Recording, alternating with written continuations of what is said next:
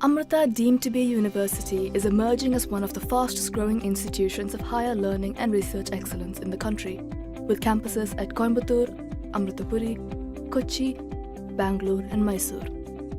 Today, this multidisciplinary research and innovation-driven university offers 200 undergraduate, postgraduate and doctoral programs in the disciplines like engineering, nanosciences, business management, biotechnology, medicine, dentistry, Ayurveda, pharmacy, nursing, microbiology, visual media studies, social work, mass communication, arts and sciences. Amrita Vishwavidyapeetham has been ranked 9th in the universities category and 16th in the overall category in the 2017 National Institutional Ranking Framework by the Ministry of Human Resource Development, Government of India.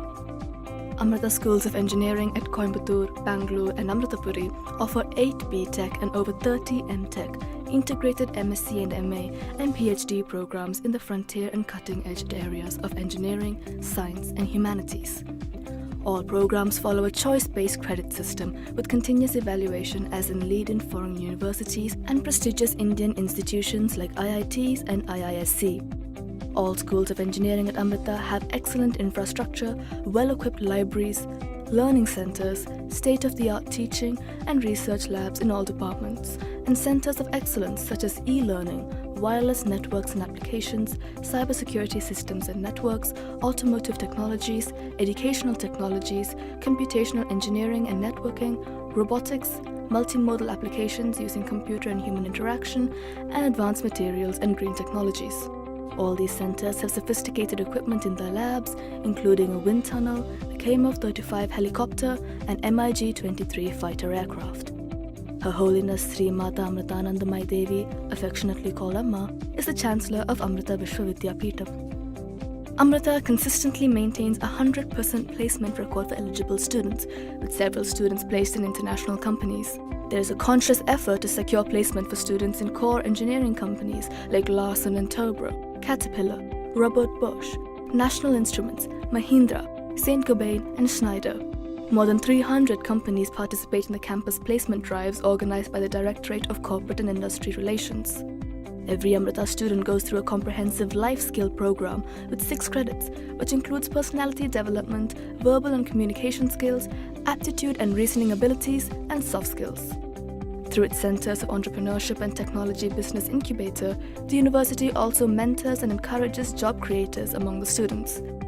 Amrita has tie-ups with over 100 American, European, Japanese and Australian universities, which include Harvard, Oxford, Berkeley, Princeton, Cornell, Purdue, State University of New York, Buffalo, Milan, Rome, Zurich, Chicago, Deakin and Tokyo for research centers of excellence, collaborative programs, cross-continental projects, internships, joint conferences and faculty and student exchanges. The intranet site, intranet.amritanet.edu, hosts links to various IT-enabled services like the Amrita University Management System, the Digital Library, a central library book search, and the Campus Management System. Students can connect to the Wi-Fi which is provided in all the hostels and academic blocks. Student life at Amrita is vibrant and colorful with a variety of clubs and avenues. All the students are given orientation and instruction in yoga, meditation, and cultural education. In addition to this, all festivals are celebrated with pomp, splendor, and devotional fervor. Annual intramural, cultural, and literary festivals provide the students an avenue to showcase their talents. Extracurricular and community-focused clubs like Amrita Sanjeevani, Natya Sudha, Ragusudha, and Spik Mackay organize events throughout the year. Anokha, Vidyut, and Ekatwa are the national-level student-driven technical fests of Amrita. Anoka has emerged as one of the top engineering tech fests in India, with a footfall of 15,000, 15 lakh rupees worth of prize money, 100 highly competitive contests and cutting-edge workshops. It's the first in India with the United Nations Academic Impact Accreditation. Sports in Amrita provides an excellent opportunity for students to interact with each other, develop true sportsman spirit and team spirit, as well as stay healthy. Various programs organized include the intramural competitions for all students, the annual sports and athletic meet, inter-university and inter-campus tournaments, and summer and winter coaching camps. All Amrita campuses have adequate hostel facilities. Television, indoor games, and night cafeterias are some of the facilities provided in the hostels. All campuses have amenities such as canteens, a bus facility for day scholars, a bank with ATM, an international guest house, medical aid, a general and provisional store, tailoring and cloth shop, reprography centers, travel desk, saloon, and spas. Amrita moves beyond academics to focus on the upliftment of society, guided by the very embodiment of unconditional love and bountiful compassion, with a vision to build a world of love, harmony, peace, and knowledge.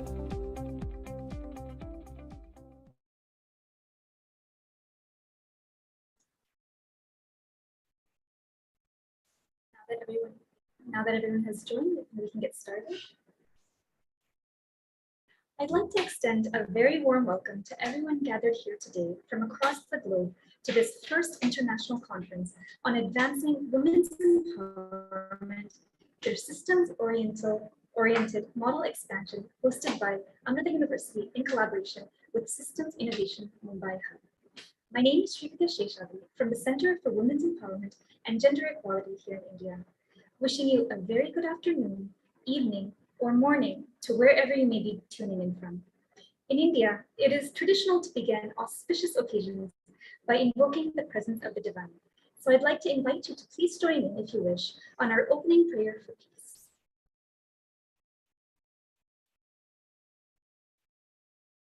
Om Shri Gurubhyo Namaha Harihi Om Dhyayamo Dhavalavagunthanavatim Tejomayim Naishtikim Snigdhapangavilokinim Bhagavatim Mandasmita Shri Mukhim Vatsalyamritavarshinim Sumadhuram Sankirtanalapinim Syamangim Madhusiktasuktim Amritanandatmikam Ishwarim.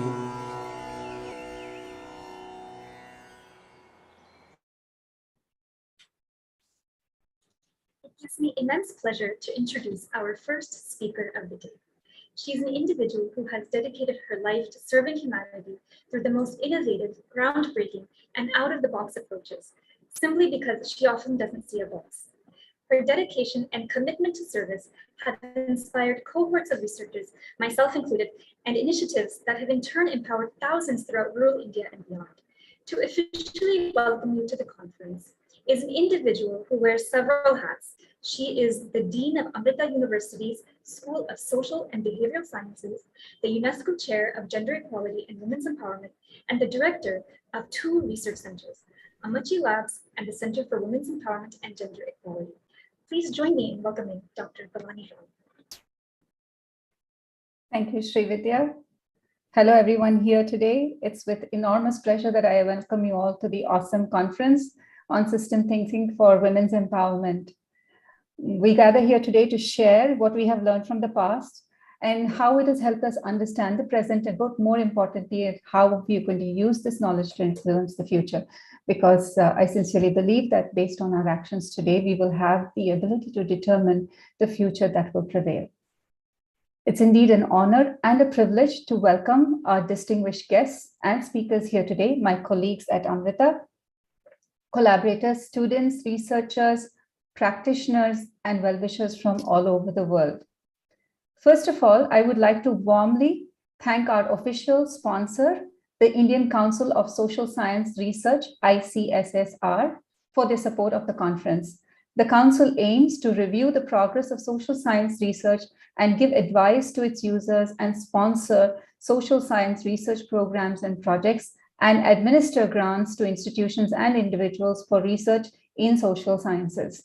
The Council is the most important initiative by the Government of India to promote research in the social sciences in the country.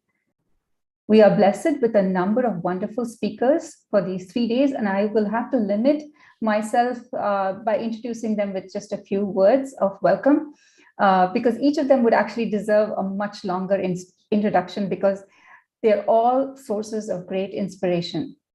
So our distinguished speakers, very, very warm welcome to all of you. The distinguished speakers include Agendra Kumar, who is the Managing Director of Esri India, championing the use of GIS technologies towards the cause of a gender equitable world. Andy Carmone, Clinical Director of the Clinton Health Initiative.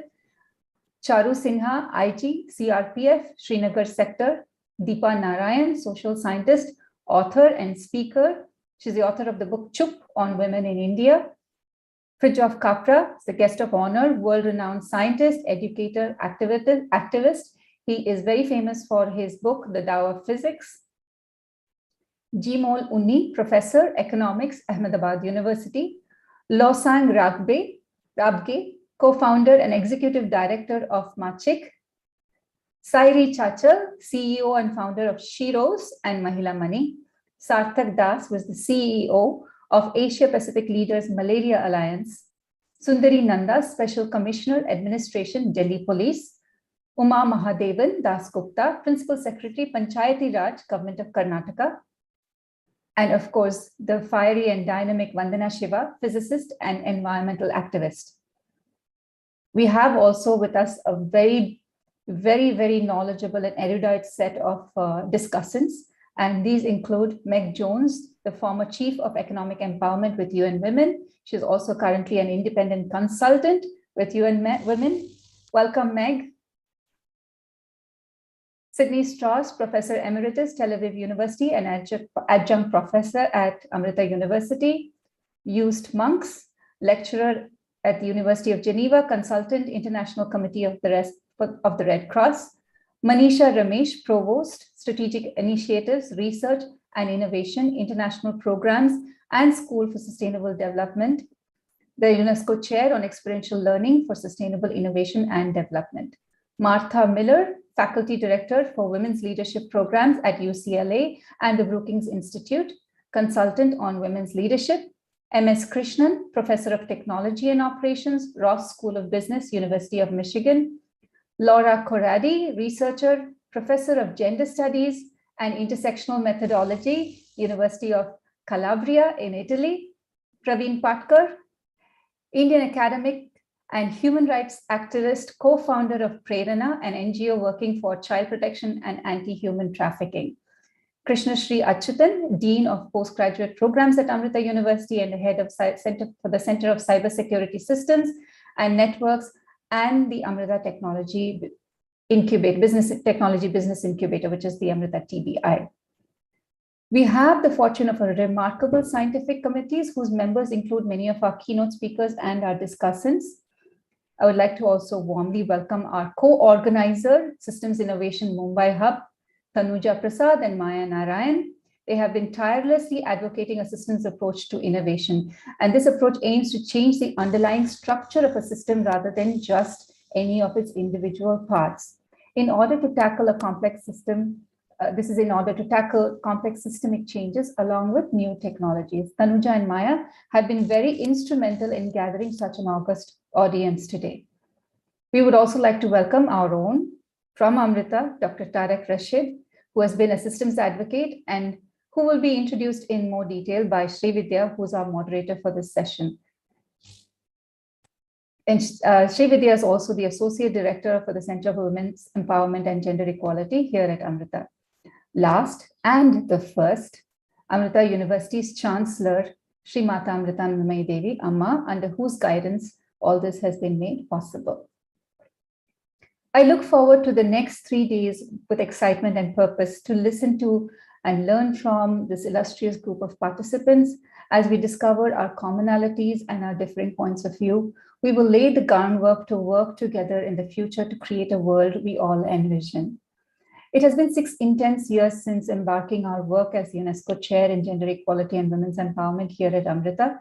Using a systems approach, we started our work of mapping vulnerabilities women face, and it was a synthesis of a collective experience of over about a decade working on empowerment projects with women in 101 rural and tribal communities across 21 states in the country, particularly in the area of technology enhanced vocational education and training, but also democratic participation and such. So the work, this is also in addition to the work of our parent organization from before the turn of the century that has resulted in the AWESOME framework, which is a context-sensitive framework addressing multiple dimensions, such as education, skill development, economic opportunities and financial stability, personal and communal safety and security, health and sanitation, social, cultural, political context.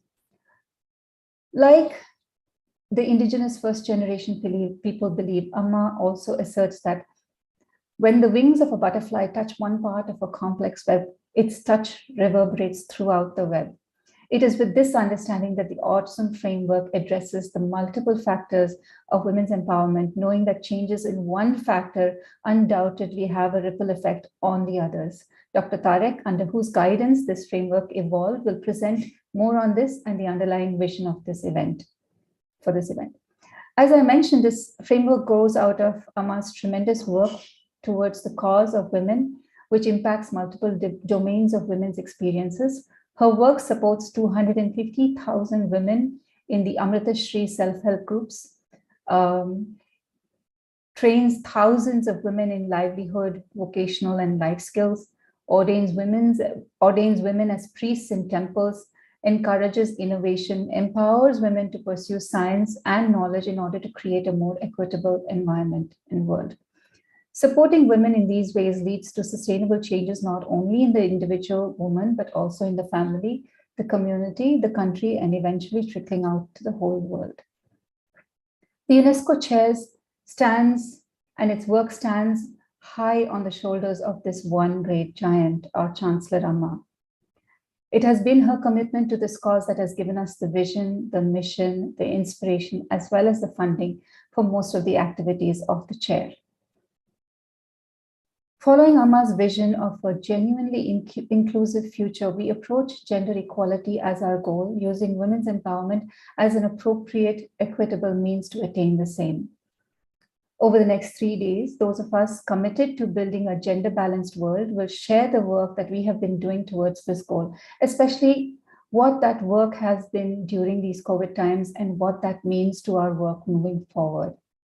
The AWESOME conference includes a series of 6 workshops, 2 fireside chats, and a total of 15 paper presentations by academics, including UNESCO chairs from Italy and Turkey, as well as researchers from other parts of the world and in India.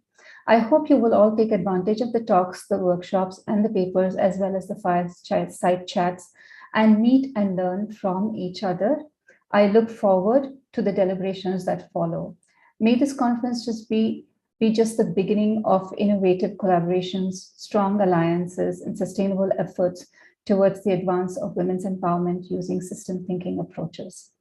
Let us now hear from the voices of the leaders who inspire us, those tireless efforts to amplify and allow, those tireless efforts that amplify and allow us to amplify our work. Over to you, Shrivitya. Thank you, Dr. Bhavani, for that very warm welcome.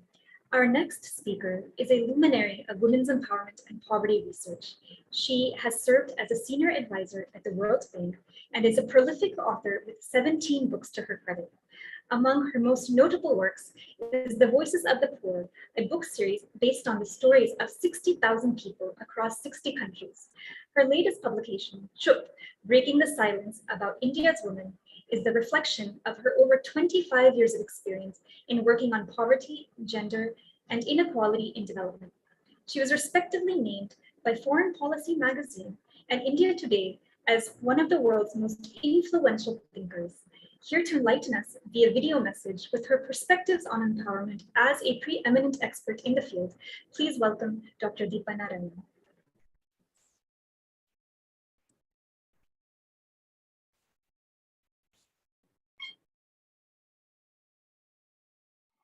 Hi, this is Deepa Narayan. I have worked, I would say, most of my life on issues around empowerment, particularly women's and poor people's empowerment. And so that's going to be my focus of my conversation for the next little while. I think we need to first address the issue of why are we even bothering about talking about women's empowerment and why an international conference on empowerment. We live in a very unequal world, and this inequality is particularly strong between men and women across the world because of the notions that men are somehow superior, and so they are the ones who should make the decisions and dominate, and entire cultures are built around this.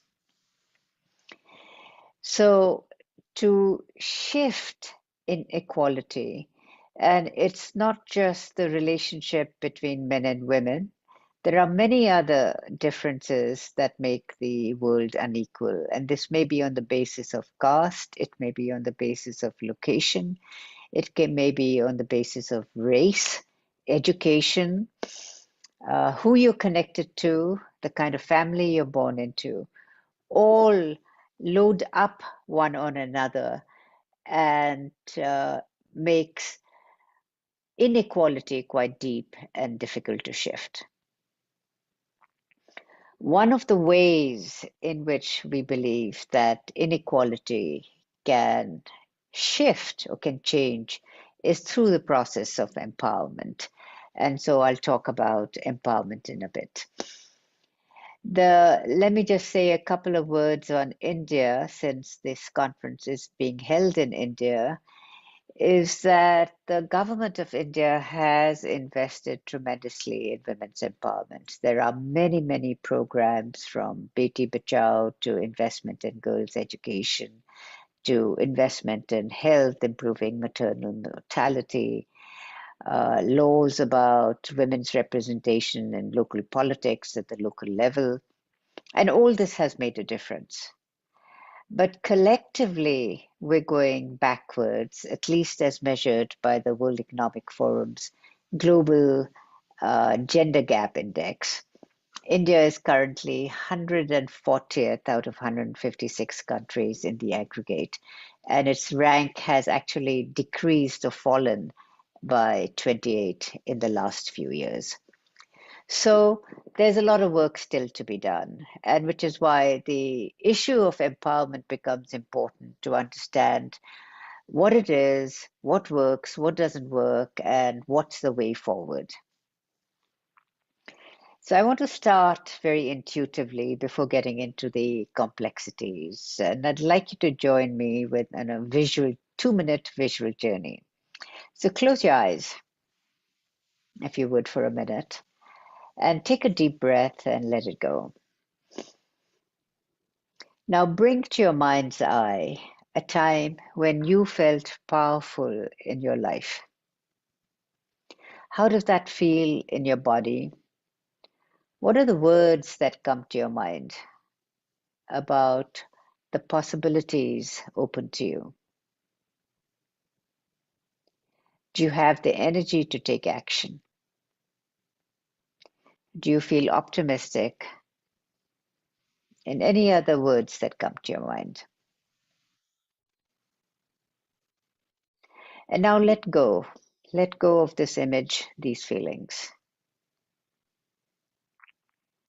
Now bring to your mind's eye, bring into yourself a time in your life when you didn't feel so good, when you felt trapped, when you feel powerless. How does that feel in your body? And what are the images and words that come to your mind? Do you feel hopeful? Do you feel low? Do you have the energy to take action? Do you feel optimistic? So now you can let go. So every time I do this exercise, I can just feel the tremendous difference between when I feel powerful and when I feel powerless.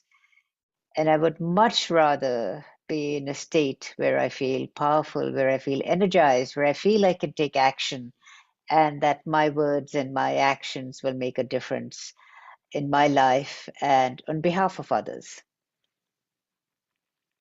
So, the essence of the word empowerment is that word power.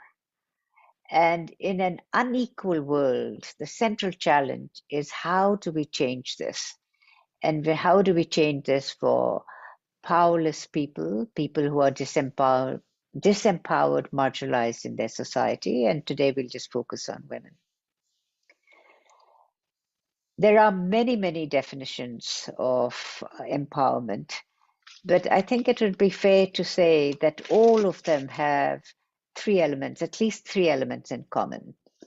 They focus on the capacity or the endowments or the assets a woman has, and this includes things like education, economic assets, health. It includes choice, whether a woman has choice, and it includes her own agency, her ability to take action. Now, imagine a woman in a village not far from here in Kerala, a woman in a relatively poor household. She has 4 children. She's 20 years old, and her husband has lost his job. How would you put her empowerment score intuitively, just based on these factors, on a scale of 1 to 10?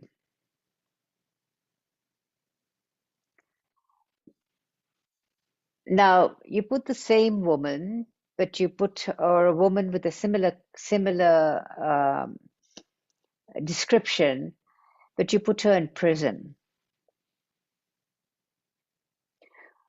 On a scale of 1 to 10, how would you intuitively score her compared to the woman living in a village?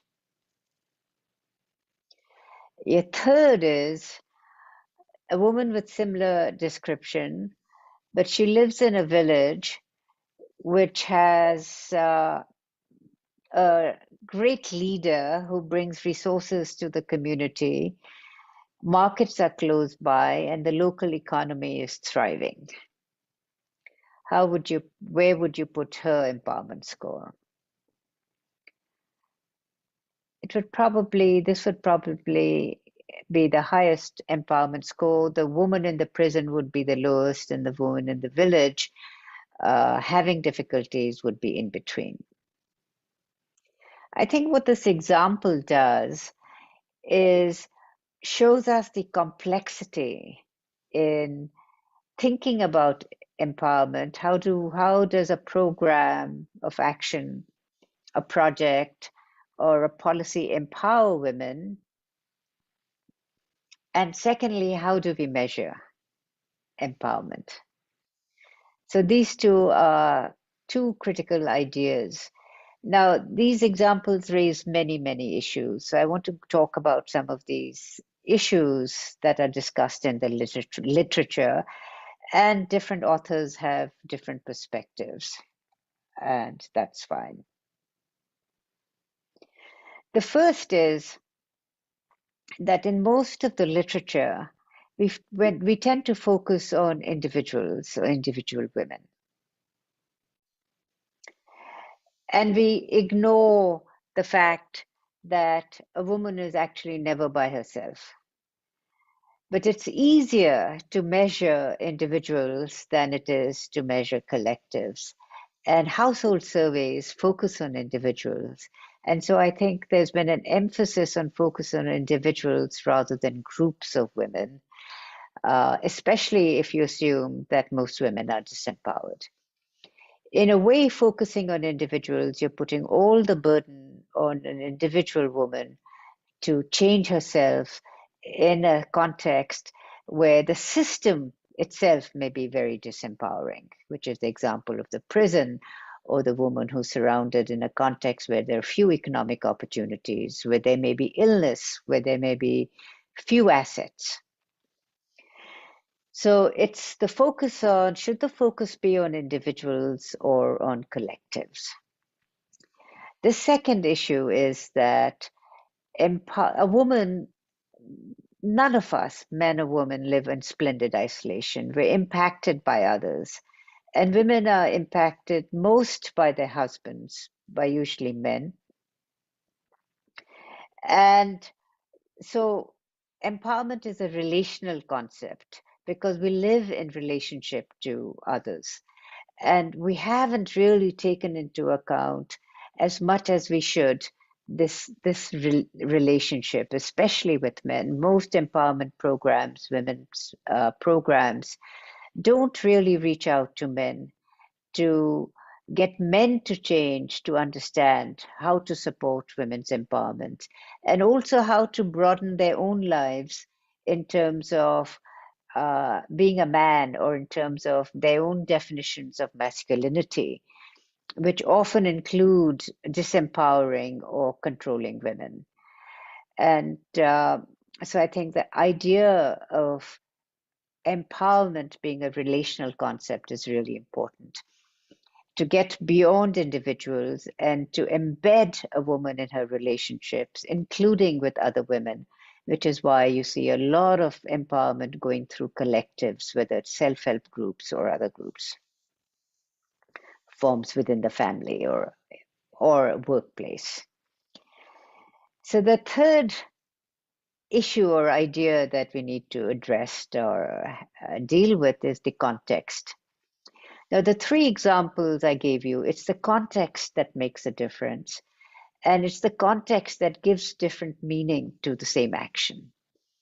So the context, whether you're in a community, it varies so much from community to community, from country to country, to family.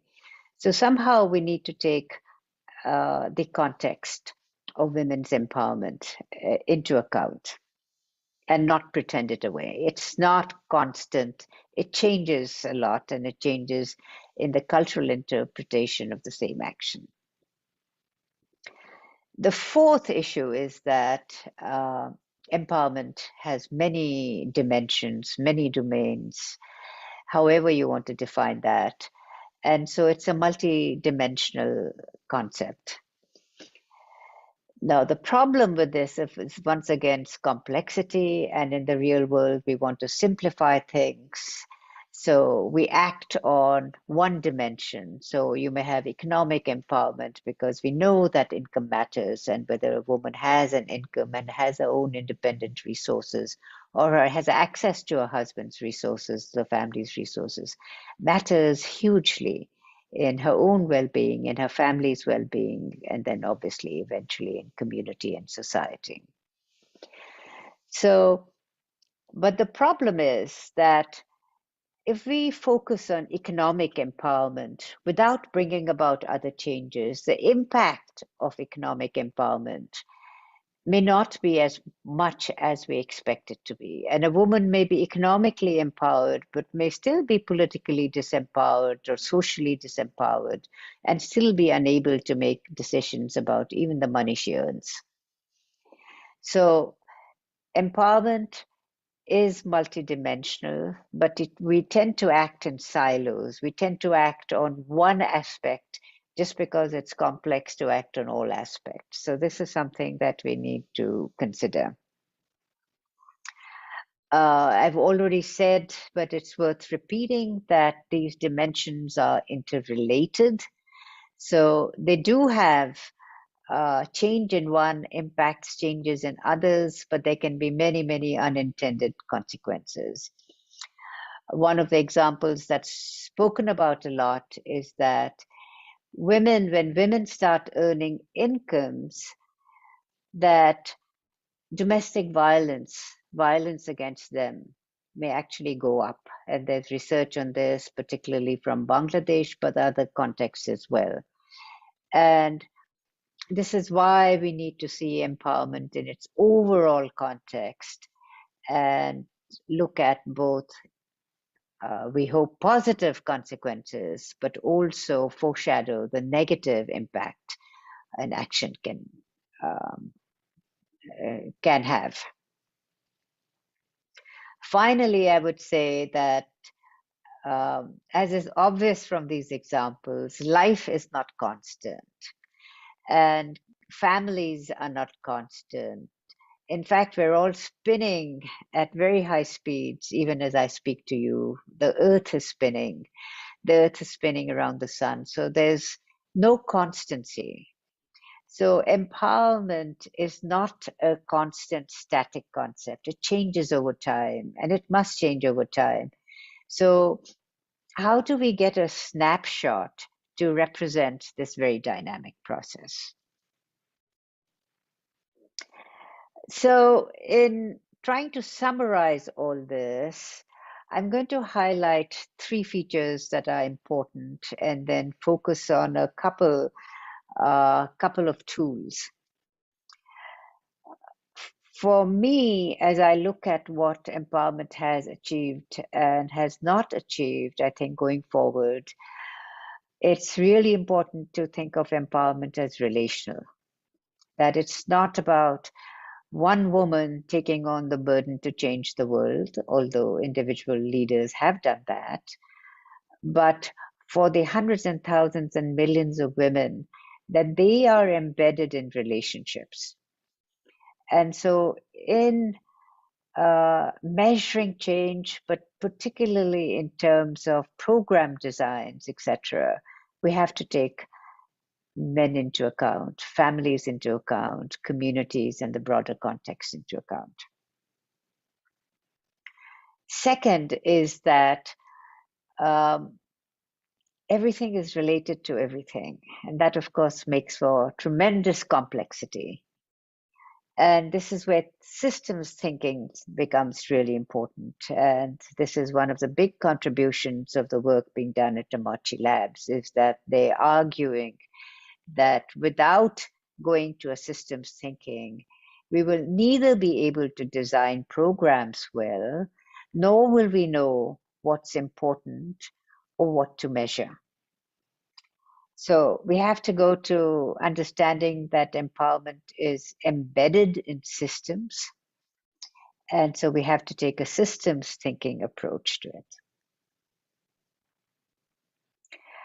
I think the third contribution, the issue that's come up over and over again, is that empowerment or a sense of feeling power lies internally. And so what Joy Deshmukh Randhawe has called mental maps are really important. And these are the internalized, what we internalize in a mental map, all the shoulds that are put on women. So how do we open up and broaden women's mental maps so that she sees greater possibilities for herself, for her girls, for her children, and for her community? So I want to pull out 2 ideas from the Amarchi Lab paper on vulnerability mapping. The first, as I said, is systems thinking, that we need to think in terms of systems. And I think this diagram is helpful in understanding the system. So in the center, you have a woman, but she's not alone, right? You may be an individual, but I think it's actually a mistake to focus just on one person. So there should be many individuals, and it's their relationship with other individuals that makes a difference. So immediately you get into the household. So you go from individuals, or you go from groups of women to households, then you go to their communities, their societies, their provinces, their districts, and then into the world. You have access you have opportunities, and you have mental maps. And then each of these applies to different dimensions, different domains: economic, political, social, cultural, physical, including infrastructure, etc. And all these systems are beating together, are pulsing together, interacting with each other with feedback loops. And so this is where the levels of complexity begins. And that each of these factors could be positive or negative, right? So that in some way these are interacting to eventually impact a woman's empowerment and her ability to take action to improve her well-being. The second big contribution of the paper at Amarchi Labs is the idea of vulnerability mapping. When you look at this picture and all these different factors, there can be many constraints on a woman's ability to access economic opportunity, for example, or to access healthcare. Now, each one of these eventually become an endowment in her. And vulnerability mapping basically is a way forward in looking at both the constraining factors as well as the strengths or the positive factors that lead to a woman's ability to withstand a shock. So it's really her resilience to withstand shock. And what vulnerability mapping does is that you can actually map out the positive and negative factors that impact a woman's economic, political, social, cultural, health, safety opportunities. Vulnerability also, if you actually do the mapping, it can tell you what the most important dangers are that will increase the negative impact of a shock. So if you live in an earthquake zone, you may be very vulnerable to earthquake shocks. Or if you live close to a river, you may be subject to flooding. If there are no constant livelihood choices, you may be very vulnerable to economic shocks. But it's a way of telling us what to prioritize. So I want to go on to tools and also to make sure that the complexity doesn't frighten you off.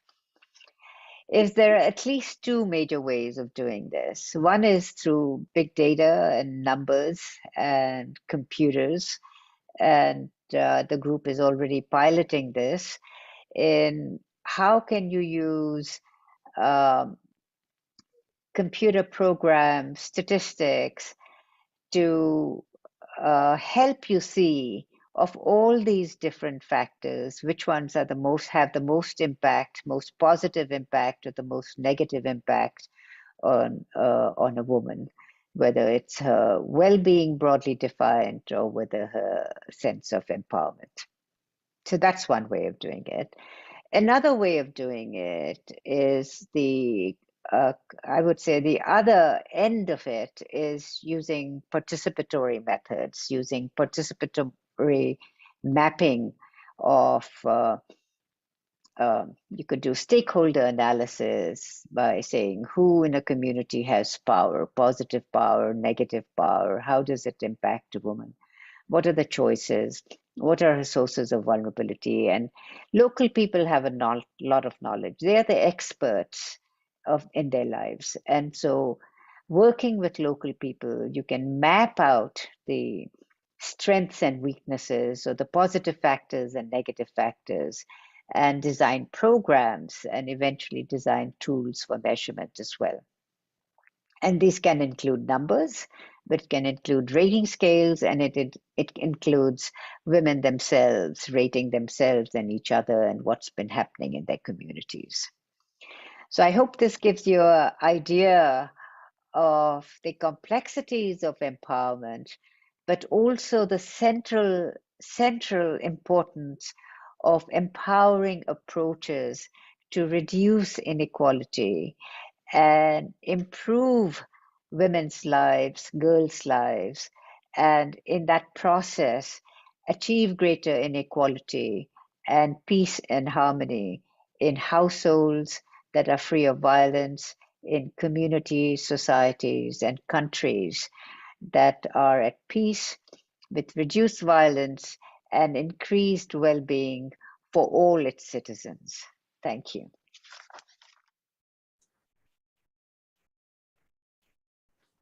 We thank Dr. Deepa Narayan for her message underscoring the inherent complexities in studying empowerment and her perspectives on the contributions that the Awesome Framework makes towards this effort.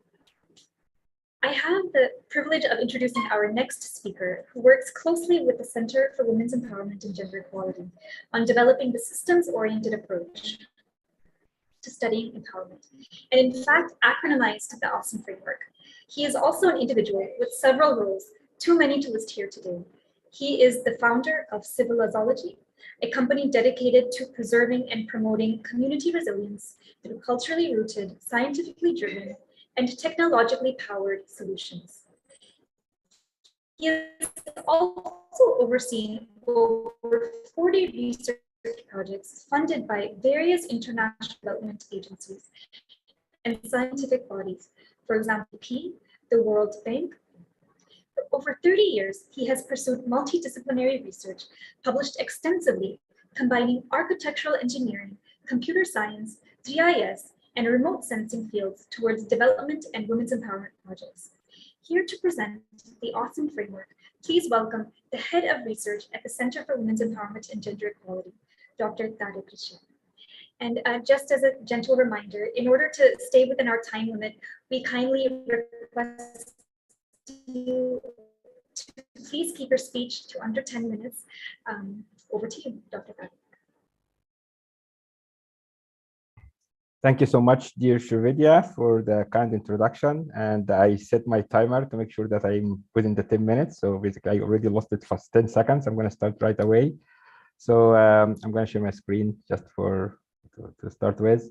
I'd like to first welcome all our honored guests and respected keynote speakers, my fellow researchers and scholars from social sciences, system thinking, and technology areas.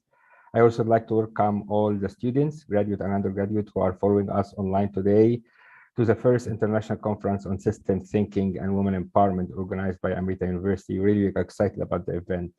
And before I start, and I do hope that you guys don't mind, I would like just to pause a second to ask you for a 10-second moment of silence to reflect and pray for all the families, children, women, and men in Ukraine whose life have turned upside down in the past week.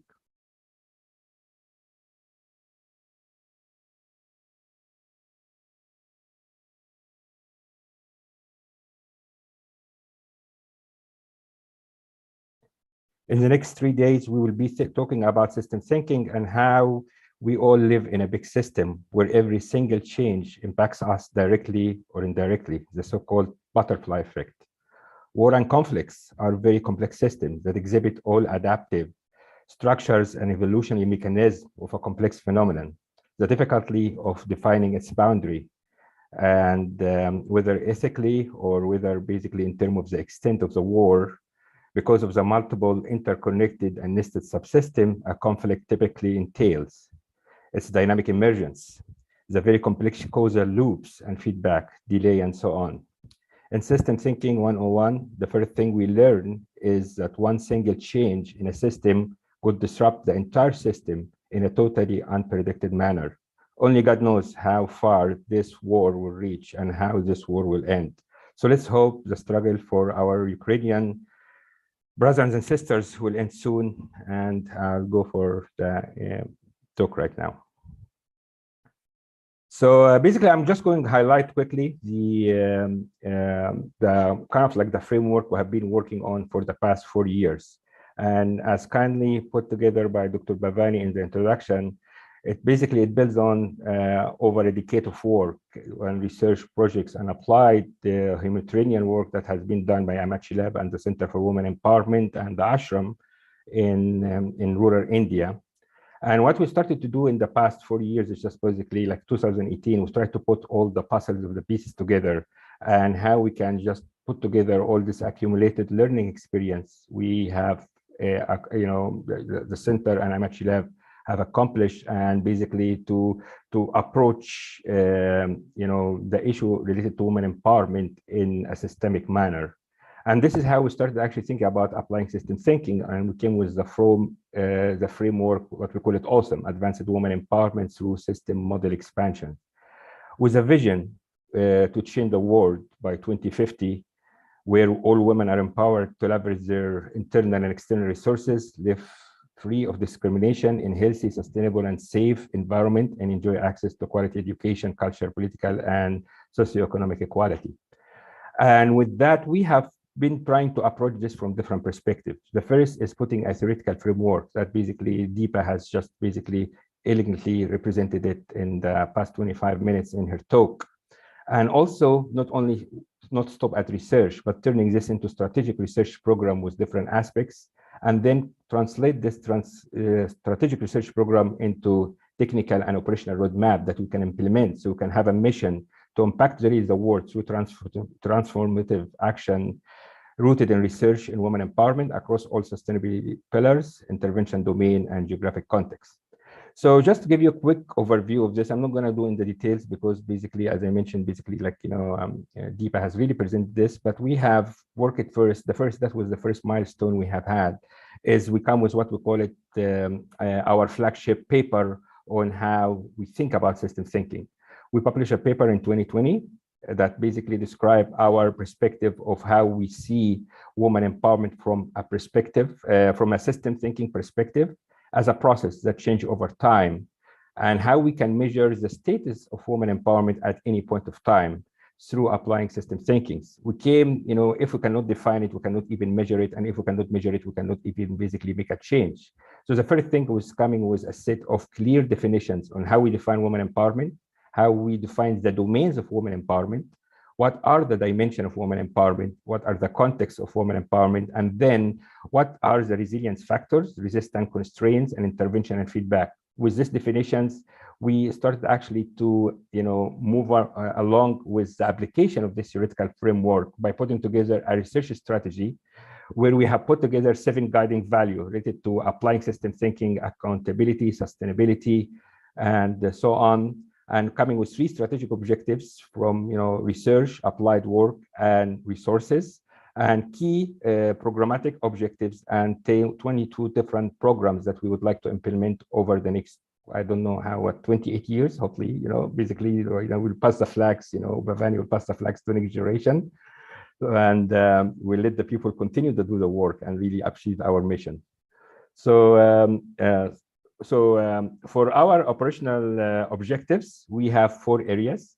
One is related to research and development. We are trying to really focus on, developing holistic intervention built on system understanding of the 6 primary dimensions of women empowerment: economic, environment, quality, society, political and culture, safety and security, education and health. The intervention is usually focused on grassroots actions, where we try to deliver durable women empowerment intervention along the different dimensions that I just mentioned. We built technology to enable us to implement and support these interventions, and being able to actually build the evidence that actually track the impact of our intervention, and then community resources, where basically this intervention ensure a sort of durability and lasting impact. We have translated this basically operational program into implementation roadmap focused on different priority areas. One of our big thing right now, we are working on developing a women empowerment body of knowledge, because the field is so diverse and is so basically expanding in different areas. So we don't really know what exactly is the body of knowledge that encompasses the concept of women empowerment. So this is one of our priorities right now. We have annual conferences. So this conference is one of actually, first step in starting applying this annual conference, when we start to see the interface of system thinking and women empowerment. who are looking at developing solution technology that will enable us to do that. So basically, the awesome framework is for us mean research, means applied work, mean intervention, and mean also basically really changing the status of women empowerment in a drastic manner, not only in rural India where we focus right now, but hopefully expanding this to the world. And what we are doing today is our basically first step for that. I'm going to spend here, you owe me 2 minutes, Shirvidya, for the next conference. And this basically just, the website we have in our website that we explain in details, and you can basically download the pages, the paper, and you can learn more about the awesome conference. And I will stop at this one and turn it back to you, Shirvidya. Thank you. Thank you so much, Dr. Tarek, for that very comprehensive overview of the awesome framework and a glimpse at the road ahead. Now I'm pleased to introduce our next speaker, an industry veteran with over 3 decades of experience in the IT industry. As the Managing Director of Esri India since 2013, our next speaker is an active promoter of the use of geospatial technologies in India. Under his direction, Esri India, an industry leader in providing end-to-end GIS solutions, has partnered with various government and private organizations to execute critical and transformative projects using Esri's GIS technology. As a recognized leader in the domain of GIS-driven solutions, he is also the president of the Association of Geospatial Industries. Please join me in welcoming our next speaker, Mr. Agendra Kumar. Thank you, sir. It's such an honor to have you. And if I may humbly request, just in order to stay within our time limit, if you could please keep your speech to just under 10 minutes, we would greatly appreciate it. Thank you, and over to you. Thank you, Dr. Srividya. And I'd also like to thank Dr. Bhavani Rao and Tarek. It's always good to see you and hear you speak about some of these very encouraging things. And I'd like to also thank Amrita Vishwadyalayam for inviting me to speak in this conference. I'll just, so I'm going to speak about geographic approach for systems thinking. And I'll just share my screen.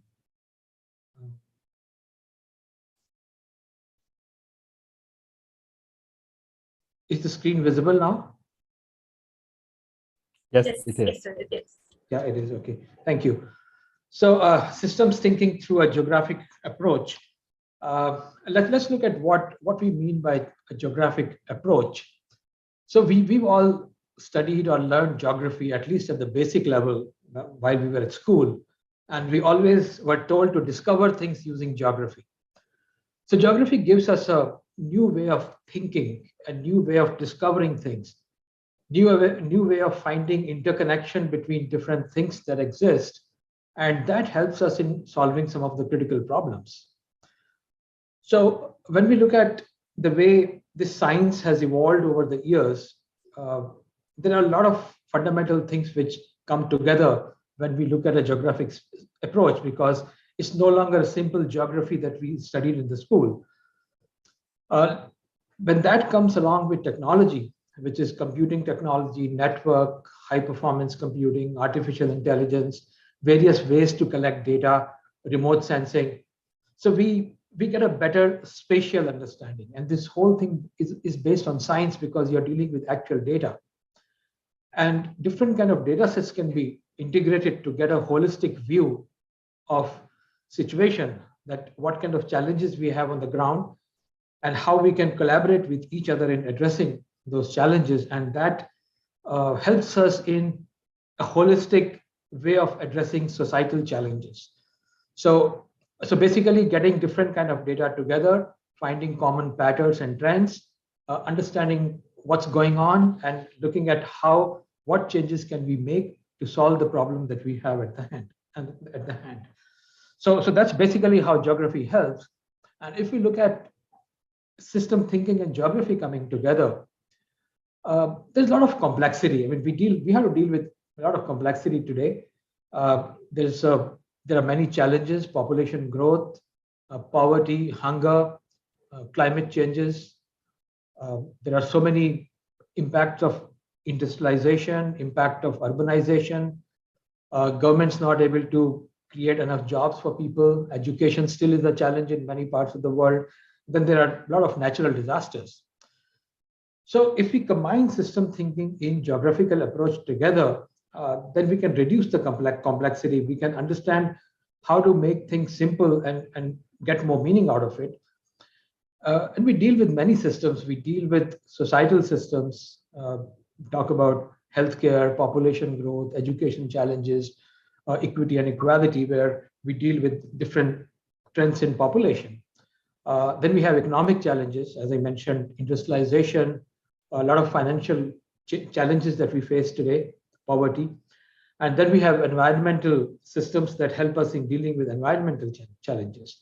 So if we can use a geographic approach to bring all these systems in a common platform and bring all that data together, then we can look at intersection of all the trends that we can find in the data. So in the heart of this, where you see these blue color squares, that's a representation of a geographical system, GIS, which is the Geographical Information System, where different layers of data are coming together. And when you put them on top of each other, you can see through that and understand the trends and patterns far better. Now, if we look at women empowerment through geography, there have been some of the challenges, like information paucity is a major hurdle. We do not have sufficient data available. And if data is not available, getting situational awareness to find out actionable insights and making decisions and taking actions, that becomes very difficult. And also, if we are able to base our interventions on science, on real data, then we can avoid redundancies and inefficiencies. So when you look at data, you understand what the actual situation is, make decisions based on that, which means that your investments, your efforts, your interventions will go in the area where they will have maximum impact. And you can avoid duplication of effort or addressing challenges where the impact of your efforts is going to be less. So we call geography as science of where. So it helps us in understanding what's going on, why it is happening, where it is happening, and how we can solve it, how we can address it, how we can minimize the impact. So these are some of the basic objectives or basic benefits of using a geographical approach when we try to address women empowerment.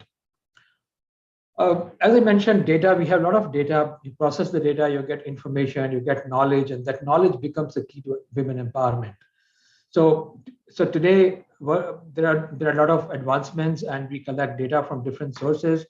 This could be from field level, this could be from remote sensing, this could be from different sources which are available in form of maps and tables and data.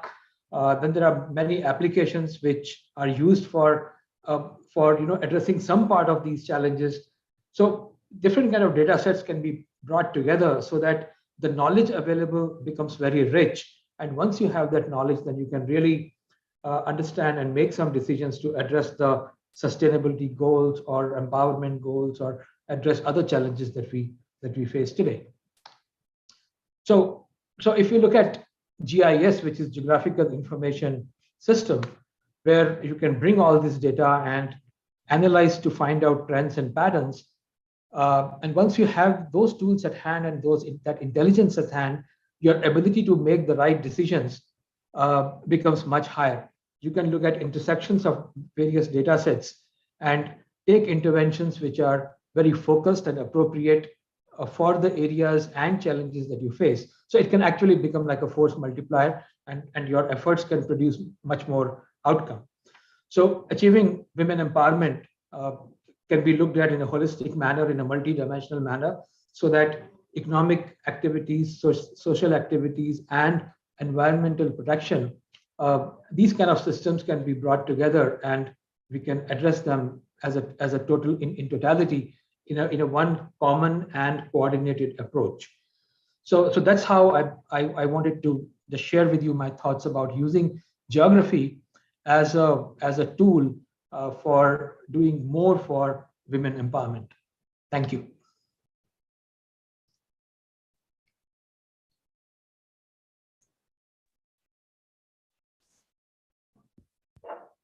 Thank you so much, Mr. Kumar, for helping us to better understand how the integration of systems thinking and geographical approaches really enhances our study of empowerment. Very enlightening, thank you. So we are now honored to be able to introduce our next speaker, a world-renowned physicist and systems theorist, educator, activist, and author of numerous international bestsellers connecting conceptual changes in science with broader changes in worldviews and values in society. His most notable works include The Tao of Physics and The Web of Life, which explored ways in which modern physics are changing our worldview from a mechanistic to a holistic and ecological one. For over 30 years, our next speaker has been engaged in a systemic exploration of how sciences and society are ushering in paradigms, leading to a new vision of reality and a new understanding of the social implications of this cultural transformation. Please welcome Dr. Fritjof Capra, who is joining us via video message.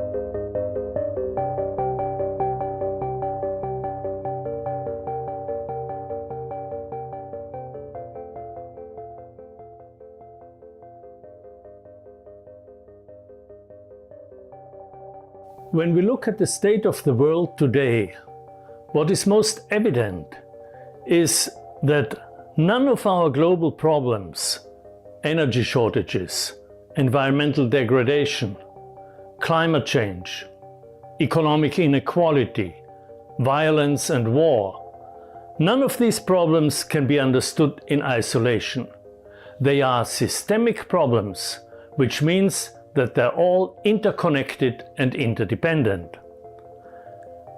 When we aggravate any one of them, the effects spread through the entire system, increasing and diversifying the other problems.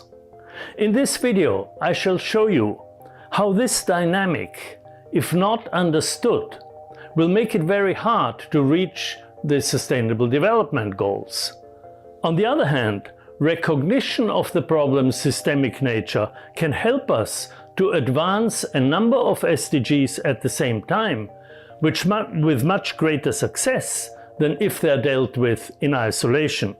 In fact, the systems approach is a powerful tool that can make all the difference. Let's take climate change, SDG 13, as an example. As you know, climate change is caused by excessive emissions of greenhouse gases, CO2 emissions in the burning of fossil fuels, and emissions of methane in the management of livestock. And since fossil fuels power virtually all industrial and economic processes, climate change now interlinks all these processes, from energy policy, SDG 7, to agriculture, SDG 2, transportation, SDG 11, manufacturing, SDG 9, and so on. In other words, climate change is a systemic problem. The excessive heat trapped by the greenhouse effect has resulted in the global warming of the Earth's atmosphere beyond safe levels. Now, warmer air means that there is excessive energy and excessive moisture in the atmosphere, which can lead to a wide variety of consequences: floods, tornadoes, hurricanes, but also droughts, heat waves and wildfires. Indeed, during recent years we have seen an intensification of all these climate catastrophes, with social, environmental and economic consequences no one can escape, no matter how rich and powerful. Droughts, hurricanes, and floods result not only in billions of dollars of damage, but also in millions of climate refugees, which often trigger political unrests, violence, and war. For example, the catastrophic civil war in Syria originated in a historic drought in 2006, which resulted in 1.5 million farmers migrating to the cities, where they exacerbated already existing political tensions. So we see that both the causes and the effects of climate change are all interconnected. This means that we need to also see the SDGs as systemically interconnected. What we need is systemic solutions, solutions that do not deal with any problem in isolation, but always within the context of other problems. The fundamental dilemma underlying our global problems seems to be the illusion that unlimited growth is possible on a finite planet. The belief in perpetual economic growth at all costs amounts to a clash between linear thinking and the non-linear patterns in our biosphere, the ecological networks and cycles that constitute the web of life. This highly non-linear global network contains countless feedback loops through which the planet balances and regulates itself. Our current economic system, by contrast, does not seem to recognize any limits. In this economic system, perpetual growth is pursued relentlessly by promoting excessive consumption and a throwaway economy that is energy and resource intensive, generating waste and pollution, depleting the Earth's natural resources, and increasing economic inequality. Moreover, these problems are exacerbated by global climate change, caused by our energy-intensive and fossil fuel-based technologies. Again, I want you to notice how all these problems, economic inequality, pollution, resource depletion, and so on, are all systemically interconnected. It seems then that our key challenge is to shift from an economic system based on the notion of unlimited growth to one that is both ecologically sustainable and socially just. No growth is not the answer, in my opinion, because growth is a central characteristic of all life. But growth in nature is not linear and unlimited. While certain parts of organisms or ecosystems grow, others decline, releasing and recycling their components, which become resources for new growth. This kind of balanced, multifaceted growth is well known to biologists and ecologists. I call it qualitative growth, to contrast it with the concept of quantitative growth, measured in terms of the undifferentiated index of the GDP used by today's economists.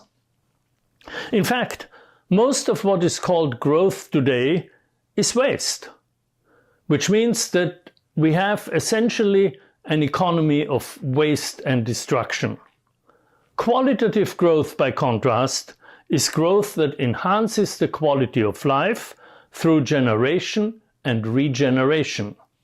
In living organisms, ecosystems, and societies, qualitative growth includes an increase of complexity, sophistication, and maturity. So we need to qualify growth.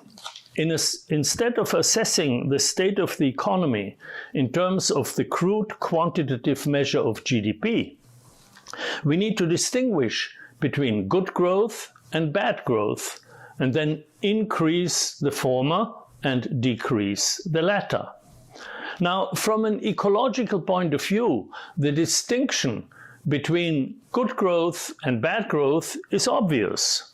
Bad growth is growth of production processes and services that externalizes social and environmental costs, thereby harming local communities and damaging the environment without necessarily being aware of the full extent of the problems one is creating.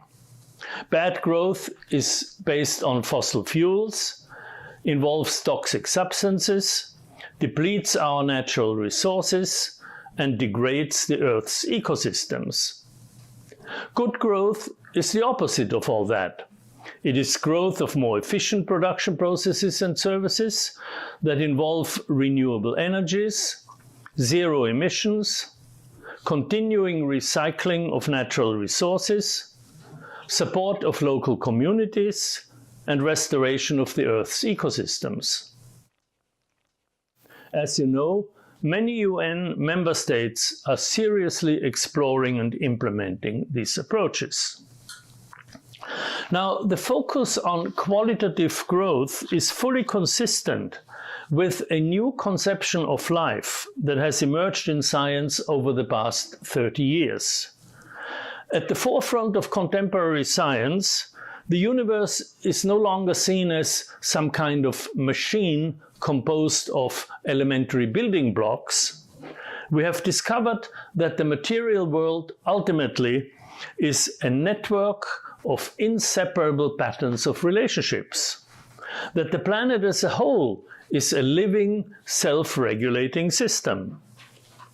The view of the human body as a machine and of the mind as a separate entity is now being replaced by one that sees not only the brain, but also the immune system, the bodily tissues, in fact, every single cell as a living cognitive system. Evolution is no longer seen as a competitive struggle for existence, but rather as some kind of cooperative dance in which creativity and the constant emergence of novelty are the driving forces.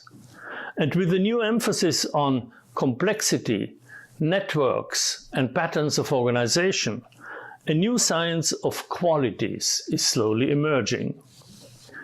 During the last 30 years, I developed a synthesis of this new understanding of life, a conceptual framework that integrates 4 dimensions of life: the biological dimension, the cognitive, the social, and the ecological dimension.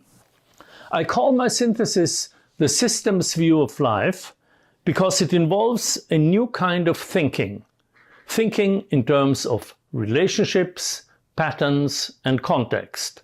And in science, this way of thinking is known as systems thinking or systemic thinking. At the very heart of the change of paradigms from the mechanistic to the systemic view of life, we find a fundamental change of metaphors from seeing the world as a machine to understanding it as a network. Now, a network, as everybody knows, is a certain pattern of links, of relationships. And therefore, to understand networks, we need to be able to think in terms of patterns and in terms of relationships. And this is what systems thinking is all about. To use a popular phrase, it means knowing how to connect the dots. As I've mentioned, systems thinking is of crucial importance to the successful implementation of the SDGs. What we are concerned with here is how to connect the dots so that we all, including the UN member states, can use the powerful tools of the systems approach to meet their individual challenges in time by the 2030 deadline. In particular, systems thinking is critical in our endeavor to build sustainable communities at all levels. Since its introduction in the early 1980s, the concept of sustainability has often been distorted, co-opted, and even trivialized by being used without the ecological context that gives it its proper meaning. What is sustained in a sustainable community is not economic growth or competitive advantage, but the entire web of life on which our long-term survival depends.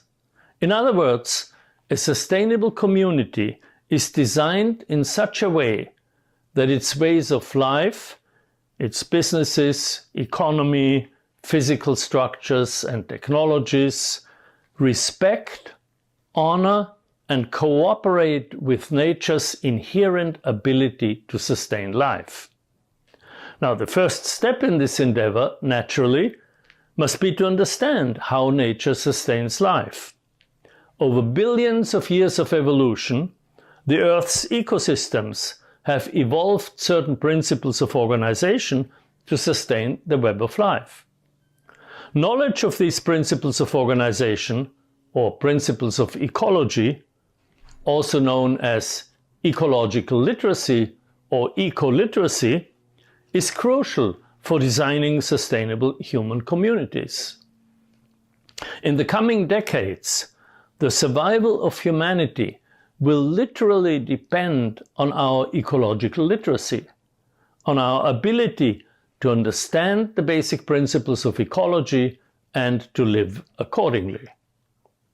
This means that eco-literacy must become a critical skill for our politicians, business leaders, and professionals in all spheres, and should be the most important part of education at all levels, from primary and secondary schools to colleges and universities, and the continuing education and training of professionals. All of us, including our children, our students, and our political and corporate leaders, need to be in a process of constant transformative learning. If you wish, we need to truly understand the basic facts of life. For example, how one species' waste is another species' food. How matter cycles continually through the web of life. How the energy driving those ecological cycles flows from the sun. How diversity increases resilience. And how life, from its beginning, more than 3 billion years ago, did not take over the planet by combat, but by networking, by partnerships. Now, it turns out that all these principles of ecology are closely interrelated. They are just different aspects of a single fundamental pattern of organization that has enabled nature to sustain life for billions of years. In a nutshell, nature sustains life by creating and nurturing communities. No individual organism can exist in isolation. Animals depend on the photosynthesis of plants for their energy needs. Plants depend on the carbon dioxide produced by animals, as well as on the nitrogen fixed by bacteria and other microorganisms at their roots. And together, plants, animals, and microorganisms regulate the entire biosphere and maintain the conditions conducive to life. These patterns of organization are of central importance to sustain the entire community of life, including human life. So we see that sustainability is not an individual property, but a property of an entire web of relationships. It always involves a whole community. This is the profound lesson we need to learn from nature. The way to sustain life is to build and nurture communities from local to global levels. Now I want to come back to the heart of the matter, the realization that the major problems of our time are systemic problems, all interconnected and interdependent. This means that they require corresponding systemic solutions, solutions that do not solve any problem in isolation, but rather within the context of the other problems. Let me give you an example of a systemic solution par excellence, and this is from the field of agriculture. If we changed from our chemical, large-scale industrial agriculture to organic, community-oriented, sustainable farming. This would contribute significantly to solving a whole array of big problems. It would greatly reduce our energy dependence related to SDG 7, because we are now using, at least in the United States, 20% of our fossil fuels to grow, process and transport food. The healthy, organically grown food would hugely improve public health, SDG 3, because many chronic diseases, heart diseases, stroke, diabetes and so on, are directly linked to our diet. Organic farming would also contribute significantly to alleviating climate change, SDG 13. Why? Because an organic soil is rich in carbon, which means that it draws down CO2 from the atmosphere and locks it up in organic matter. Alleviating climate change, in turn, will reduce the number of people whose lives are uprooted by disasters as houses, livelihoods and infrastructures are swept away, and therefore will reduce the global flows of climate refugees. Taken together, all this would greatly reduce internal and international tensions. Well, this is only one example of a systemic solution. Over the last few decades, the research institutes and centers of learning of the global civil society have developed and proposed hundreds of such solutions all over the world, each bringing with it a wide array of improvements in the areas of many other goals. They include proposals to reshape economic globalization and restructure corporations, new forms of ownership that are not extractive but generative, a wide variety of systemic solutions to the interlinked problems of energy, food, poverty and climate change. And finally, the large number of systemic design solutions known as eco-design, which embody the basic principles of ecology. Recognizing such solutions and understanding their effectiveness is of utmost importance, so that we can build upon and scale up what already exists and expand what we know. This is extremely important if we are to reach the SDGs on schedule, or indeed at all. My textbook can give you the conceptual tools to understand the nature of our systemic problems and to recognize the systemic solutions that are being developed by individuals and organizations around the world. In addition, I'm teaching an online course based on the textbook, which I would be happy to make available to you.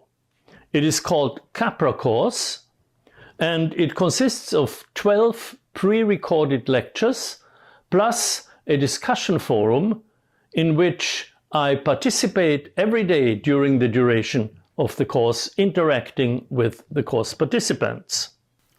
My conclusion from an extensive review of the existing systemic solutions is that the new systemic understanding of life has given us the knowledge and the technologies to solve our major problems and build a sustainable future.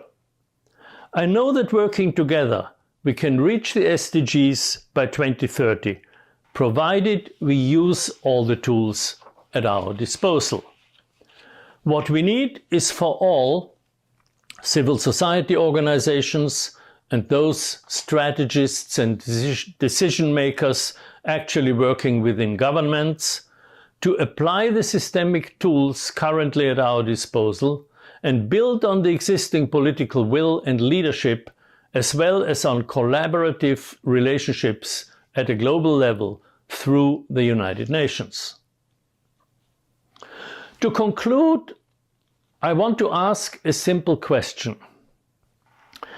If we have all the knowledge and the technology to build a sustainable world, Why don't we do it?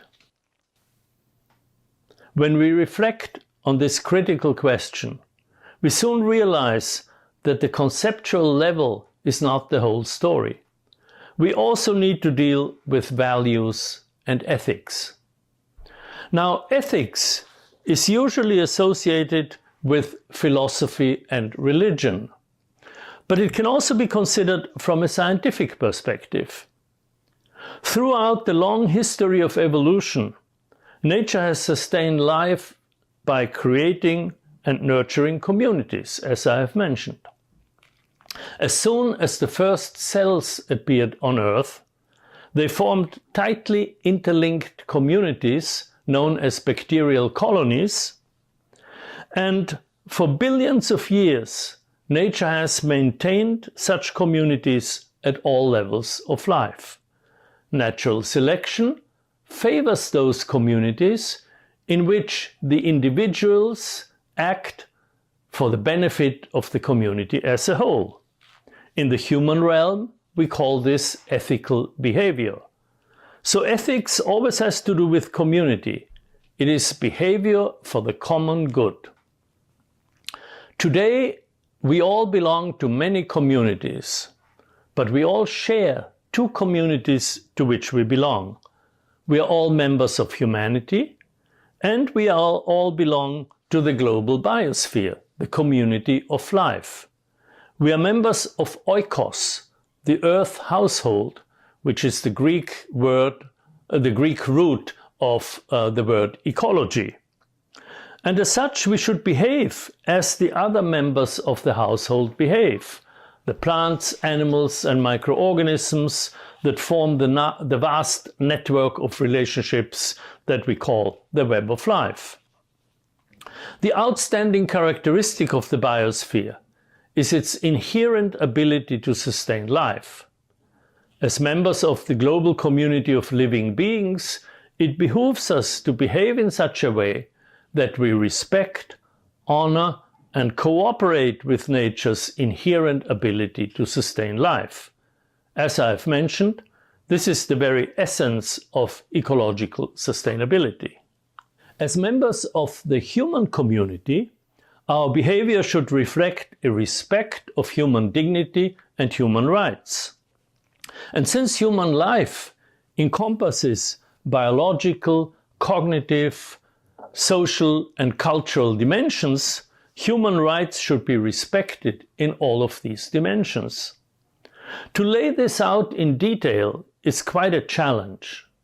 But fortunately, we have a magnificent document that covers the broad range of human dignity and human rights. This document is the Earth Charter. It was initiated at the Earth Summit in Rio de Janeiro in 1992 and was written in the subsequent years in a unique collaborative effort involving many groups, NGOs, indigenous peoples, and other groups around the world. The Earth Charter is a declaration of 16 values and principles for building a sustainable, just, and peaceful world. It was published first in 2000, and when you read it today, you will see it is still fully valid. It is really a magnificent summary of the kind of Earth ethics we need today.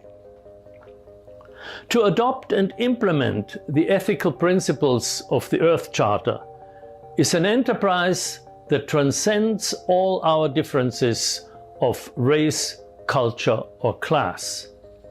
The Earth is our common home, and creating a sustainable world for our children and for future generations is our common task.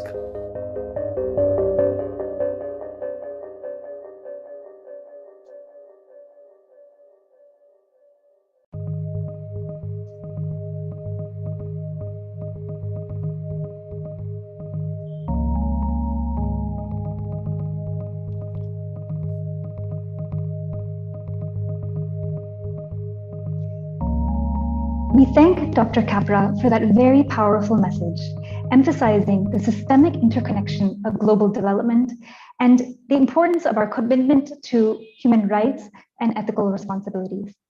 Now, it is my distinct honor and privilege to introduce our next speaker, who in fact needs no introduction. She is the Chancellor of Amrita University, a world-renowned humanitarian leader, the guiding light of Amrita University, and the driving force behind everything we do at the Center for Women's Empowerment and Gender Equality. A spiritual leader, a humanitarian, and visionary, Sri Mata Amritanandamayi Devi is known throughout the world as Amma, or Mother, for her selfless love and compassion that she exudes towards all beings. Her entire life has been dedicated to alleviating the pain of the vulnerable, those physically and emotionally suffering. Aside from serving as the Chancellor of Amrita University, Amma founded and operates the vast humanitarian mission known as the Mata Amritanandamayi Mutt, which has in turn inspired Embracing the World, a global network of volunteers inspired by her example of selfless service. We will now play a video message from Amma.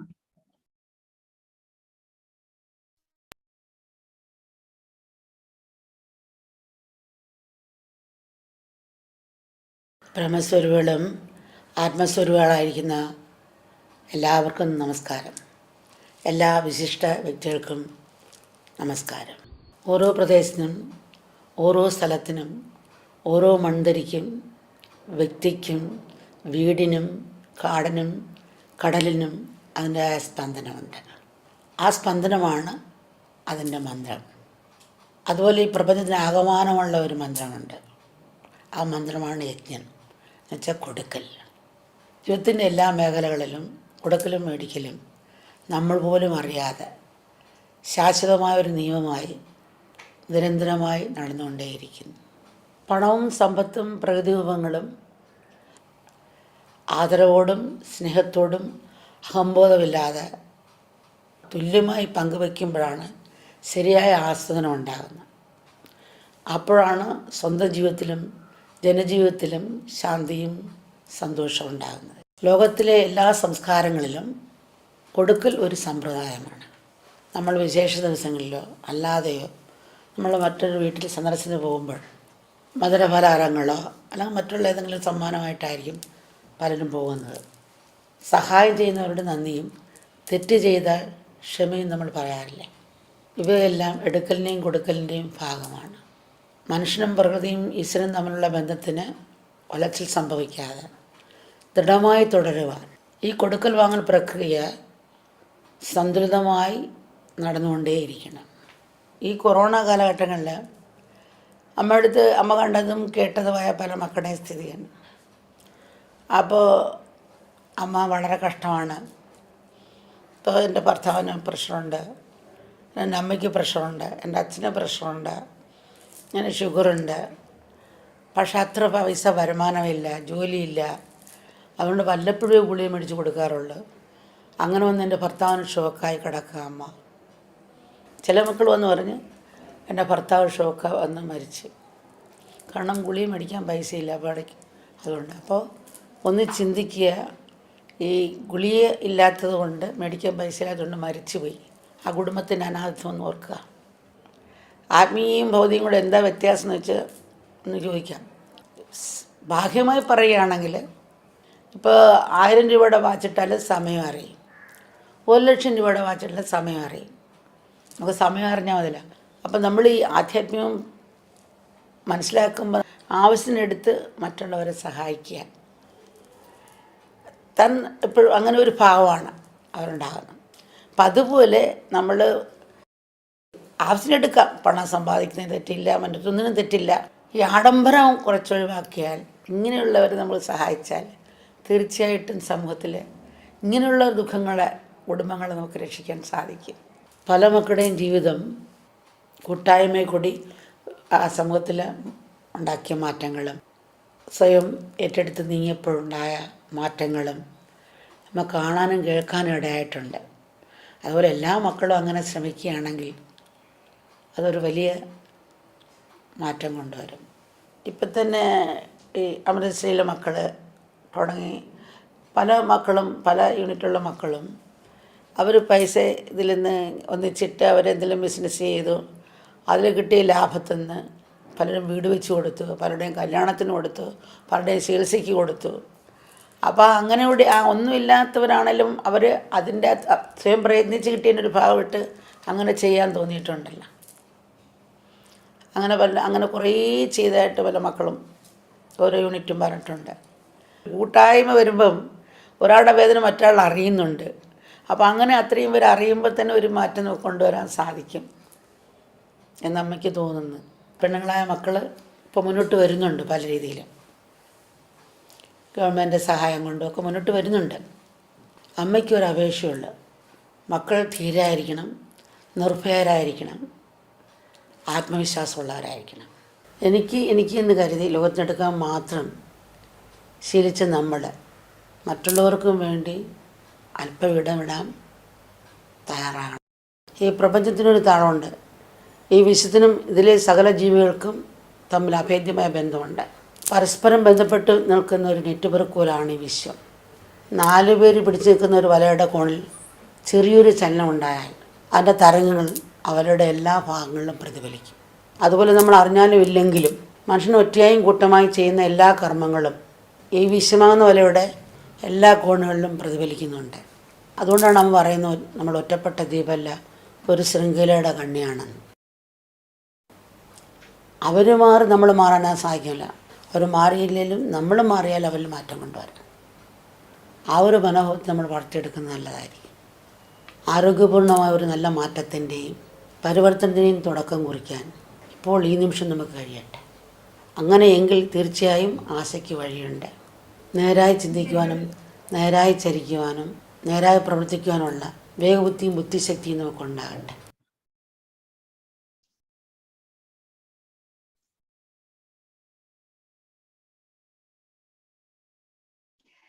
Thank you, Amma, for your message, reinforcing for us the power of community in our inherent connectivity.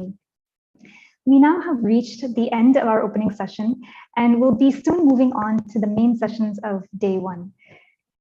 We have a very exciting lineup of speakers and workshops planned for over the course of the next 2 days.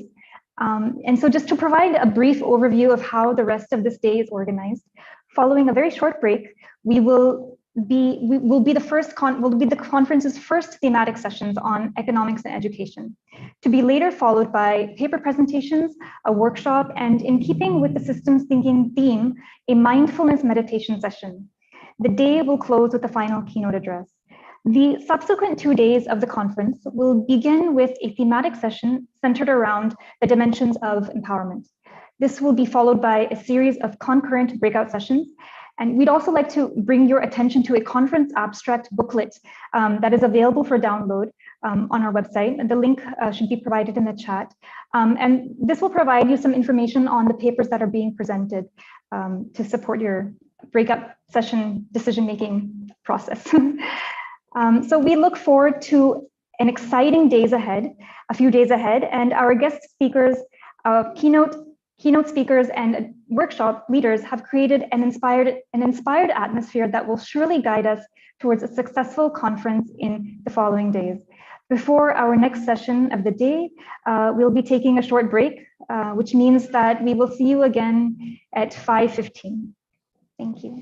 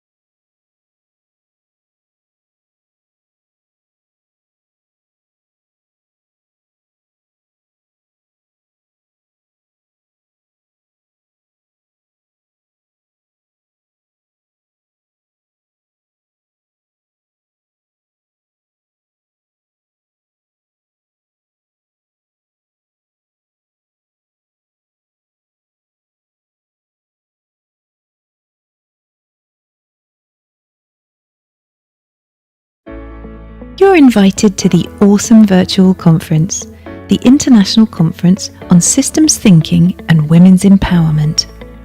Advancing Women's Empowerment through Systems Model Expansion, happening March 3rd through 5th.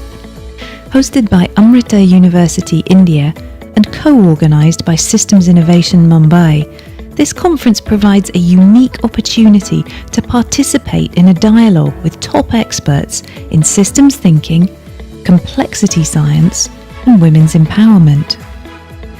We have a star-studded panel that includes renowned scientists, activists, and change makers. Our main focus will be human rights-based and evidence-informed interventions tailored to girls' and women's needs, particularly in vulnerable communities. There's no registration fee to join the awesome conference. To register, please click the link provided. We can't wait to see you there.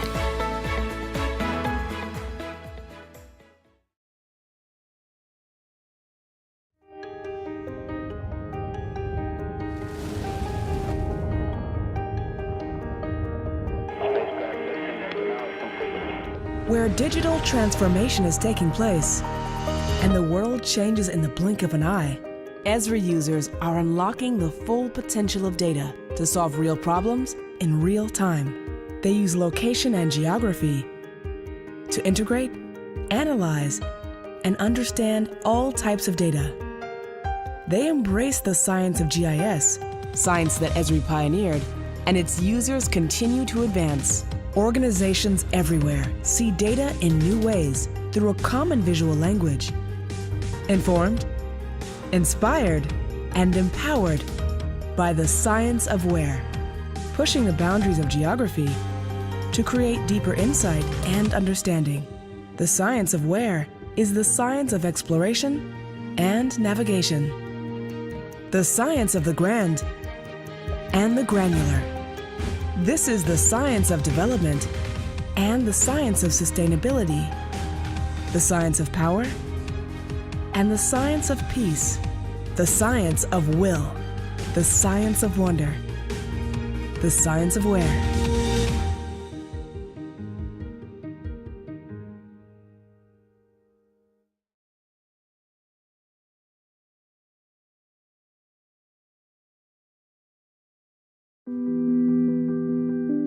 Systems innovation is about changing whole systems, rather than just changing parts.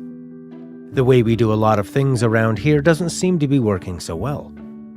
How we do food, finance, healthcare has become unsustainable in many ways. We need to do things differently. We need to innovate. But not just innovate in parts, a new electric car, a new app or solar panel. We need to innovate in whole systems. New energy systems, educational systems, transport systems. Clearly, this isn't easy. It takes a new way of thinking and modeling, called systems thinking. But it also takes new ways of organizing through networks. By combining new models and insights from systems and complexity science and new ways of organizing through information technology, we today have a unique and extraordinary capacity to actually change whole systems. We call this systems innovation, innovating not just in parts, but whole systems. Luckily, we are not the only ones thinking like this. That is why we are building an open platform for connecting system thinkers and system doers around the world. From economists and ecologists to designers and developers, we are building a collaborative platform, an ecosystem to fuel the next generation of systems-level innovation across industries. We hope you will join us.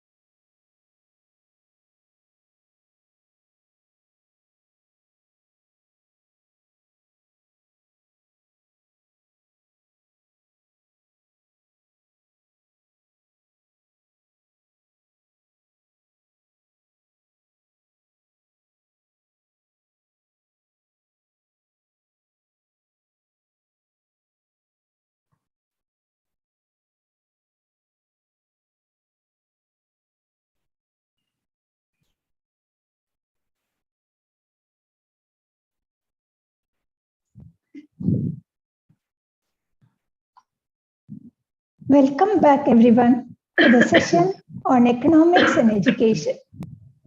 Economics and education are core domains of UN Sustainable Development Goals and international development interventions. This track will present some powerful ideas to revolutionize the conceptualization of problems and solutions using systems thinking. My name is Gayatri Manikutty, and I am a PhD researcher in cognitive sciences and technology. I'll be your moderator for this session. In this session, we'll have a keynote talk, 5 paper presentations, followed by a panel discussion. We would like to request everybody to be very mindful of the time allocated, as we have many wonderful participants as speakers, presenters, and discussants participating in this conference. And we would like to hear from all of them. I'll give you an indication when 2 minutes are remaining and when your time is up. I request you to please end your talk when your time is up. I will also request the audience to post your questions for the speakers in the chat. If time permits, at the end, we'll take 1 or 2 questions. We are pleased to start this session with our keynote speaker, Dr. Jimol Unni. Dr. Jimol Unni is a professor of economics at Ahmedabad University. She was previously director at Institute of Rural Management, IRMA, and RBI chair, professor of economics at IRMA.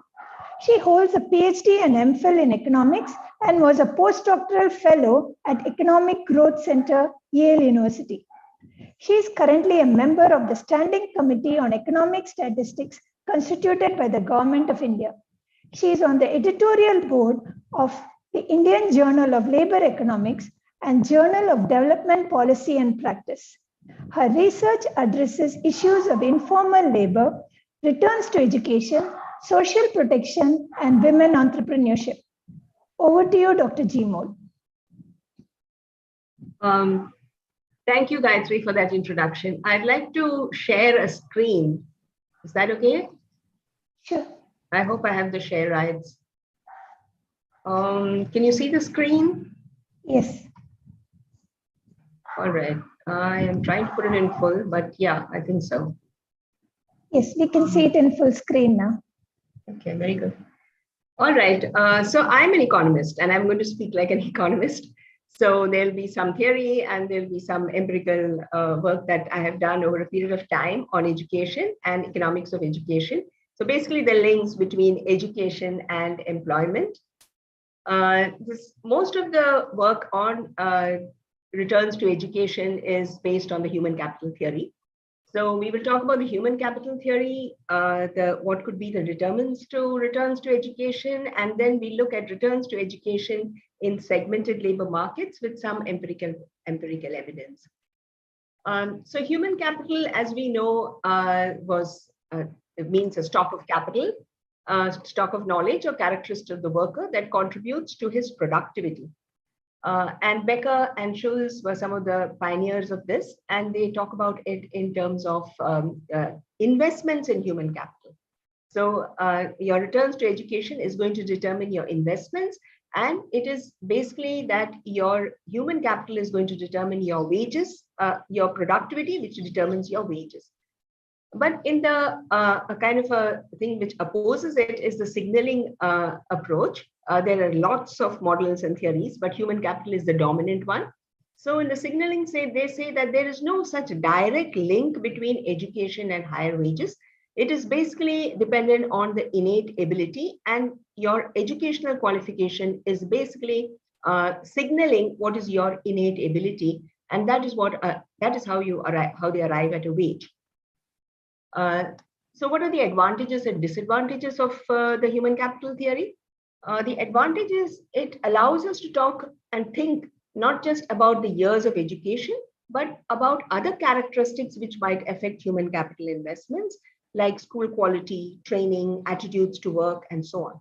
But what is its major disadvantage?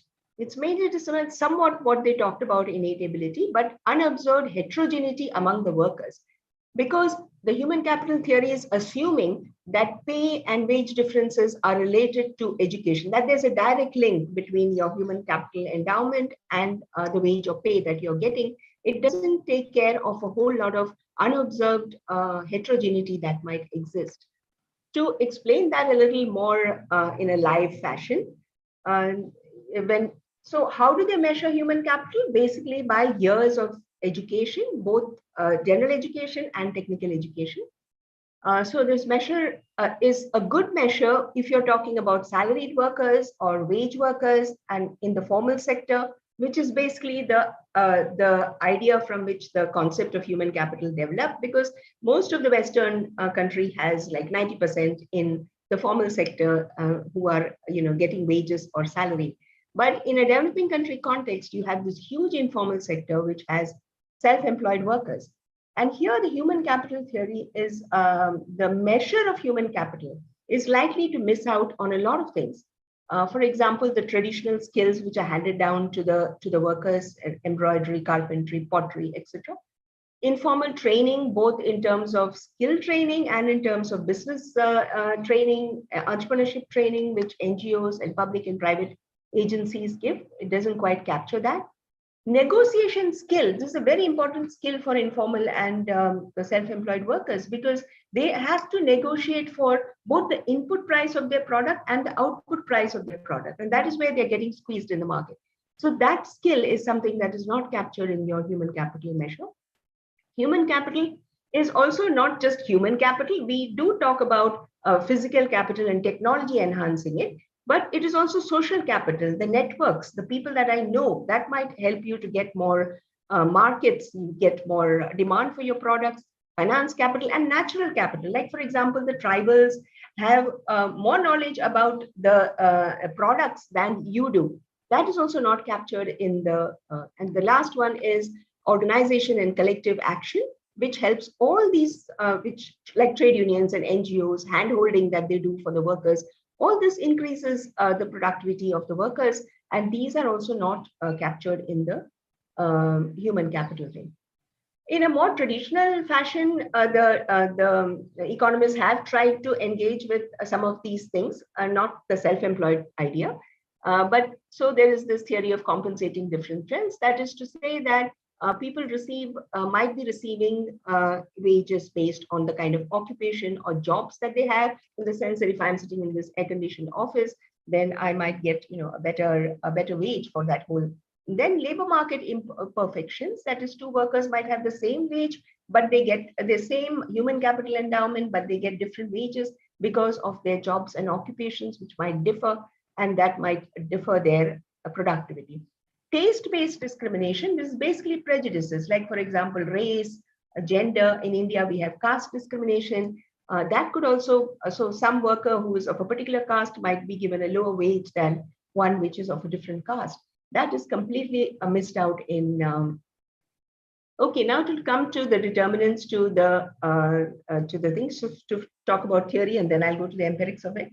So so what is this assuming? That in a well-integrated labor market, your returns to education will converge for different segments. That is, the returns to education.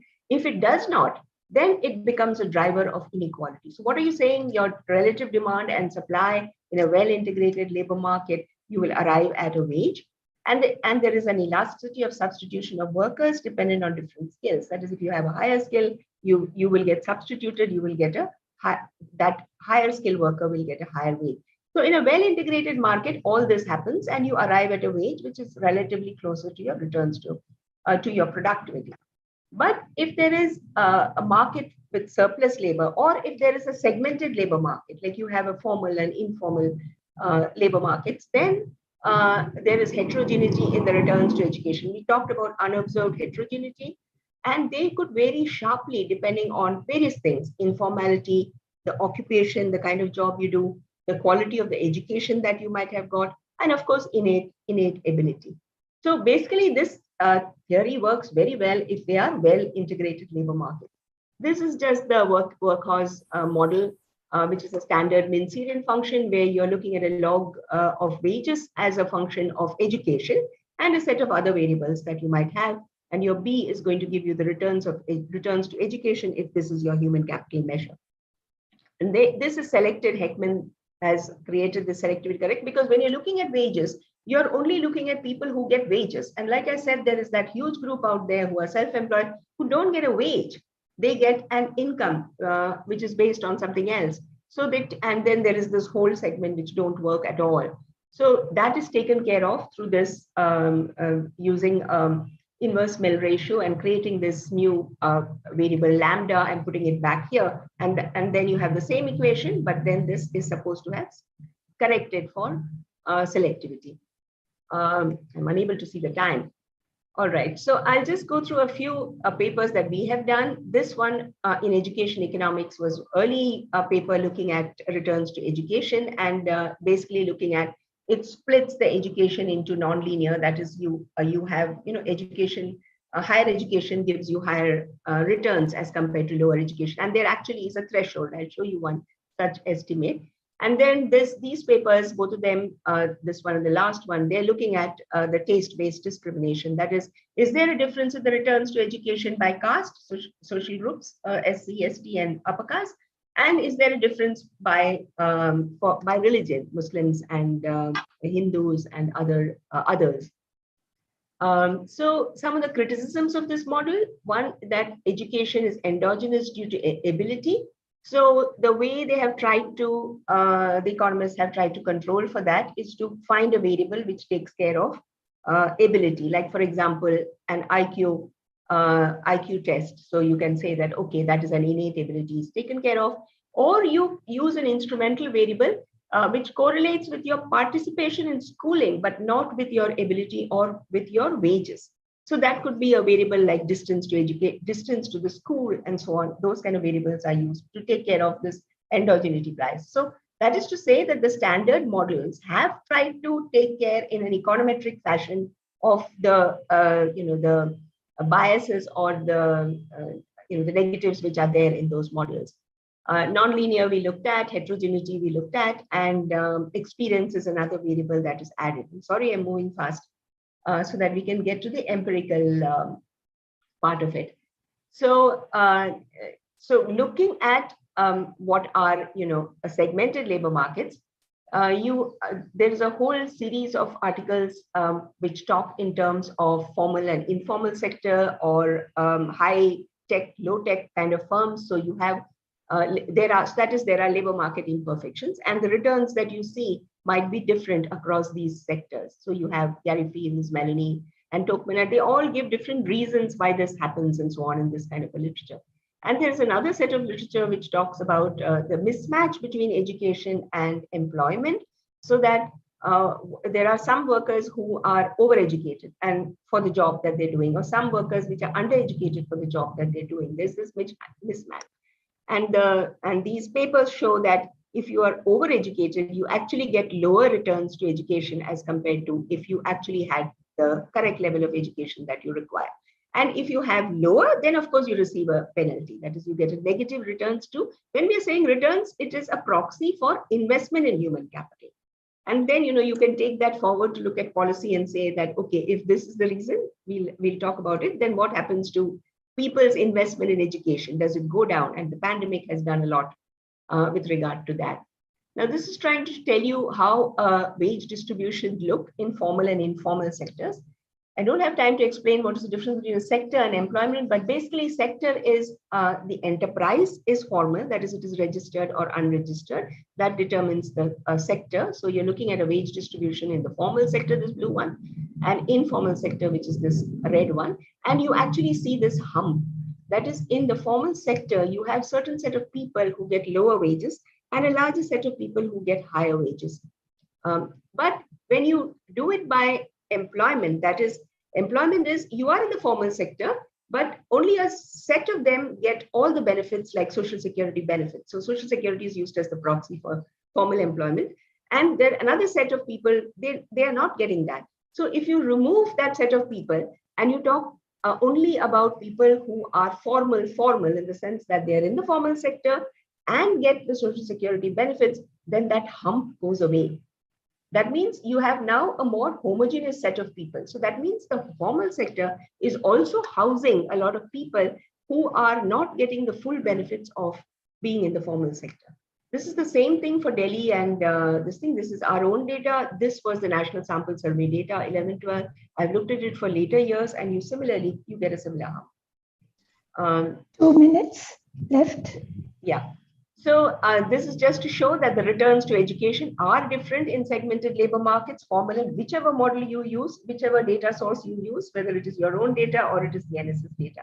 This is what I was talking about, the threshold. So if you look here, these are the splines. That is, you get different returns. You can see it increasing by level of education. And there is a threshold. So you really get a return to your investment in education only if you study up to a higher secondary and or secondary or higher secondary. Before that, education. So this makes a difference to why people don't invest in education. And similarly, we have looked at, so the wages that you get and the returns that you get are not equal across the distribution of income. So you have the low wage people, that is the bottom 10 quintile, and then you have a percentile and you have the 90% on top. If you look at the formal sector, then if you leave out the bottom segment, all the others are getting approximately 9 to 10% returns. But if you look at the informal sector, there is this gradual increase from 2 to 3 to 4 to 7 to 8% returns to 1 year of extra education, which means that these people at the top of the informal sector are almost like the formal sector. So there is this gradation which is happening in the informal, which is not there in the formal. Once you've entered the formal, my last slide. So what are we observing? Increasing returns to education, and higher returns to the formal sector and the upper segments of the informal sector. So if that is true, what prevents people from investing in education? Why is everybody not going for higher levels of education and better returns and better job prospects? So we found that there is this threshold. You have to cross that threshold of at least a secondary and higher secondary education to be able to get any returns to your investment in education. And there are a whole lot of barriers that prevent people from crossing that threshold. If you're a regular salaried worker, you're more likely to cross the threshold. But if you belong to a poor or a socially deprived household, like I talked about the social groups, including religion and caste, then you don't. Now, what has this pandemic done? It has sort of increased this impediments to crossing that threshold. And so the chances are that it will prevent, so we all know what happened with the pandemics, a certain set of children and people were able to access online education. A whole lot of them were not able to. There's a huge amount of dropout and all what happened during the time of the pandemic when education was no longer offline, it went online. So that again creates further barriers for these groups to be able to cross that threshold and get a return from their investments in human capital. Their chances of investing goes down and we might end up with a vicious cycle of low education and low income. Thank you. And I will stop here. Thank you, Professor. We'll take all questions at the end of this session. So we'll not pause here to take questions. We'll now start with the paper presentations and panel discussions.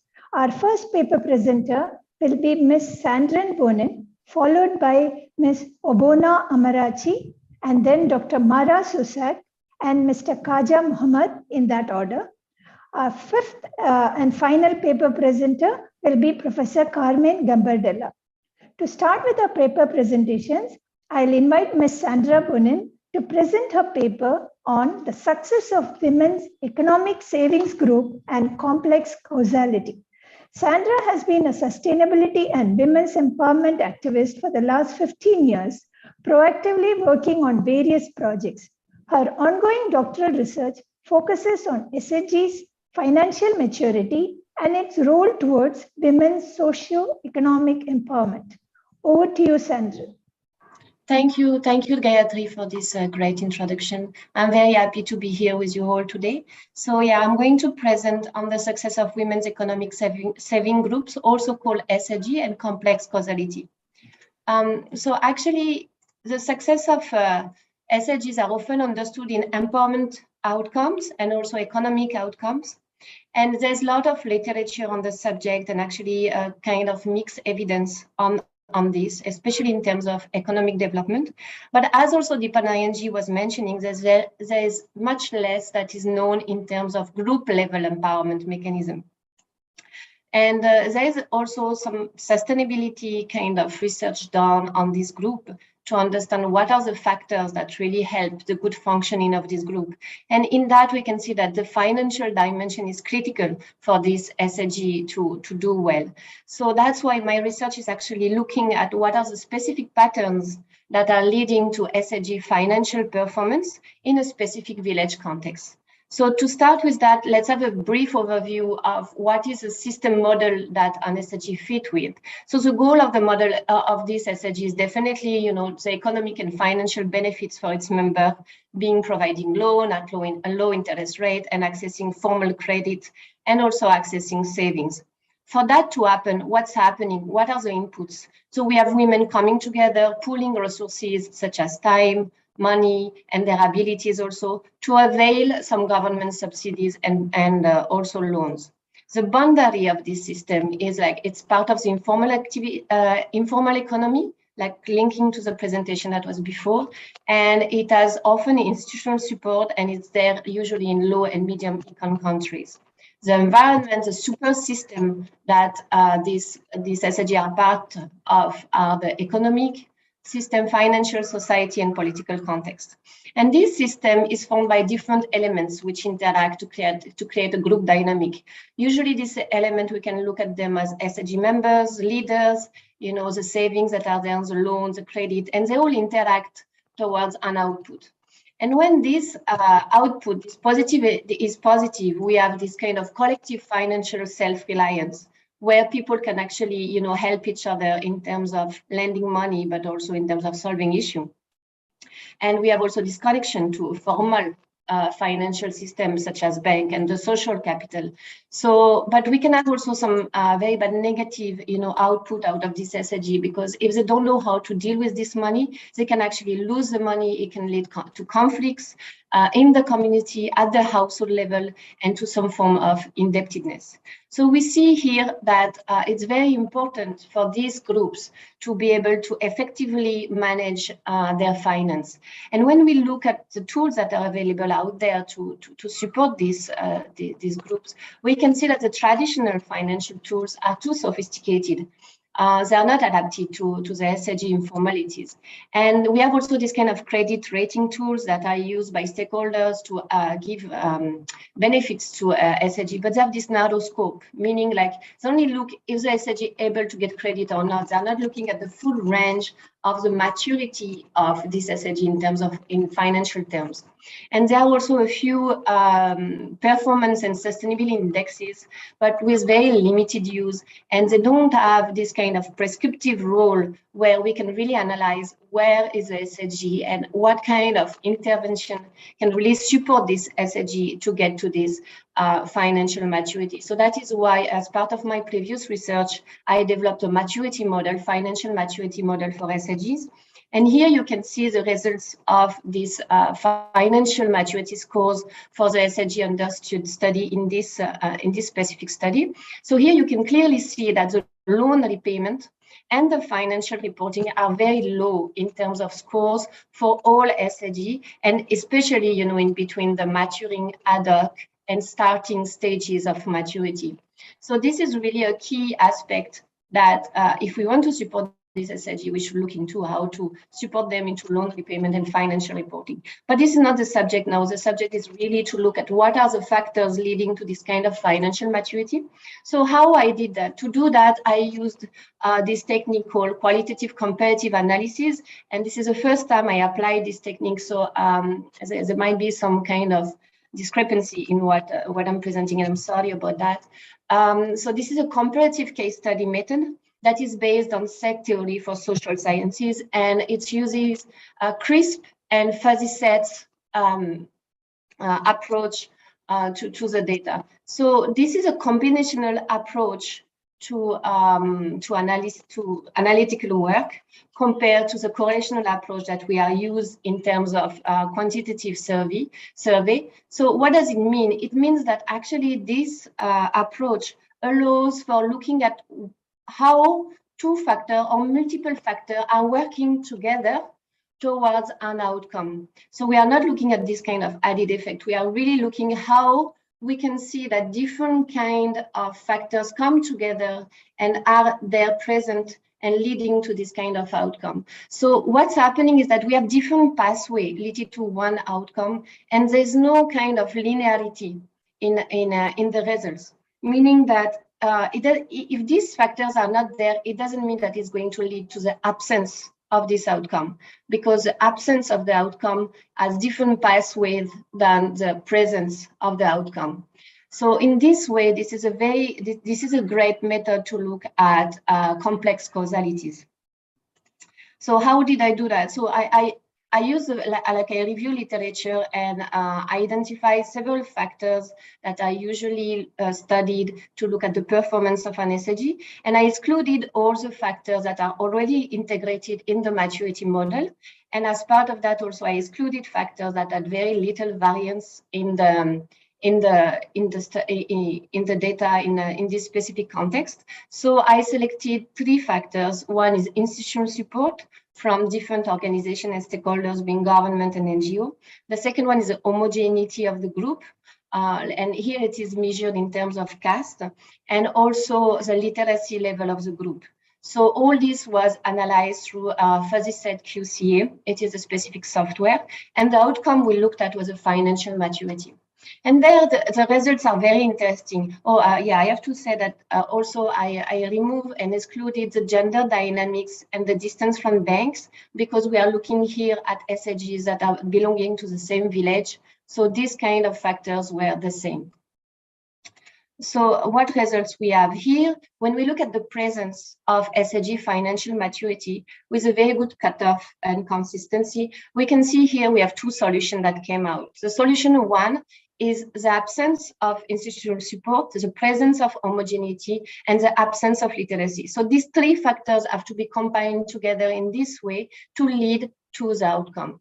And the second solution is the presence of institutional support, the presence of homogeneity, and the presence of literacy in the group. So actually these findings are a bit contradictory, but we'll come to that at the discussion part. And you can see here in the representation how much the solution is covering the full set of presence of financial maturity. 2 minutes left. Okay, the second one is the presence of SDG financial maturity with a lower cutoff. And here we can actually clearly see in the solution one that the consistency is lower, meaning that members of homogeneity are not really members of this financial maturity set. But the second solution is very interesting, the presence of institutional support and literacy. And the last result is the absence of this SDG financial maturity is directly seen by the absence of institutional support.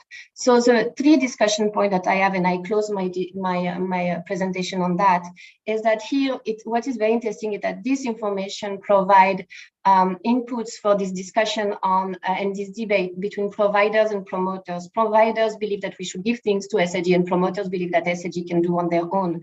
And we can see clearly there that financial maturity there will be no financial maturity without institutional support. That's clear, but it doesn't mean that with institutional support we will have maturity. This institutional support needs other factors to lead to this maturity. Literacy seems to be a very good also factor combining with institutional support to lead to overall performance. And what is interesting in the first kind of contradiction that we saw is that possibly what's happening in this village setting is that groups that don't have institutional support and don't have literacy are actually benefiting from other groups who are literate and have institutional support. So with that, I close my presentation. Thank you so much for listening, and I look forward for your feedback. Thank you, Sandra. That was a super interesting presentation. Our next paper presenter will be Obona Amarachi. Amarachi is an E4Life Fellow and a PhD scholar at the School of Sustainable Development, Amrita Vishwavidyapeetham. She holds a bachelor's and master's degree in economics. She'll be presenting her paper, Mind, Mores or Money, a review of women's economic empowerment. Amrita, over to you.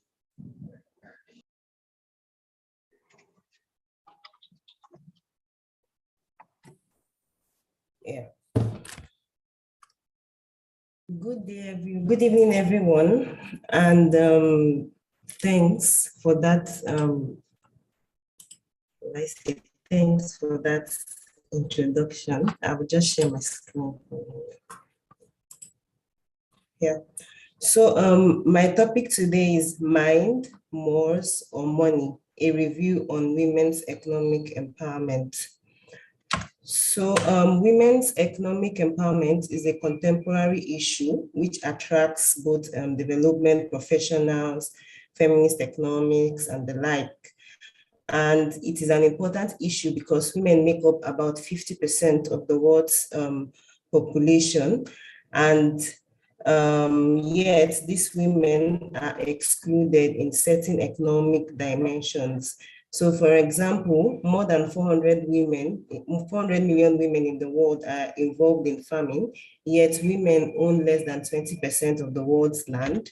And if you look at the statistics on women's work, you would see that women spend more time than men in unpaid labor, and both in developing and developed regions.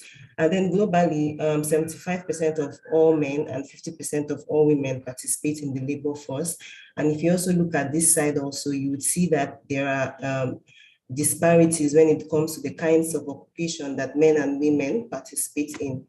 So in terms of unpaid work, women work 4 times more than men in unpaid work. And then according to the International Labour Organization, they said they find that men's contribution to unpaid work has increased by only 7 minutes in the past 20 years. And so they say that if this trend continues, then women economic empowerment will be achieved in 210 years. So when we also look at paid work, we would see that women's work is mostly concentrated in the informal sector, the service sector, and they are mostly the ones working in precarious conditions and as part-time workers. And all these kinds of work is often associated with lower wages. And this shows that there is a potential for an increased in-work gender gap in the future. And if you also see that on this other side, for every $1 that men earn for the same kind of work, women earn 77 cents.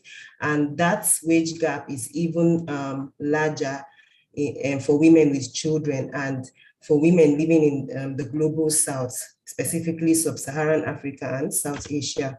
So like I said already, women's economic empowerment is a global development discourse. But then one of the problems with the way it is being handled is that women's economic empowerment is seen as a way of bringing about development in the midst of patriarchal structures, not by dispelling or by removing the patriarchal structures. So the focus is basically on like peripheral measures like labor participation, giving women increased loans and all that. Now, while all these things are good, these things fail to capture like the deeper issues that affect women, like culture, women's mentality and all that. So in reality, development or true development happens when an individual has increased decision-making power. So what is women's economic empowerment? So women's economic empowerment happens when women have the power within, which means that women have the knowledge, the individual capability, the sense of entitlement, the self-esteem, and the self-belief to be that is required to be financially empowered. Then power 2, which means that women are able to make financial decisions which are culturally outside the feminine domain within their households, community, and other places that matter. Then power over, which means that women have access to control over financial, physical, and knowledge-based assets, and they are free to participate in the labor market and in income generation activities. And then power with means that women have the opportunity and the ability to participate in leadership in the economic and in the business spheres. So looking at the context, my context, which is the Global South. So one of the characteristics of the Global South is that there are gender gaps. Even though those gender gaps are reducing, they are still predominant.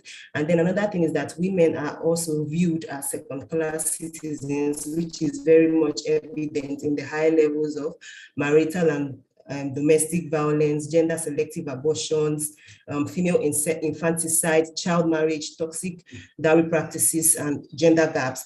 And all these things are also fueled by cultural norms, which keeps women disempowered. So in the Global South, about 71% of the burden of water collection, for example, falls on women. And this costs like 40 billion hours per year in collecting water. And this coincides with the amount of work put in by the 5th largest economy in the world, which is France, and this yields them a GDP of about $2.9 trillion. So on an average, women spend three hours more than men on unpaid care work in the developing countries. So my research method is a non-systematic review where I use Google Scholar and I search the following terms, and then I use systems thinking because women's economic empowerment is a complex problem and it has a lot of sides. And then I use the systems thinking iceberg model and the systems map. So at the event level, I found that development interventions are tailored to scratch the surface of female financial inclusion. Like I already said, the development interventions are channeled often to affect things like labor participation, financial inclusion, or maybe credit accessibility. Now, these things are not bad, but they are just like the surface issues. And then some of the factors or the occurrences that, push these things have to do with leveraging gender roles for financial inclusion, and then the false notion that poverty alleviation solves inequality, then cultural rigidity, and then focus on measurable factors, which is often very limiting. Then if you look at the structure level, you see that there is an interaction between cultural norms, development agendas, and women's mentality. I'll explain more on this in the next slide. Then the mental model has to do with the way women view themselves and their empowerment thing. So like if you look at this, you see that women have often internalized patriarchy, and sometimes they also want to stick to the identity which the society has created for the gender identity the society has created for them. And then we also look at the confidence gap between men and women, and then self-esteem. So the system's goal is to achieve holistic women's economic empowerment through attaining women's mental, cultural, and financial liberation. But currently, cultural norms prevent women from controlling their financial resources, and it also keeps them trapped in internalized patriarchy, which affects their self-identity. And because development professionals are also part of this cultural system, development policies also seek to use women as sort of tools to solve development issues, and while keeping the patriarchal structures intact. And because the patriarchal structures are kept intact, women's self-confidence, self-esteem, and self-development is often hampered as well. So the preferred system is to induce a change to a positive and a progressive culture, which will increase women's financial literacy, financial decision-making power, and then this will also make development policies to be more focused on women's freedoms and rights within the economy. And these progressive norms will improve women's self-confidence, women's self-esteem, and self-development for economic progress. So because of time, I will just give an example with the cultural institutions. So there are two ways the cultural institutions impact women's economic empowerment.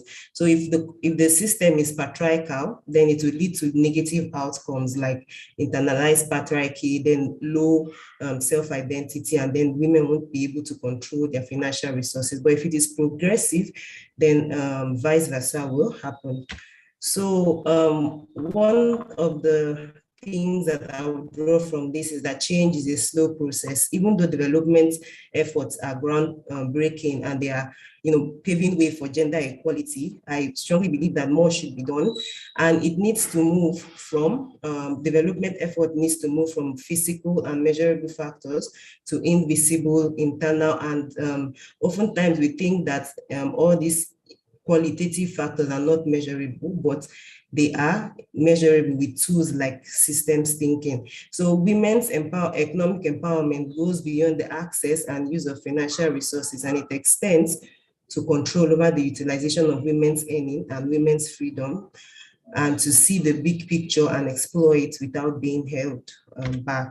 So my recommendations is that the first step to women's economic empowerment is to impact the way women see their situations and see themselves through gender sensitization using mass and social media outlets.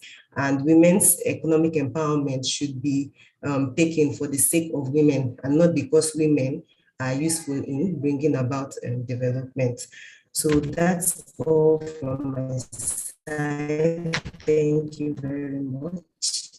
Thank you, Amrita. Next, we have a paper by Dr. Mara Susat. Dr. Mara is substitute for the Professorship of Historical Pedagogy and Educational Research at LMU, Germany. Her research focus is to make the invisible of history visible. The female thinkers and non-European educators and pedagogues.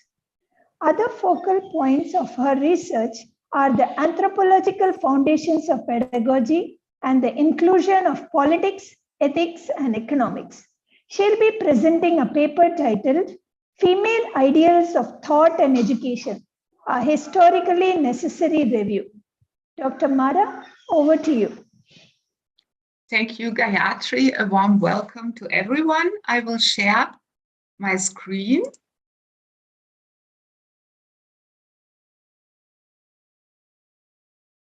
So can everyone see? Okay, wonderful. Yes.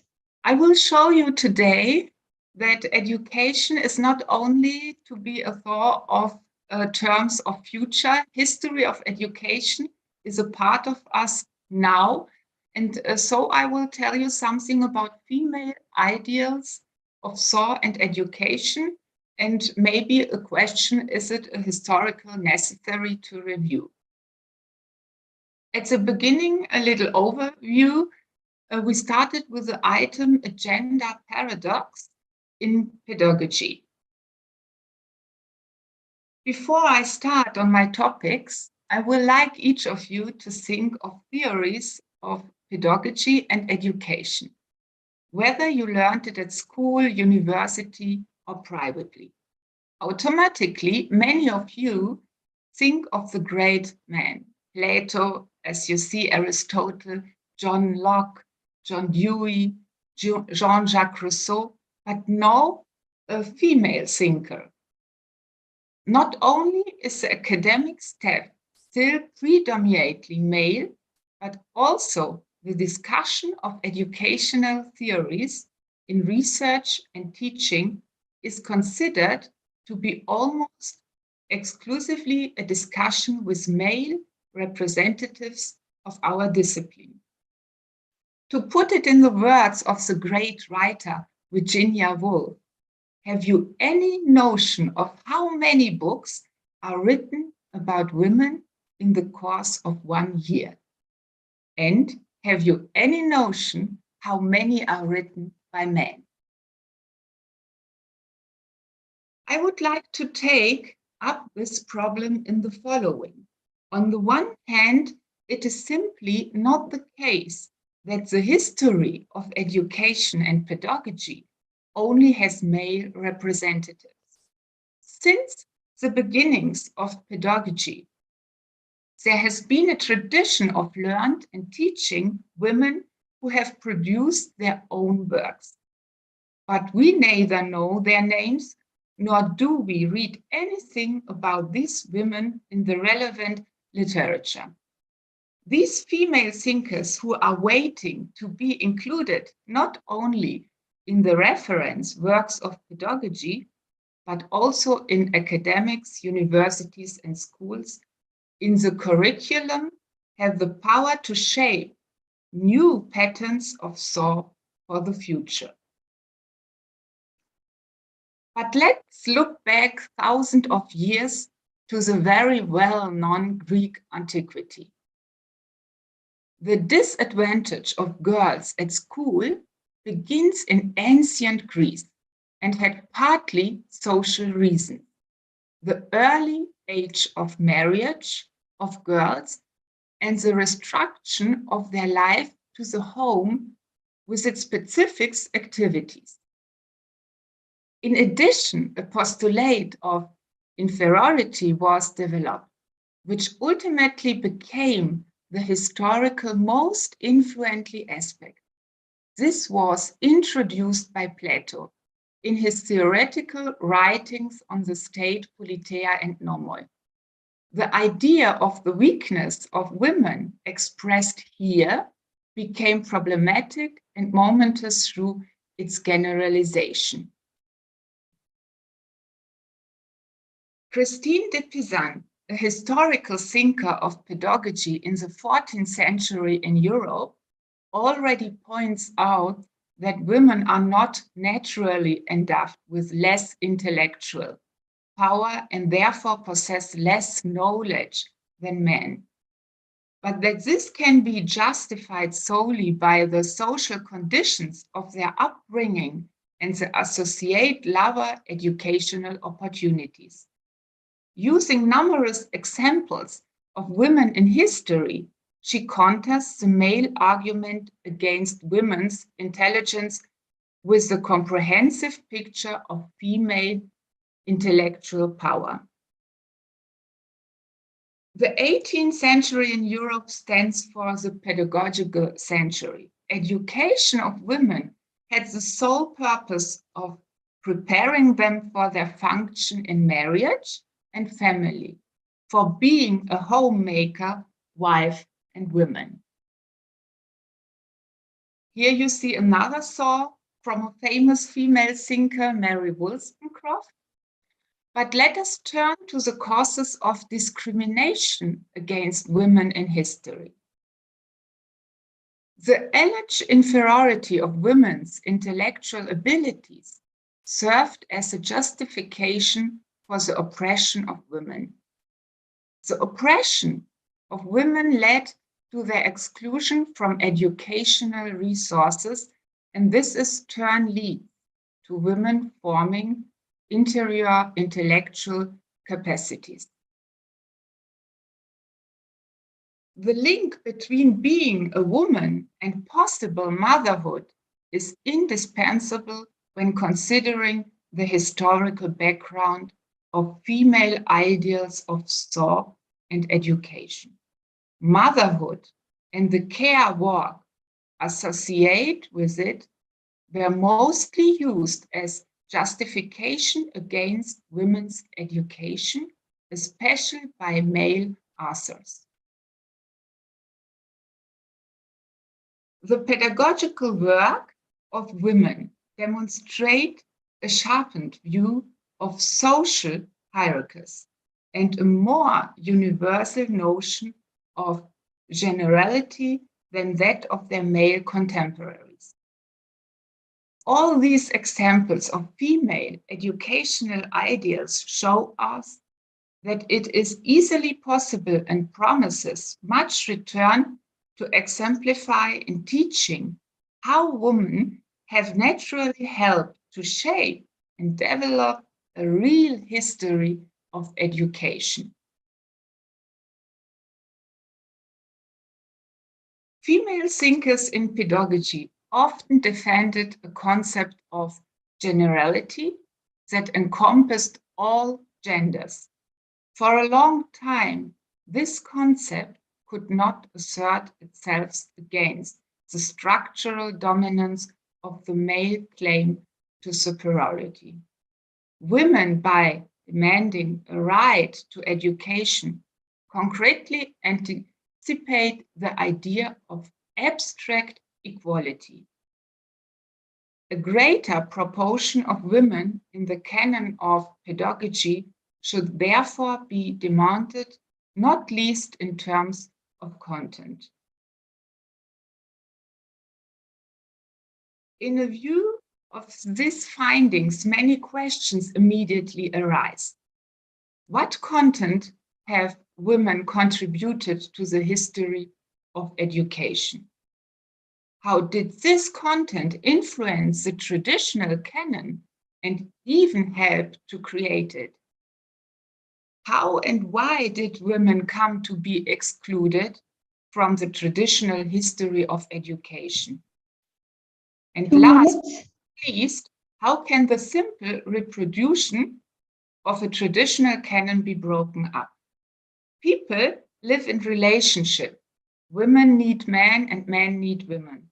It is not important to create a new female-only canon, but it is important for our thinking and acting to hear both sides. In doing so, we not only give women role models, but also empowerment for future thinking. Thank you for hearing.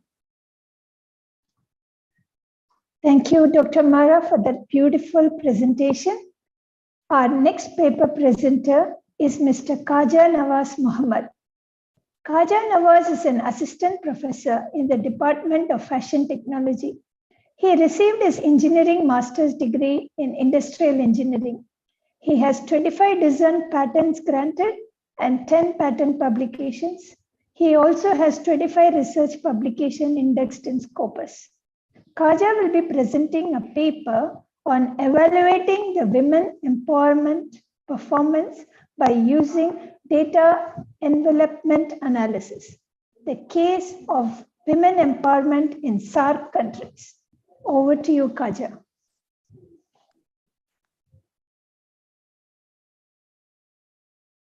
Thank you, madam. Thank you for your wonderful introduction.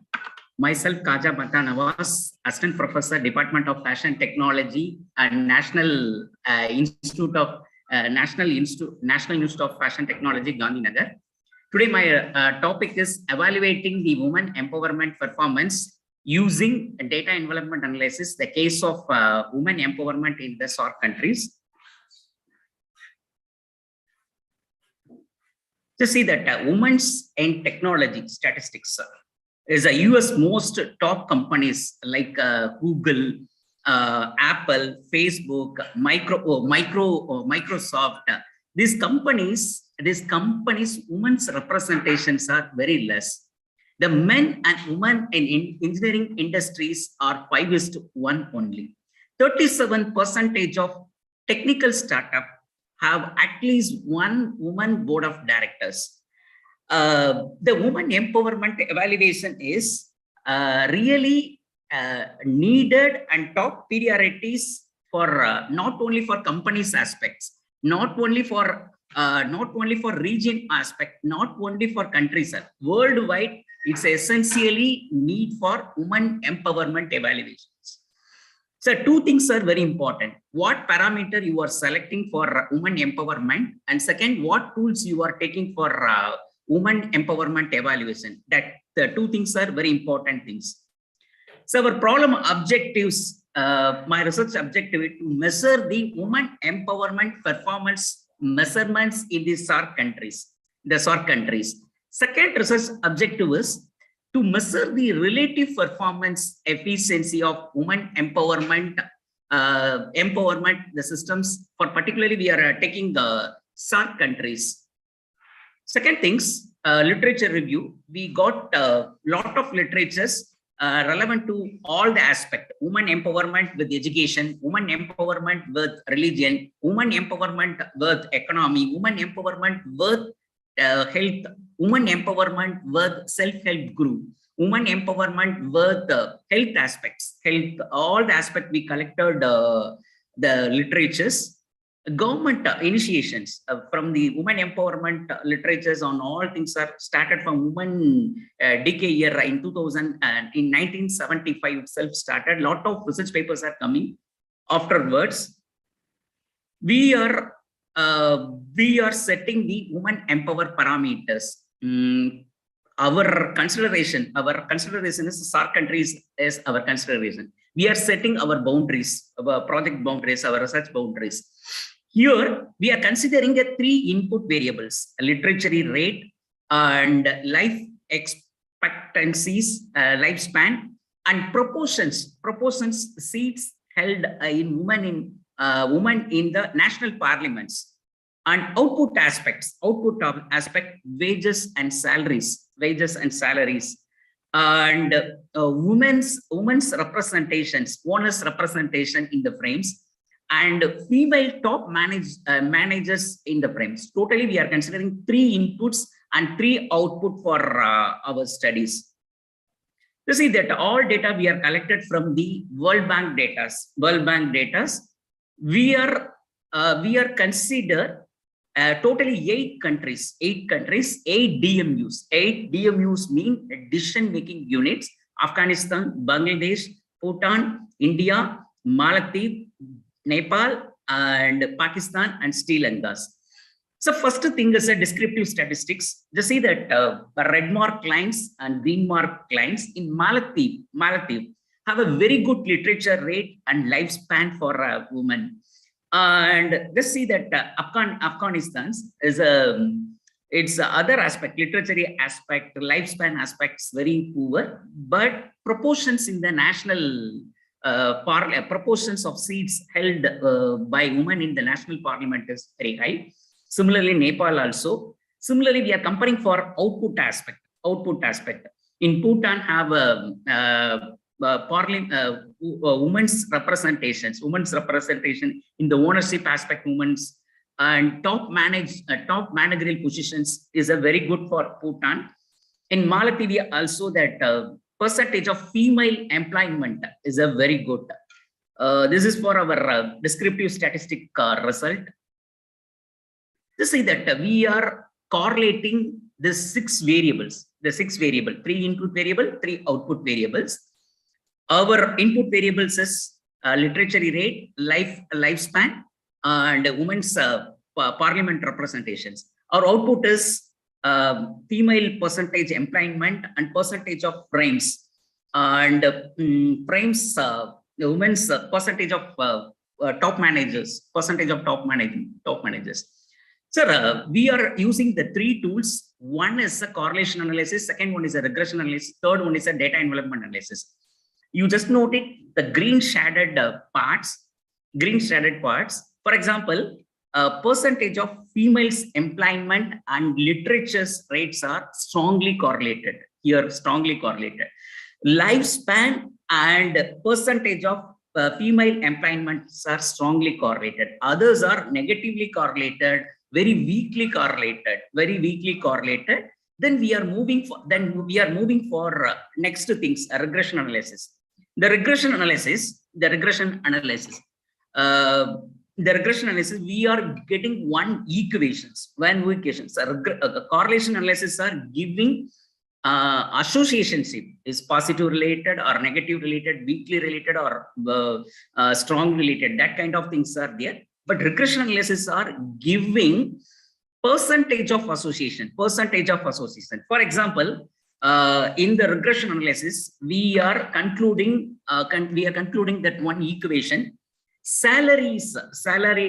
wages and salaried workers, that is equal to 0.1148 into literature rate plus 2.96 into lifespan minus 192.7068. This equation we framed through that regression analysis.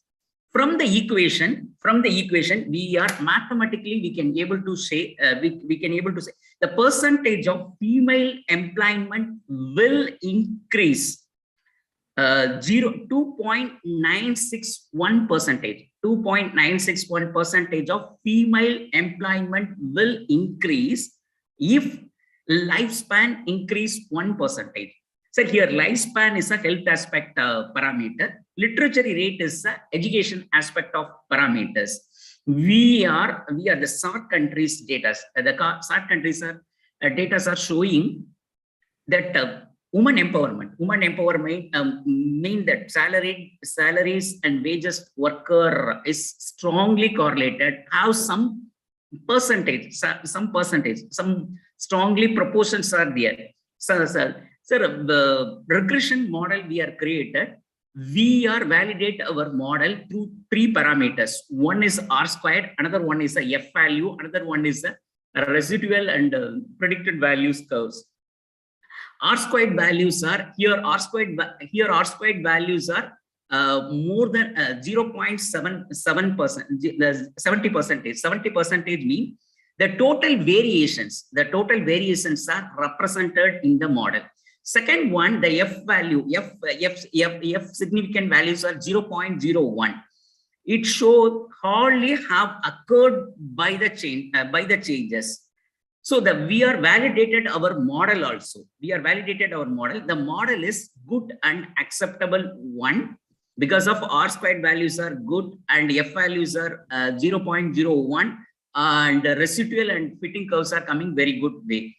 And my third tool is a data envelopment analysis. Data envelopment analysis is a relative performance measurements. Normally, efficiency mean people are considering only for input divided by output only. But the data envelopment analysis are calculating the relative efficiencies. The data envelopment analysis is a great research tools. Here we have a two scales, constant return scale, CRS. Another one is a VRS, variable return to scales, but we are taking as a CRS because very less correlations are coming, very less data, because we are taking only for 8 samples data only. So we are sending the data to the data envelopment analysis models. We are sending the data in 3 different models. One is envelopment model, another one is a multiplier model, another one is a measurements model. We are getting the result. We got some result. Just to see that green marked lines, Bangladesh, India, and Nepal.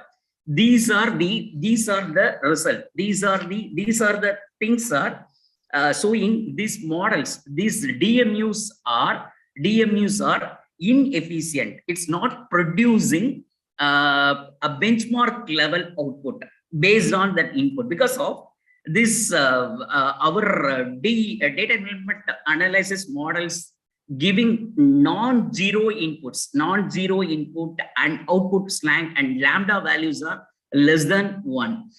And we are calculated target values also. For example, actual and target. Data envelopment analysis are giving actual and target values also. For example, in India, now the literature as per World Bank data is the literature rate is like a 66%, but 66% is not good values. We should move for 66 plus 44.4. The data envelope analysis are giving target input values also. Actual original values, original input literature rate is a 66. But my target, my benchmark is like a 44 point plus 40 plus 66. Similarly, women's parliament, women's ratios in parliament, you take that. Now my target is like a 71. My target is actual in India actual proportions. In India, in actual proportions, women's representation in the parliament is 14%. But is giving 7.68 plus 14 is the data envelope analysis are giving benchmark output also. This is my discussion and final conclusion. Mr. Kaja, the time is up. This is my last slide. This kind of tools is evaluations are very, very important. Our research are supporting bi-directional relationship between the economic development and empowerment of the woman. Second one is this kind of tools are very useful for decision making people and how much percentage I should allocate for input and like this. Thank you so much. Thank you. Thank you so much for your presentation. We'll now move on to our 5th and last paper for this track. This paper will be presented by Professor Carmen Gambardella. Professor Gambardella is the UNESCO Chair on Landscape, Cultural Heritage and Territorial Governance and President and CEO of Penicon University Consortium, a center of excellence for cultural heritage, ecology and economy in Italy. Professor Gambardella is also the coordinator of the Italian UNESCO Chairs Group on Technologies, Sustainable Development and Resilience. The paper he is presenting is titled Representing Places of Care, Maria Longo, a 16th century woman who invented the future. Over to you, Professor Gambardella. Hello to everyone. Unfortunately, Professor Gambardella was unable to attend today's conference, but he sends all of you his warmest greetings. I will give you the presentation, and I will be supported by colleagues that are also the co-authors of the paper, Alessandro Ciambrone and Rosaria Parente. So I will start by sharing the screen and showing you the presentation. Can you see the presentation? Yes. Okay, so I will start.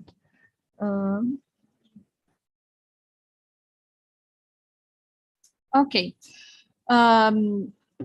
Today's paper is titled Representing its Place of Care, Maria Longo, a 16th century woman who invented the future. The survey activity carried out by our consortium on certain parts of the monumental complex of the Incurabili is to be considered as a methodological paradigm and good practice to be extended to the monumental complex in its entirety. It is part of an articulated and innovative strategic program planned and managed by the Extraordinary Commission of General Director of the Local Health Authority of Naples I, Ciro Verdoliva, based on the participation of archaeological, juridical, geological, diagnostic, territorial planning, architectural history, and historical artistic competencies. Also with regard to the Museum of the Sanitary Arts, restoration of monuments, analysis of structural and seismic behavior, and seismic systems engineering competencies. The aim is the drafting of a document to guide the executive design of the monumental complex based on the adoption of a digital and evolutionary platform populated by material and immaterial information, also predicative of the planned maintenance cycles to integrate and manage data flows with the application of a BIMIH, Building Information Modeling Heritage, methodologically modeled on the basis of the above-mentioned scientific disciplinary knowledge and experience. The expected result, deriving from the adoption of the virtuous process as the basis of the project, will be the regeneration of social healthcare, hospital and cultural activities presented since 16th century through the work of the founder of the Hospital of the Incurabili, Maria Longo. The promoted action will re-homologate the safety over time, the protection and the safeguarding of the monument, above all in the view of transmissibility to the future generation of the monumental work and its functions. Therefore, this disciplinary knowledge integrated in the guideline document will allow an appropriate planning that will give back to the citizens the fruition of the monumental complex at the various scales of interest and needs, in an always renewed contemporaneity of what does not have the same date, nourished by the awareness not to lose the sense of origins and the identity formed in the historical becoming of property, not only as heritage of the community of the inhabitants, but World Heritage of Humanity declared and included in 1995 by UNESCO in the World List of the properties to be protected. The survey commissioned by the Local Health Authority of Naples I, as already stated above, concerns certain parts of the monumental complex of the Incurabili, in particular the pharmacy of the Incurabili, the church of Santa Maria del Popolo, the elevation of the internal building's curtains, the spot height map of the internal courtyard, the elevations of the external building curtains, and the survey of the roofs of the entire complex, as represented in the documents delivered in July 2019. And validated with the test support of the 25th of July in 2019. The technologies of Becknecon University Consortium are illustrated by the following work research model. The survey, which should also be completed for the interiors of the non-commissioned buildings, is intended as a methodological contribution to the knowledge and graphic restitution of the building, as rich as possible in information on the form, location, and time of the construction and of the transformations of the monumental structure. In fact, the historical fabric accumulates the numerous fractures, reuses, underutilizations, or overutilizations that in a temporal sequence have involved the single artifacts and the transformation of spaces. It is thus appropriate to develop a complex descriptive status in which the simple accumulation and transcription of references is characterized for its critical potential by the ability to extract, abstract from the entire corpus of the handed down, the detail, the elementary unity, the minimum sign, the relationships between the part and the whole, with the explanation of the possibilities and the geometric potential of the aggregation that presided originally and in subsequent modifications over the form of the monumental hospital complex.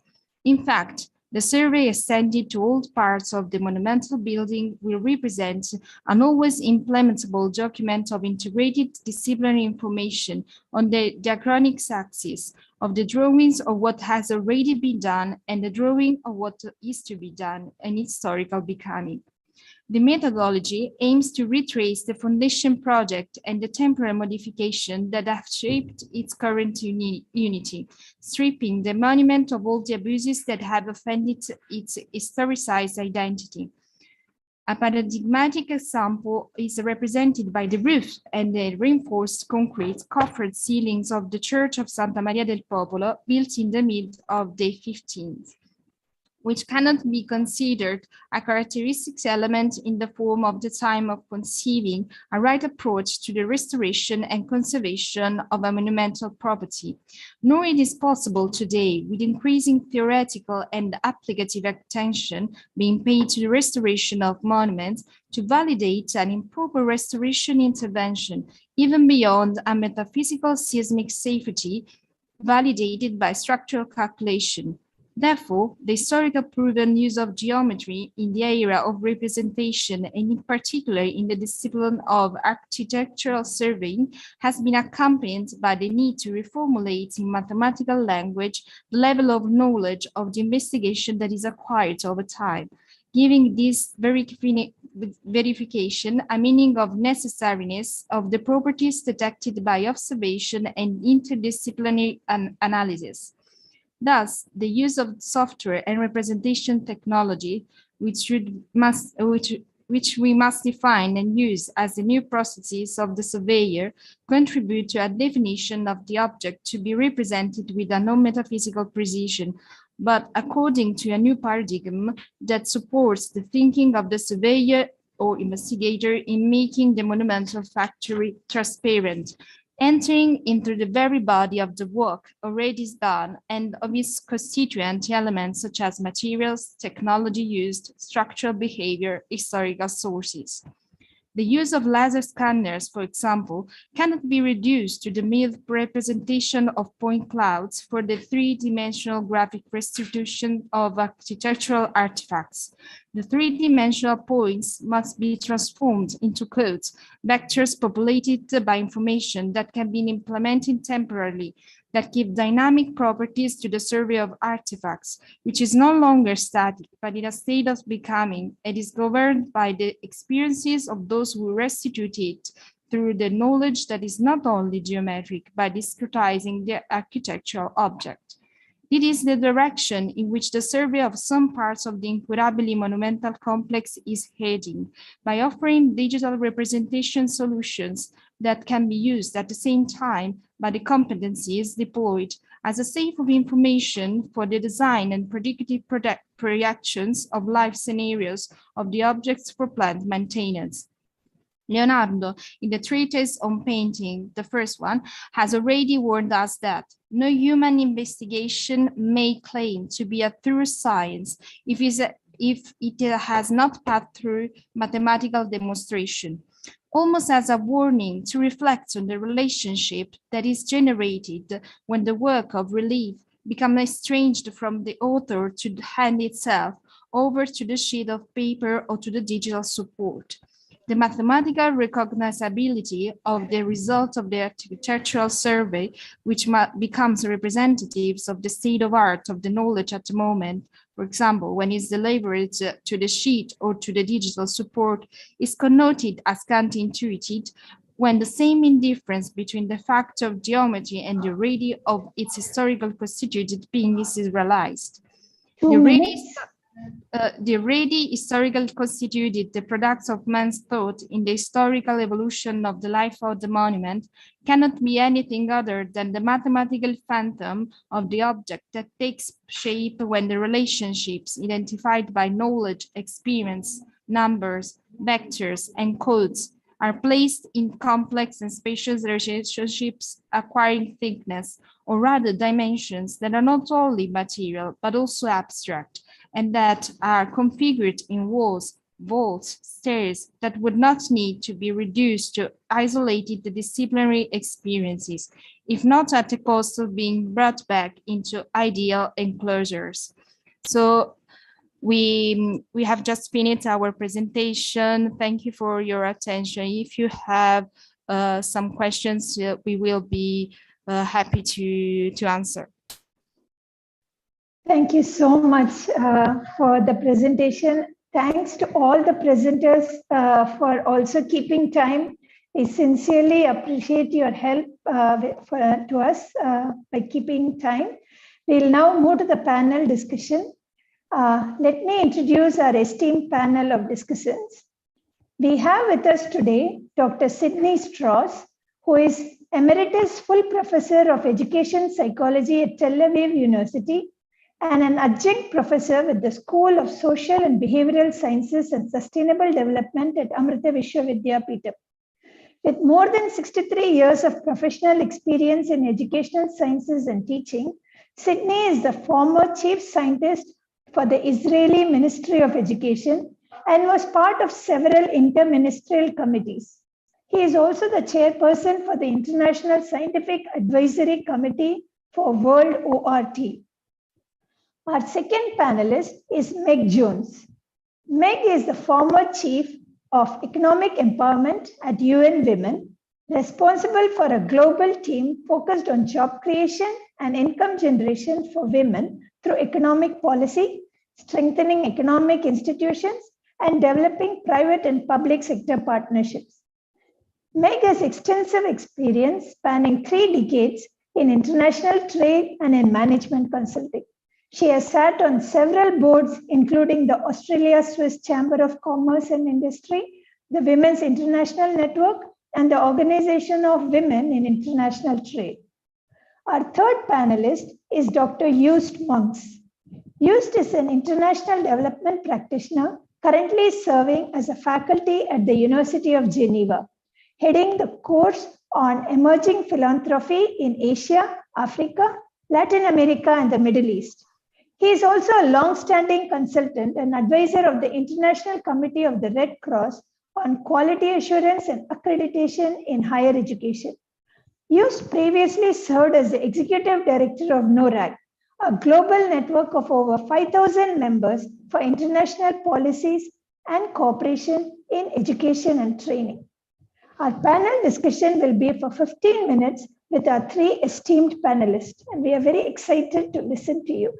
Over to you, Dr. Sydney Strauss, for starting the panel discussion.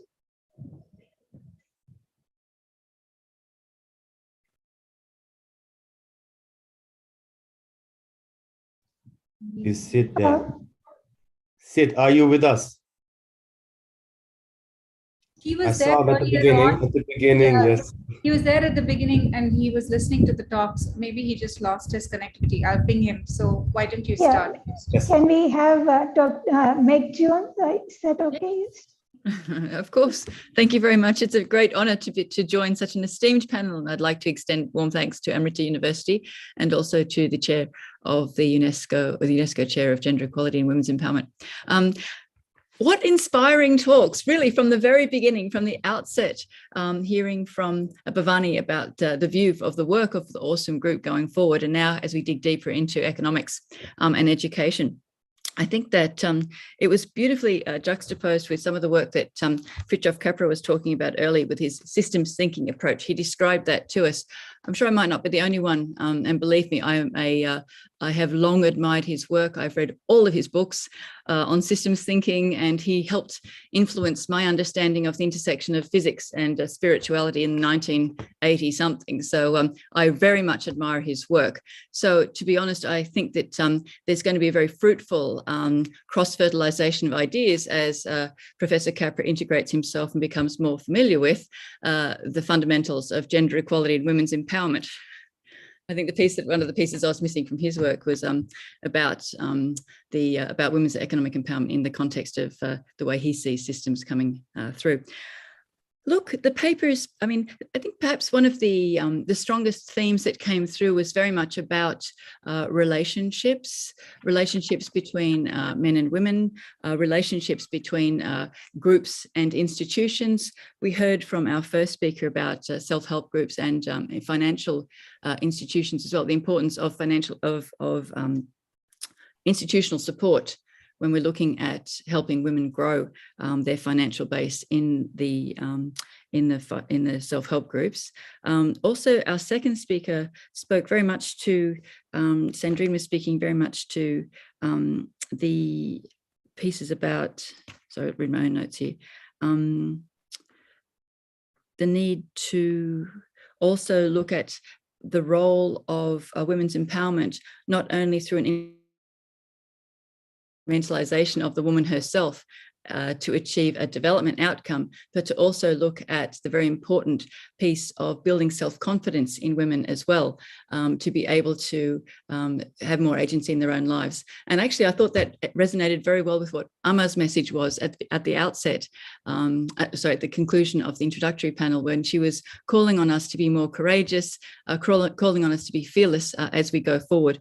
And I think our third speaker, when she was talking about the history of women's economic empowerment through the pedagogical lens, looking at really formative thinkers like Rousseau, like Hegel in the Western context, and how they definitely contextualize women as being very much inferior to men and denigrating their access to education. So I thought that was, we're coming from a low base.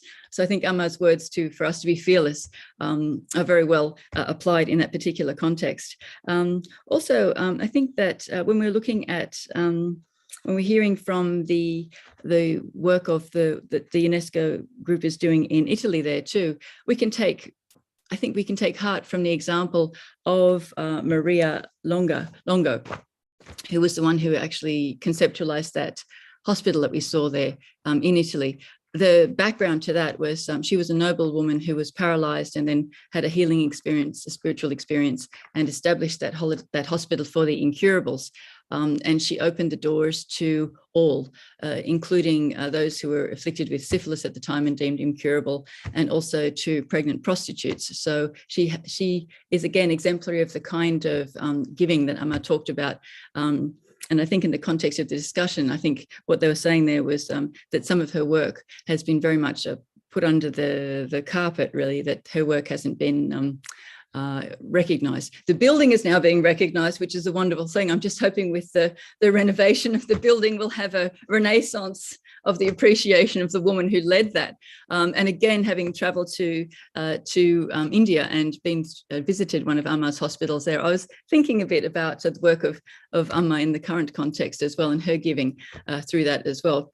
What I thought was interesting about what Dr. Kajja said as well, he was talking about the SAARC countries, he was talking about indicators. We had that strong focus on literacy coming through again, the link between literacy and women's economic empowerment. But he also then drew this interesting, he pulled out of all of the elements in his closing remarks there, he pulled out a piece on health. And he linked women's empowerment to life expectancy, which in some ways, if you think about it, it's not terribly surprising. It's not only the health of the woman themselves, it's ties in with infant mortality. Obviously, that is contingent also on the health of the mother at the time of giving birth. It also speaks to women's role as caregivers as well. And I think that also picks up on a very important thread that runs throughout this. When we talk about women's economic empowerment, we often think of women in the workplace. We had that really exciting presentation at the beginning about human capital and about the links between education and wages.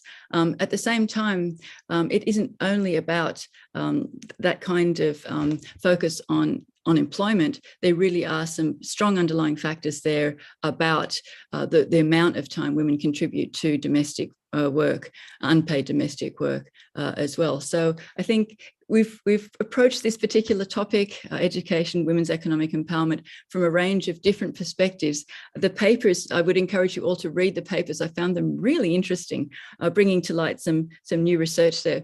I think, though, that one of the aspects, if I may, that's perhaps missing from this particular panel, but I know it's picked up in the work of Amrita, is that consideration around safety, women's sense of safety, the ability to leave the home and go to work, to be in a safe environment and at the workplace, on the way to work, to be safe when you come home. And to link again the work that's being done by the UNESCO chair of women's equality and gender equality, women's empowerment and gender equality, I know that it was an interesting lineup when Fritjof Capra was talking about his network, his systems thinking, and his 4 elements, which were ecological, social, biological, and cognitive, and the systems thinking approach that's being done through the vulnerability mapping at Amrita University there, which has this really important added aspect of safety and security. And I think that this is what you get when you get great minds together. You get, as Fritjof Capra said, you have to join the dots.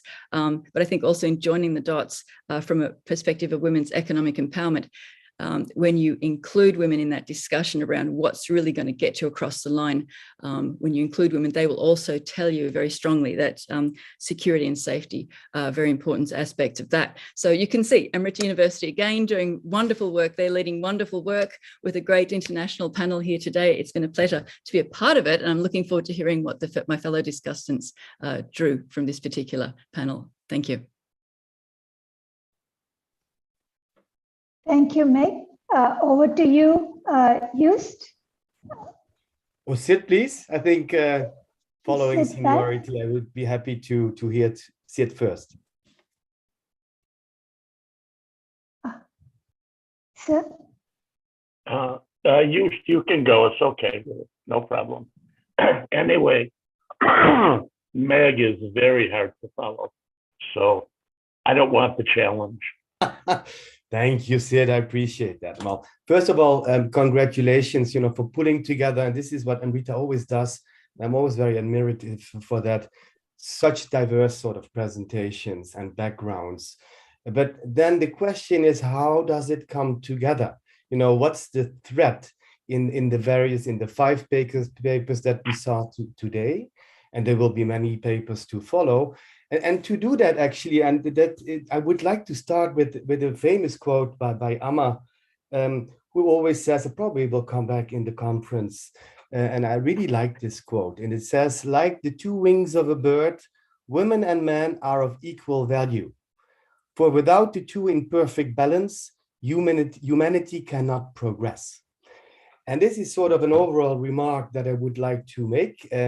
When we talk about women empowerment, we shouldn't forget the man, in the sense that we can't work on women empowerment if both women and men collaborate towards such an objective. And this is maybe an element that I found a little bit missing in the papers as far as I was able to review and see them. But at the same time, I also know that there's work going on this topic at Amarchi Labs. But just as a reminder, it is, what is this common thread? What connects us all? And that is our humanity, be it as a man or as a woman. And it's by bringing them together that we can make the bird fly in that sense. So that as a general remark. More specifically, I really appreciated all the papers for the diversity. Maybe some questions or suggestions. I don't know whether we want to discuss a bit or just have comments from our side. The paper by Sandrine, very interesting. The question I would have is, what's the policy recommendation? If it's in particular, this institutional support and the literacy, which seems quite evident, how do you translate that into policy? Not the blah, blah policy, sorry, with all due respect, I've been in this world for quite some time, but how do you really do it in the field? Amarachi, critical norms, how do we change cultural norms? And this is when this idea of, how can we make the bird fly, the two wings, and how can we engage both men and women? Because if you don't engage both, you will never be able to change any norm, be it cultural or social or economical. And that applies for the rest. So that would be a question I would like to raise. Mara, the historical backdrop, and I think it made me think, we shouldn't forget that our education systems sort of take their root in what we call the age of enlightenment, the siècle des Lumières, 17th, 18th, Rousseau, Voltaire, set of laid the foundations of our modern education systems. And there's a huge paradox here in the sense that the 17th, in the 18th century, the sort of set age of enlightenment was one also of the worst historical aspects of our Western history. I mean, this was the high time of slavery. On the one hand, we were talking about, humans, education. At the same time, we were the worst slave traders and colonial powers just subjecting these people. So we shouldn't forget also where the education sort of model to some extent is rooted historically. And we should really go beyond, and I think that is a very important effort that Mara was depicting, go beyond our Western knowledge ecologies around education, about knowledge in general. So just bring in different perspective, Indian perspective, Chinese perspectives on education, etc. The last bit on Kaya, the tech part, shocking, 5-1 in engineering. And this is not only in India, this is all over the world, I think, where this is a big problem. So how can we change that? And finally, our Italian friends in Napoli, I think actually I had the opportunity to visit the museum not so long ago, very impressive. Thanks for sharing that, but also to show, where women can make a difference. And it is only in historical terms, often in isolated settings, specific settings where they can stand out. So a few thoughts, to my 2 cents, but maybe also an opportunity to raise a few questions if we have time. But first, I would like to hand over to Sid from here. Okay, thank you very much. And I was wondering how I could do an okay job summarizing many different kinds of work. And so I decided to take a track, which is to make a general comment and not a specific one. But look what happened. Meg and Juice both did the thing which I thought I couldn't do. And not only that, but they did it really well. So I will still give a very general overview. And here and there, I will pepper it with different people's work. But before I begin, even though I just began, I'd like to give congratulations to Tarek and the team that put this together. It's really remarkable, very difficult to do. And it's been done really very, very well. And to the people who presented in this particular session. So let me tell you what I was thinking about, not in the specifics of the talks, but here and there, I'll mention them. So what is systems thinking? I asked myself a question like that. And I think it's a heuristic. It's a way to think about problems, and it's a way to think about thinking. It is not a program in specifics, it's a program of thinking in particular ways. And there aren't many around like that. I mean, we have scientific thinking and the canons of scientific thinking. I think that systems thinking, in some ways, as I understand it, is different than scientific thinking. I'll tell you what I mean by that. So in this heuristic, you have a whole, whatever it is that you've decided to look at, and you have the parts. And you look at their relation. And we saw that in each and every presentation. But in systems thinking, you don't know in advance what the parts are, so that social systems are different than biological systems, which are different than ecological systems. So they're all systems, but you don't know what the content is of the systems. That you find out from the specific fields that you're dealing with: sociology, anthropology, psychology, particle physics, whatever it is. So the content is different.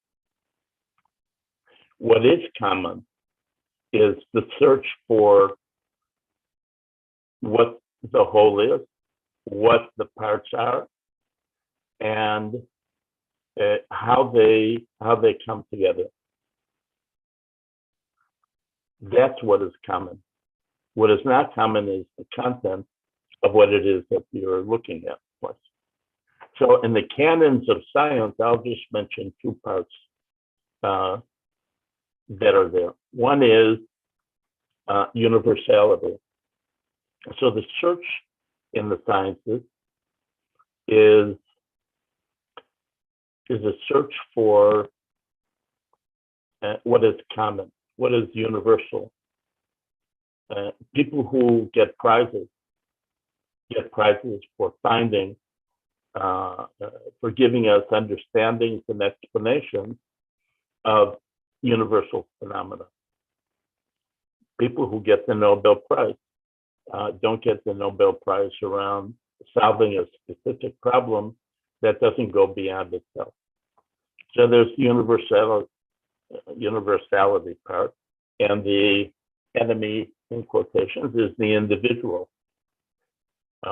In psychology, people are looking for universals around human behavior. I'll leave it at that. The individual, how the individual operates in the world, is less studied. So you want to find what is common to people rather than what makes them different, what unites people rather than what separates them. That's one part of science. And I think actually that the individual, and looking for the individual, and looking for what that person does in whatever the situation is more helpful in many ways than the commonality, than the universal. So for instance, if you're doing work in tribal villages and you're using this approach, the heuristic approach, you'll almost surely find that tribal village A is different than tribal village B, etc. They're the same in terms of what you're looking at, but the differences between them almost guarantee that how individuals behave in those systems are going to be different. There's another canon of science, prediction, and you want to be able to predict what it is that will happen in an experimental situation, let's say, based on whatever model or theory you have. And I think in systems thinking, as I understand it, you can't really predict what's going to happen in a particular situation. What you can do is you can look at whatever it is that you're looking at, how it is embedded within larger systems.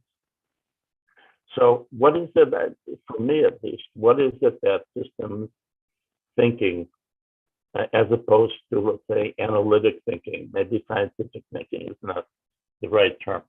But the idea is that life is not linear. It isn't just from here to there.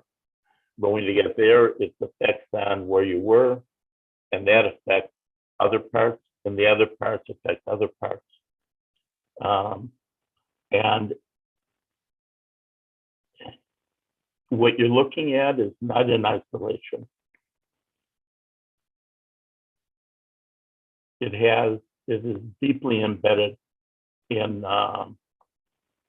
many, many areas. As an example, Mara's work, and she was talking about the historical context of what you're looking at. So the same content at different points in history will look very different. And you have to make sure that you're taking that into account. And as I said, it's not linear, it's more relational. And you want to, if you can, find what you're looking at, what it's embedded within, what is, what gives its meaning. I have thought about systems thinking a little bit, not much, I admit. When I read von Bertalanffy from the I think it was probably the 1960s, and he was talking about systems thinking then in a way which is different than the more modern view and Tarek's and what Tarek has been telling us about it. I think, if I understand correctly, I think that the sciences are moving more into systems thinking. The idea of how the parts are related to each other in deeper ways than we've seen until now. In any event, the awesome work embodies that kind of thinking. The awesome work, I think, has great potential to help us to understand what it is that the various people have talked about, various presenters in self-help groups, Yamuna, the historical perspective, Mara, and the other people. So thank you very much for really interesting talk, and thank you for inviting me to say whatever it is that I have, the little that I have to say. Thank you, Dr. Sid. Thank you, Meg, and thank you, Just. It was wonderful that you summarized and gave some food for thought for all our presenters to look into, to work for a way forward for us to think about. And I think it has been such an exhilarating and such a packed day today with so much of information that has been shared. So probably now is a good time, a perfect time to slow down a little bit and to relax and take a break. In the world of systems thinking, one of the higher level leverage points for transforming a system is the structure of information flows. That is, who does or does not have access to information. Now, if we think of ourselves, our body, mind, and thought as an interconnected system, then our thoughts, beliefs, and emotions, and our awareness of them and our ownership of them is probably the most powerful leverage point that we have within us. To that extent, we are able to tune into our thoughts that we get, be fully aware of the present moment, and regard it with openness and curiosity. It will underpin our ability to use the leverage points that we have to produce big changes. With this idea in mind, we would like to now take you through a short guided mindfulness meditation session with Brahmachari Mokshamrita Chaitanya. Brahmachari Mokshamrita Chaitanya is a monastic from the Mata Amritanandamayi Mutt. Before becoming a monk, he worked in various senior roles within software companies in India, the US, and Canada. He was greatly inspired by the selfless example of his teacher, Amma.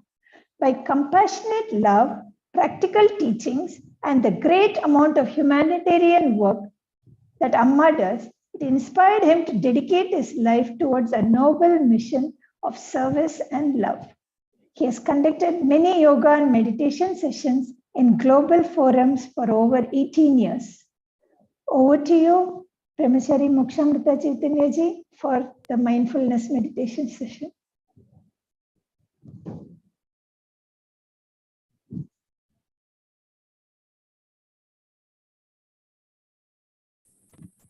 Thank you.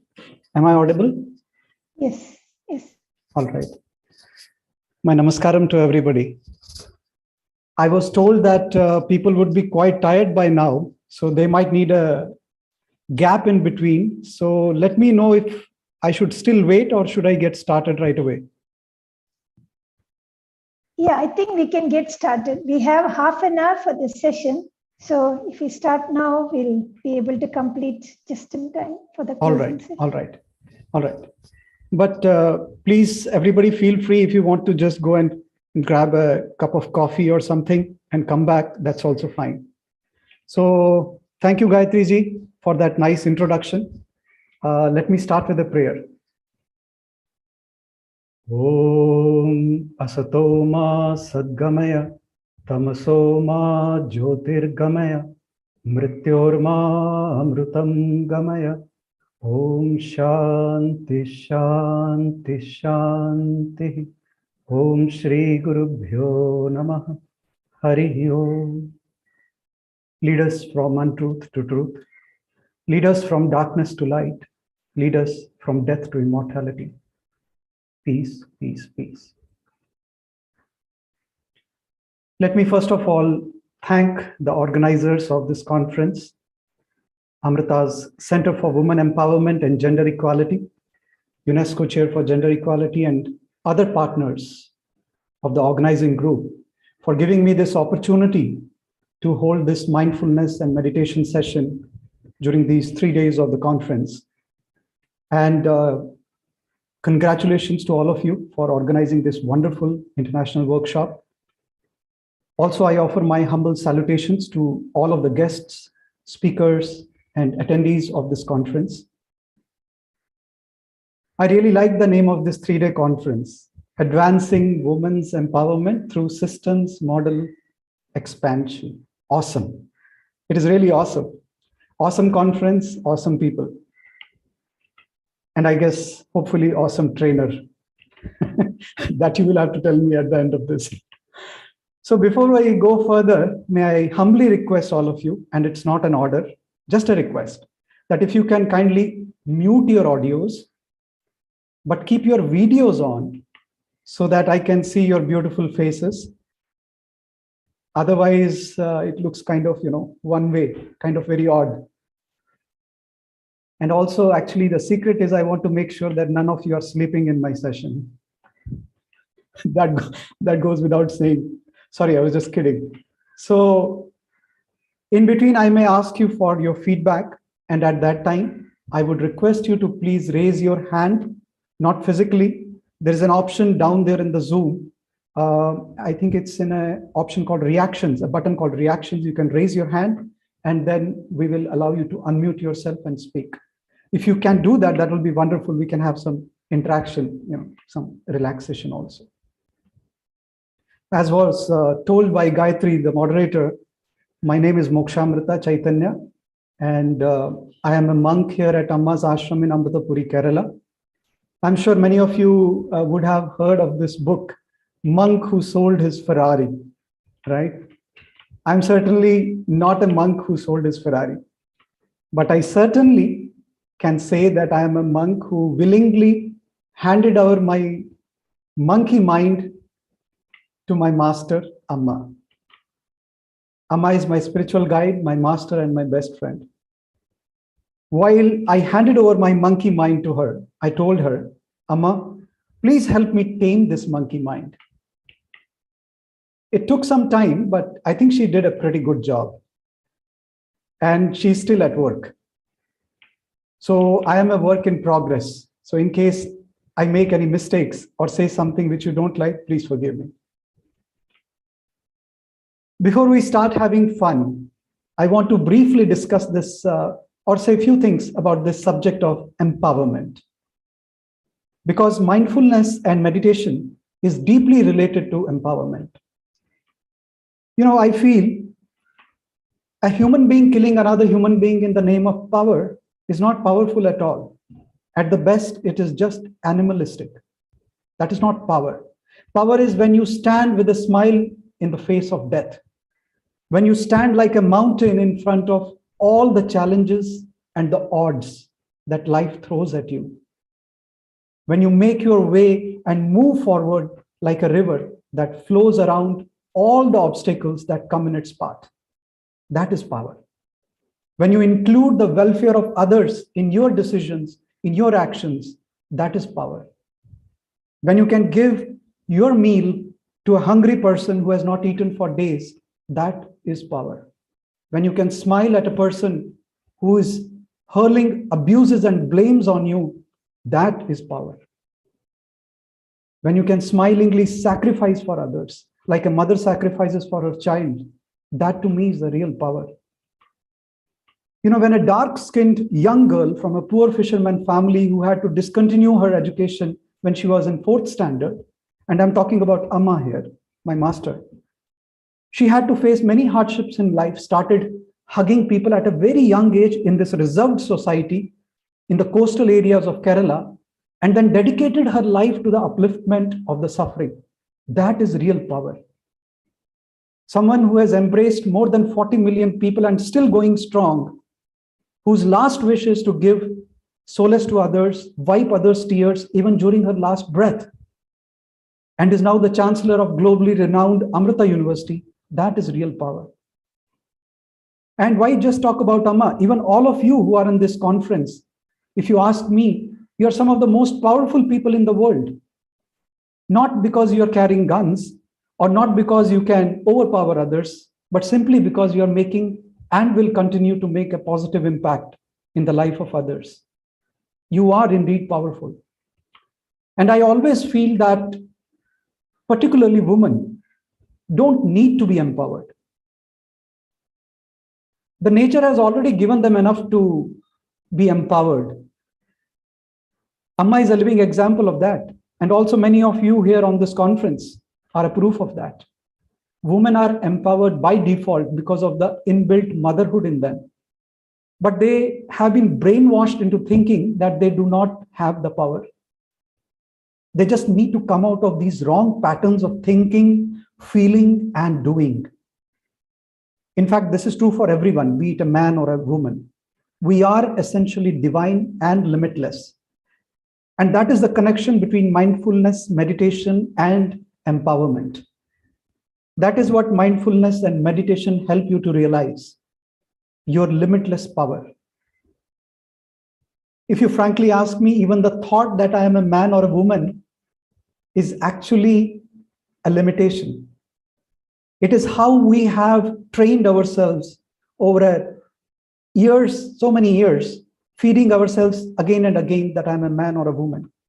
So mindfulness and meditation, of course, is not going to physically change you from a woman to man or man to woman, but definitely it can help us realize and experience the deeper truth of who we really are.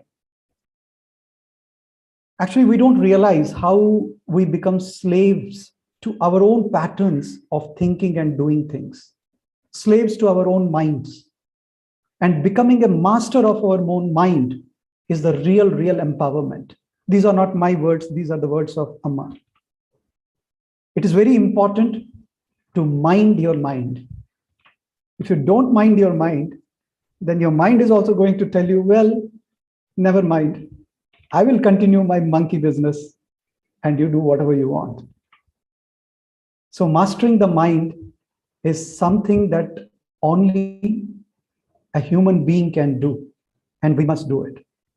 At least we should try. Nature has not given this privilege to animals. And it is when we break from our patterns, then we can really free ourselves from the limitations. Then really sky is the limit.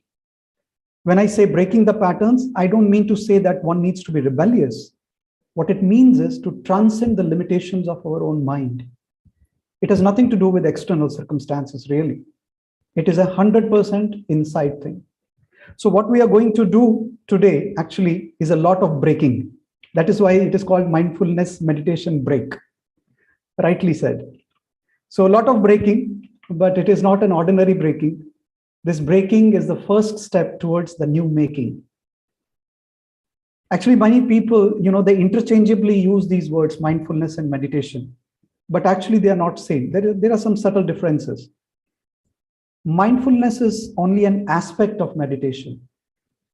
Mindfulness involves doing or thinking or feeling with complete awareness, whereas meditation is not a doing at all. It is just being what you truly, truly are. It is to go beyond your doing. It is to go beyond your mind and body. So over these 3 days, we will go through some mindfulness and meditation techniques. I don't know how much we can do because there is shortage of time, and I certainly do not want to go over limit, but we'll see. Due to shortage of time, we may not be able to go very deep into these subjects, but nevertheless, we will try to make the best out of whatever time we have. And many of these techniques are ancient techniques that were used in East for centuries by spiritual aspirants, yoga practitioners, architects, mathematicians, etc., to train their minds. No doubt, ancient India has some of the best mathematicians, logicians, astronomers, architects, and so on. Unfortunately, nowadays, everybody has access to these techniques, which is good. And some of you may already be practicing these techniques. If that is the case, that's really good. So if done properly, both mindfulness and meditation can actually relax us and also help us both in our personal life and professional life.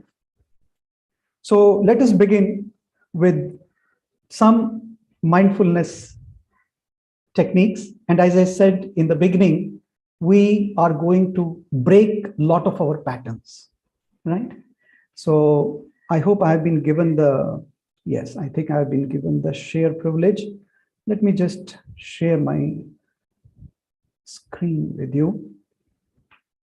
Okay, I can see faces of some of you, at least, happy and thankful for those who have switched on their cameras. At least I don't feel like I'm just doing it in front of a dumb screen. Okay, now most of you, I'm sure you smile, I'm sure you laugh, right? But most of us need a reason to smile. Most of the time, right? If somebody just told you, smile for no reason, you would probably mock at them and say, hey, are you crazy? Why should I smile for no reason? So today, we are going to smile for no reason. Absolutely no reason.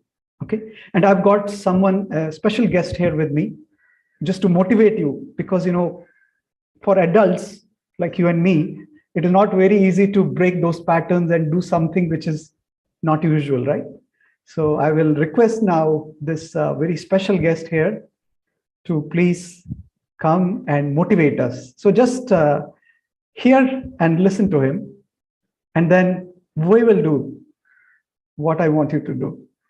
I hope you can hear the sound.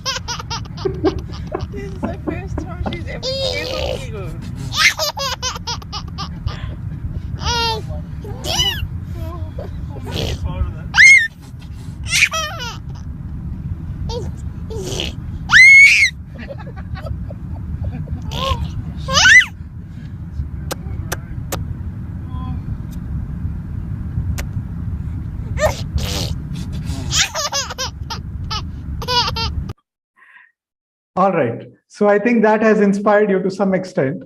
I hope you were able to hear the audio. Yes? All right. So can we try that? Can we just try to smile and just laugh for no reason? You don't have to unmute yourself. I won't put you in a difficult situation, but at least I can see you smiling. And I'm also going to try to laugh, okay? For 30 seconds continuously without a break. All right? But you are more than welcome to unmute yourself. Shall we start? Yes? Okay, start.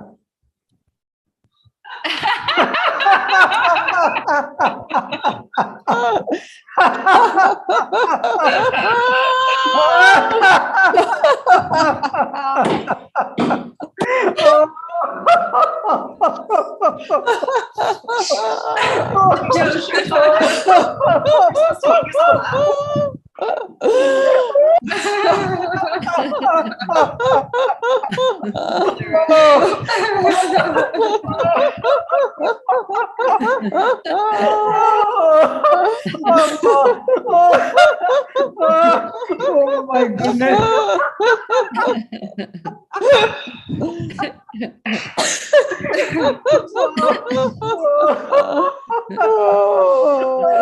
Oh my goodness. Oh, that was nice. Excellent, excellent. Thanks to those who unmuted themselves. Wonderful, wonderful. So that is the first step we have taken to break from our patterns. You know, this was something that I learned from Amma. Being happy without a reason. It's really an art. It's really an art, and it needs to be practiced.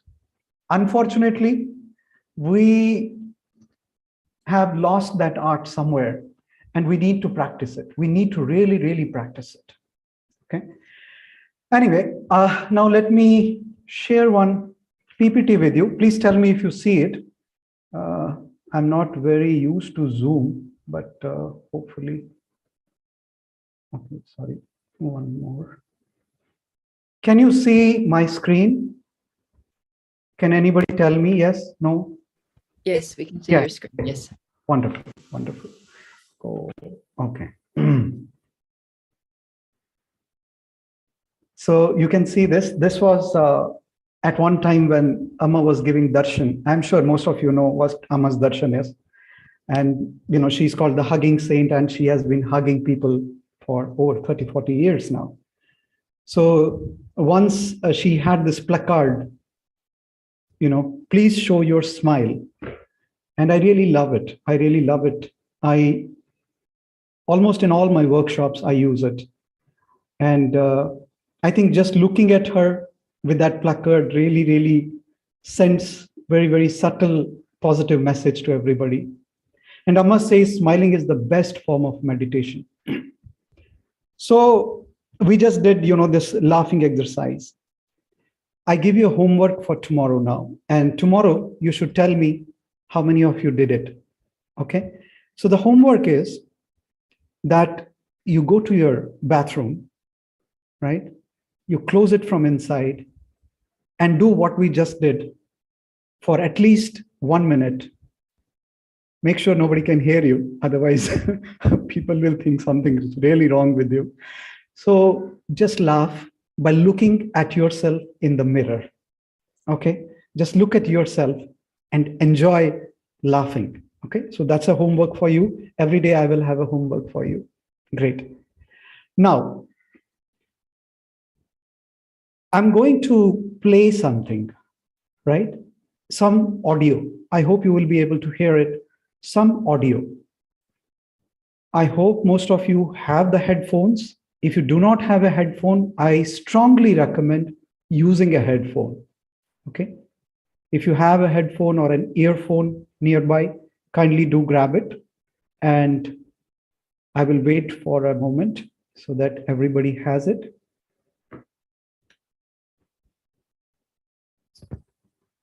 All right.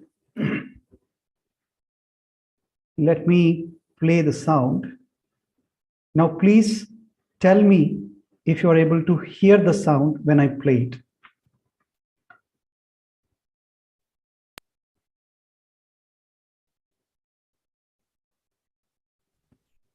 Your screen, we can't see your screen.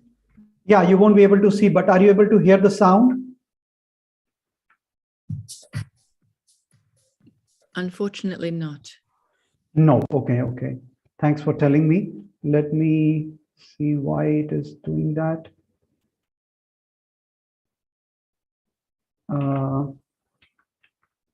Okay, how about now? Yes, if it's meant to sound like disco music, yes. All right. Okay. Yes, it is disco music, but it's not only disco music. Okay. So the challenge for you is this. This will be about, I think, roughly about 3 to 4 minutes of audio. The challenge is that you have to make sure that you focus on the sound only and do not think of anything else, even related to this conference, right? Just focus on that sound for 3 to 4 minutes. And some of these sounds may actually feel very weird. You might feel like the sounds are going from over your head and inside your head. So just be aware of what you are feeling inside. And later I will ask you what you experienced in this session. Okay. If you have an earphone, headphone, please put it. If not, that is also fine. Keep your eyes closed so that you are completely focused on this. All right. All the best and enjoy the session. I'm going to start it now.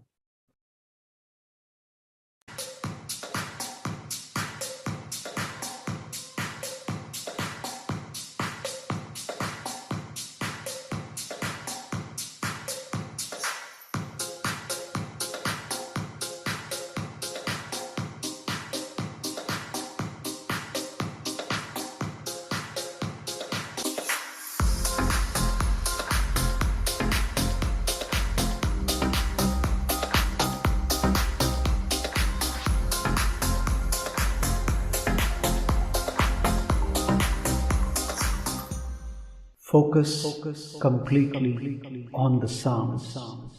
Do not let your mind get distracted. Relax yourself and focus.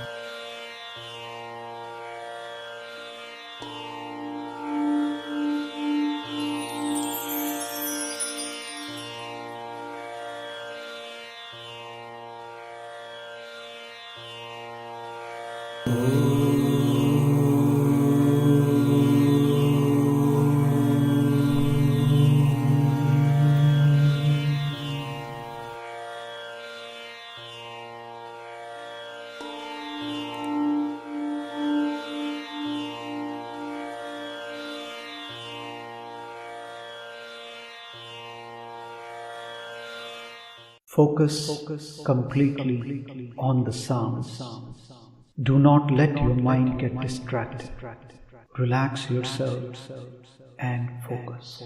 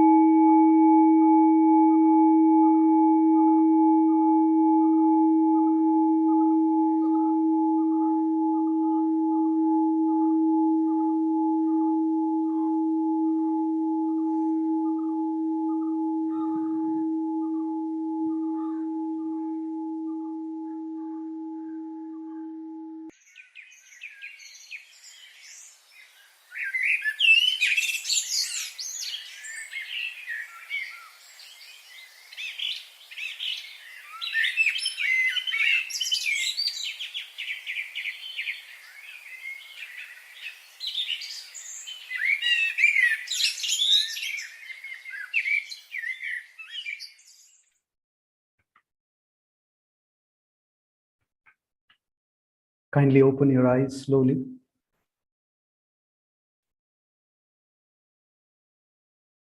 I hope you really enjoyed it. I want maybe one or two people to volunteer and just tell me what you experienced when you were listening to these sounds. Whatever you felt, whatever. There is a hand raise button in the reactions. Anybody can raise their hand and then unmute themselves and share it with everybody. It'll be nice to have that interaction. Tomorrow we are going to make the level a little tougher. Today is very, very basic. So be prepared. All right. Anybody? I think some people are still in meditation. I don't know what they are listening to, but their eyes are still closed. Okay, somebody saying, yeah. I think I've been unmuted. So I felt, I deeply heard the sounds, and somehow it took me to places or memories of what those sounds associate with. Like when I heard the birds chirping, I remembered my childhood with my grandmother at her home. I remember there were lots of birds chirping, but it's a very peaceful memory because I've lost her, but the memory is very peaceful. So it took me to, different places. And that's just one example, but the other sounds took me to other, I mean, all just having my eyes closed, I could feel all of that just with the sounds. Thank you, Dr. Mitra. Thank you, Dr. Yes, Rondine. Yes. Yes, thank you. Well, first of all, it just felt so nice to close our eyes. Sometimes we don't really close our eyes until we're going to sleep. So just in the daytime and you're not trying to sleep, to close your eyes feels very good and refreshing. And then just listening, just hearing the noises without, as you instructed, without really thinking about anything, just listening to them. They sounded very clear, and it's like just us and the noise, just that, nothing else. All right. So that was really nice. Thank you, Anushree. Thank you, Dr. Mitra. In the interest of time, we will not take any more input right now, but I'm going to come back to both what you and Anushree said, Dr. Mitra, and start from there tomorrow. But before we end today's session, I want to end with one more last thing, and let me share my screen. So what you're going to see now is actually a visual. I hope you can see my screen. Yes? Yes. All right. So you will see a white circle on the screen. And all you have to do is focus on the white circle. There may be some other shapes coming in between. Try to avoid getting distracted and focus only on the white circle. Okay, this is just for 2 minutes and then we'll end the session. Focus.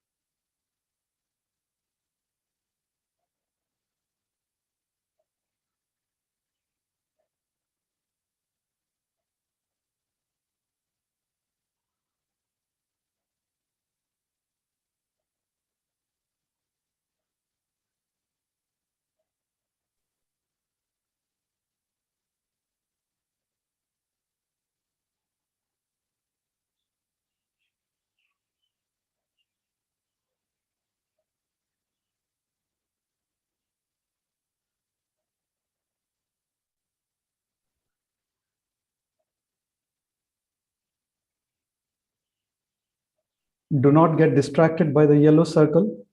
Keep looking at the white.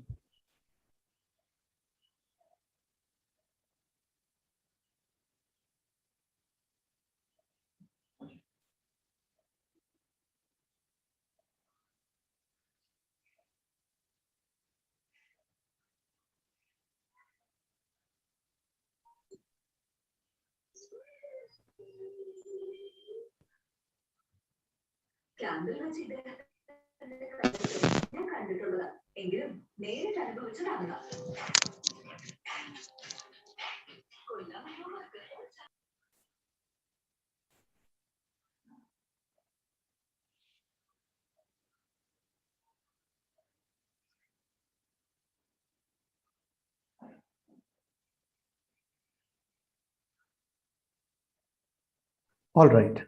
So we will end for now because I don't want to exceed the limit for today. But for tomorrow, I have a request. Please keep a glass of water with you tomorrow. A simple glass of water with full water up to the brim, right? And if it is a glass, real glass, rather than a steel or plastic, it will be good. Glass, a real glass, and with full of water. And also, please keep a small piece of fruit with you. It could be grape, it could be apple, it could be orange, whatever you like. All right. And then we'll do some more interesting and slightly tougher things tomorrow. Thank you for your participation. Really enjoyed it. I hope you have a wonderful session, rest of the sessions. Thank you once again. Thank you. Over to you. Namaste. Thank you, Mokshamrita ji. Thank you so much for this amazing session. Now, welcome all to the first panel discussion of our awesome conference entitled Self-Help Group, Evidence on Impact, Cost Effectiveness and Implementation by the Evidence Consortium on Women's Group. This research project gathers eminent organizations such as Stanford University to build evidence on women's group and associated governmental programs in India, Uganda, and Nigeria. My name is Sandrine Bonin, PhD candidate in sewage, and I'm extremely honored to introduce the ECWG's co-principal investigators and main researchers. First, we are thrilled to welcome the ECWG co-principal investigator and the principal economist and program area lead for agriculture, food security, and nutrition at American Institute for Research. His impressive publications, such as his systematic review on the impact of self-help group on women's empowerment, support development effectiveness. In addition to this research on impact, scalability, and cost effectiveness of women's group, he also leads a randomized control trial of a technology-aided instruction program in Zambia, a study on organic cotton farming in Madhya Pradesh, and a study to develop a tool to measure gender norms in Southeast Asia. Please join me in welcoming Thomas de Hoop. Next, we are privileged to welcome the ECWG co-principal investigator and associate from the Population Council in New Delhi. Her work covers women's health and well-being, women's group and implementation research. She focuses on examining typologies of women's group, implementation processes, and identifying how women's group can improve health and well-being outcomes. Previously, Dr. Desai worked with the Self-Employment Women's Association, India's largest union of women's workers in the informal economy. Please join me in welcoming Sapna Desai. We are also very delighted to welcome Garima Sewage, a senior economist at the American Institute for Research. As part of ECWG, her research covered the impact and cost effectiveness of women's group programs. Over the last 2 years, she has been studying the implication of COVID-19 on SAG programming and women's economic outcomes. Finally, we are happy to welcome Soni Paul, a senior program officer at the Population Council in New Delhi. She works on costing and cost effectiveness analysis of women's group, focusing on the National Rural Livelihood Mission in India. Prior to joining Population Council, Dr. Paul worked as a fellow at the National Council of Applied Economic Research, one of the oldest think tanks in India. Please join me in welcoming these amazing panelists from ECWG. Dr. De Hoop, may I please invite you to start the panel discussion? I'm actually not going to start, but thank you so much. Sapna will start the panel discussion. Thank you so much for that wonderful introduction, and it is such an honor for all of us at the ECWG to be here with all of you. I'm going to share my screen, so bear with me for a second. Okay, I hope it's showing up. So good evening to everybody. Well, I'm in Delhi, so good evening from here and wherever you are around the world.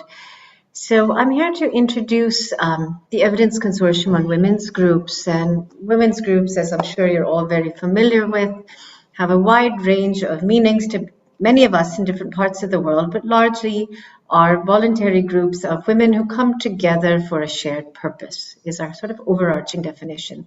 We, as the ECWG, the Evidence Consortium, came together about 3.5 years ago now. We're a wide set of institutions and organizations, the Population Council where I'm based in Delhi as well as in Nigeria, the American Institutes for Research where Thomas and Garima are based, the Stanford University, we have partners there, the Campbell Collaboration, partners in Uganda, Tanzania, such as Makerere University, and the Evans School of Public Policy and Governance at the University of Washington. And the reason we've come together is actually to examine and to focus on building the evidence base on women's groups from a multidisciplinary perspective. So all of us bring perspectives from, as economists, as public health specialists, as implementation experts, and epidemiologists. So with that, I'll tell you a little bit about our focus work as a consortium. So we focus on synthesizing and generating new evidence on the impact of women's groups on a whole range of outcomes, including economic empowerment and health outcomes, on cost effectiveness and their scalability. In India, of course, we have very large-scale programs like the National Rural Livelihoods Mission, which you'll be hearing more about shortly, and large voluntary organizations such as SEVA. And in other parts of the world, I think countries are scaling up in different ways, both through civil society organizations led by women themselves, as well as through government. So we're using this evidence to inform programming, particularly at scale, in 3 countries that have demonstrated both commitment and already previous experience in this area. So India, Nigeria, and Uganda. We also serve as an evaluation and evidence partner to the Bill and Melinda Gates Foundation, to their unit on gender equality, which has been supporting their work on groups for years. So you can learn more about us at our website, which is up here, womensgroupevidence.org, where we have a whole list of work we've already completed and work that is also ongoing as researchers. So one of the first things we did was evaluate one foundation, the Bill and Melinda Gates Foundation's work in women's empowerment collectives, to try to understand what has the evidence said to date through their investments. As I mentioned earlier, we do technical assistance, and we've also created learning hubs to help strengthen not just the evidence base, but also the community of those who work on researching women's groups. It's a disparate community across different disciplines, and one of our aims was to really bring us together through different fora. Even during COVID, actually, it was wonderful because we were able to bring a lot of different people together remotely as well, and to really create a community of academics and practitioners working in this area. So just as an example of something we learned very early on that has influenced a lot of the way we think about women's groups was this portfolio evaluation we did for the Gates Foundation. And one of the main findings we had early on was that the definition of women's group tends to be different. It's inconsistent in terms of the way evaluations describe women's groups, and also the outcome measures. So what, I think we have some disturbances. People could mute. Thank you. Thanks. So, and we also find that the outcome measures have varied considerably. So people measure different impacts in different ways. We had difficulty comparing cost effectiveness analyses because of these differences. And there was limited evidence on the pathways. I'm not going into our recommendations right now because you'll hear a lot more in detail from my colleagues. But basically our recommendations in areas of work have been around improving measurement, examining cost and cost effectiveness, and doing implementation research. And just as my last example before I turn over to my colleagues has been one of the earliest pieces of work we did was really try to create a conceptual framework for what is a women's group. what do they look like? Why are they so different in different places? And we identified 3 axes in which people can think about groups in a consistent way. So one is, of course, who the members are, why they've come together for the primary reason, were they livelihoods purposes, financial purposes, or for health, for example, as well as more of just basic social mobilization, which is probably the most common in the early years of groups. Along these areas, we also ended up developing measurement guidelines, which are on our website for researchers interested in working with groups. We developed a whole set of measurement guidelines for these 3 domains in economic empowerment, health outcomes, and also method guidelines on costing to help researchers think about a consistent way to both define and measure groups. And we'd be very keen to hear feedback on the guidelines, of course. We also developed, you'll see on our website, an implementation checklist to again look at specific characteristics that are very specific to groups to help us create a more consistent measurement approach. So with that example, I'm going to turn to my colleagues from the ECWG to give us much more in-depth insights into some of the research we've produced over the years. What we'll do is after each session, open it up for about 5 to 7 minutes for Q&A from the participants. So I hope that works for everybody. And thank you for that. And Garima, I'm going to turn to you. Thanks, Sapna. I'll just share my screen.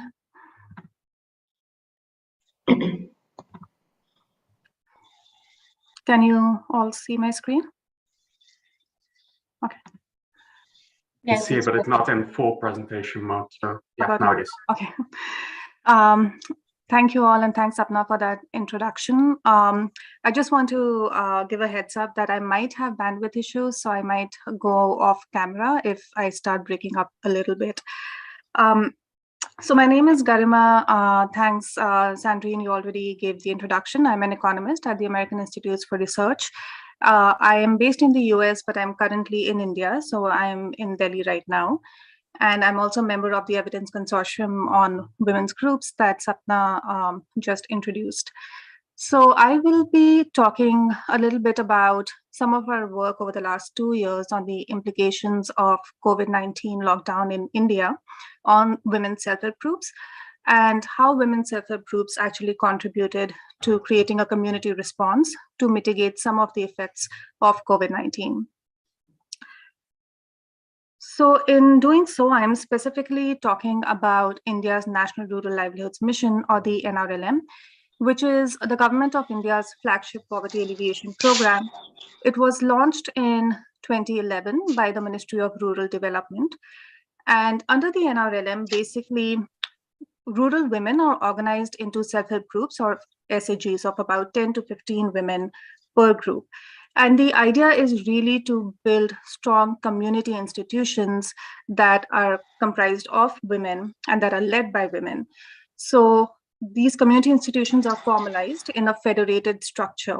So at the base level, you have the SAGs, which, like I said, are a group of 10 to 15 women, and then representatives of the SAGs within a village or within a Gram Panchayat form a village organization, or a VO. And then at the next level, representatives from the village organization would form a cluster level federation, usually at the district level, for example, or at the block level in very large districts. So this is a complete federated structure of community institutions.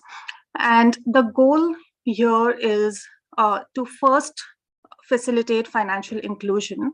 So as these SAG women, after the groups are formed, they meet weekly or bi-weekly to pool in savings.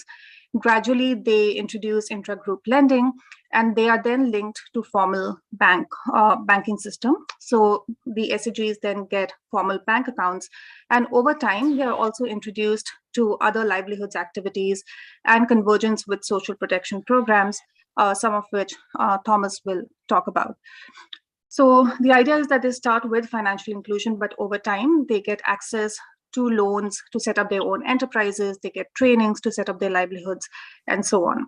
And just to give you an idea of the scale of the NRLM, as of April 10th, 2021, which is when we were conducting this study, around 75 million women across the country were mobilized into around 7 million self-help groups. And this number, as of today, according to the NRLM website, is around 82 million women across the country. So it really is the largest network of women in this kind of a program anywhere in the world. So given this large network, of course, these women were mobilized into creating a community response during the shocks of the COVID-19. So setting this context a little bit, all the analysis that we have done here is during and after the lockdown of 2020.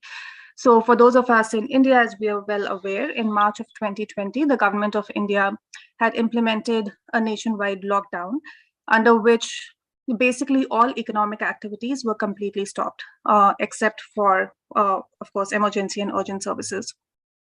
So initially, this lockdown was supposed to last for a month. And after April, it started being lifted, but in phases based on COVID-19 caseload. So if there were districts or if there were areas which still had a very high number of COVID-19 cases, they continued to impose sort of localized mini lockdowns in their area. Now, during this time, given that all economic activities were disrupted and all social gatherings were completely ruled out, the NRLM meetings, which is the self-help group meetings, were also advised to be suspended between March and May of 2020. And after May 2020, group meetings did resume, but again, only in areas where the COVID-19 cases were somewhat limited. Now, the NRLM did issue guidelines during this time on how to conduct physical meetings, for example, with social distancing. SAG women were also trained on all the relevant health and hygiene precautions. But even so, with 2 months of disrupted group meetings, there were implications. So an initial study, for example, found that women often relied on these SAG meetings for their social networking, and especially for their psychological solidarity during times of crises. So that aspect was especially impacted during the lockdown of 2020. And I also want to just highlight here that, of course, COVID-19 is not yet over, and 2021, during the second wave of COVID-19 in India especially, was much worse. It had far greater health implications and much more devastating implications from a health perspective. But all the analysis that we have done here is from data that was coming out in 2020. So these data were not collected in 2021. So this, we should just keep this context in mind, that most of this was during and after the lockdown. There is some disturbance. Can we mute our mics? Please, would you mute the people who are not on the panel? Thank you. Thanks. So just to give you an idea of how these SAGs were mobilized in partnering for community response, they engaged in production of masks, sanitizers, protective equipment, right from the beginning, so right from March 2020. And on the right-hand side here, I'm showing you some figures. So till date, SAGs have produced over 169 million masks, about 529,000 protective equipment. They've also been engaged in mass production of sanitizers and in implementation of community kitchens in their villages.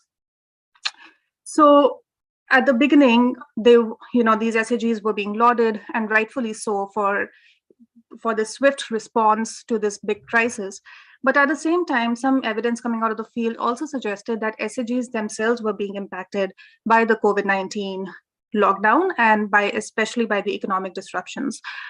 And some of these challenges highlighted, for example, in Kerala, Kudumbashree, which runs the State Rural Livelihoods Mission in Kerala, they reported that although women were engaged in mass production, a lot of them had not received payments for products that they had already produced, and they did not have a ready market for masks. So a lot of times the inventory was just lying in stocks, it was just stockpiling, there was nobody to actually purchase these things.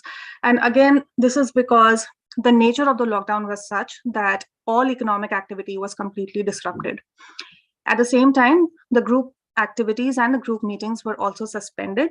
So that could also have longer term implications for the group's economic viability, because group meetings are where these women actually pool in their savings. So we looked at the data to see how SAG savings were being impacted during the lockdown. And on the right-hand side, you can see these are average savings per SAG member between 2019 and around up to July of 2020, which is when the last updated data was available. And these are monthly savings. And all these points here are relative to February of 2020. So that's the pre-lockdown month. And you can see that before February, the savings were more or less stable. There was no difference compared to February of 2020. But starting in March, the savings started declining, which is the time of the lockdown. And in April, the decline reached a really low dip. And then May, gradually as the lockdown started getting lifted, you can see that savings started coming back on track. So during this lockdown period, we found that monthly savings declined by almost 117 rupees per SAG member, which was around 85% decline compared to February of 2020. We also sought to see whether there were some differences across blocks that received some support from the State Rural Livelihoods Mission. So under the guidance of the NRLM, the State Rural Livelihoods Mission were told, or they were suggested, to disperse vulnerability reduction funds or community investment funds as grants or as loans with very low interest rates to women who had urgent needs to meet consumption during the crisis. So here we can see the blue line here are blocks that did not receive any funds during COVID-19, and the red line are blocks that received some funds during COVID-19. And you can see that the entire savings decline was actually coming in blocks which did not receive any fund disbursement. So this chart also shows that disbursement of these vulnerability reduction funds or support from the State Rural Livelihoods Missions could have actually helped in mitigating some of the shocks, because blocks that did receive these funds had no change in savings during COVID-19 lockdown.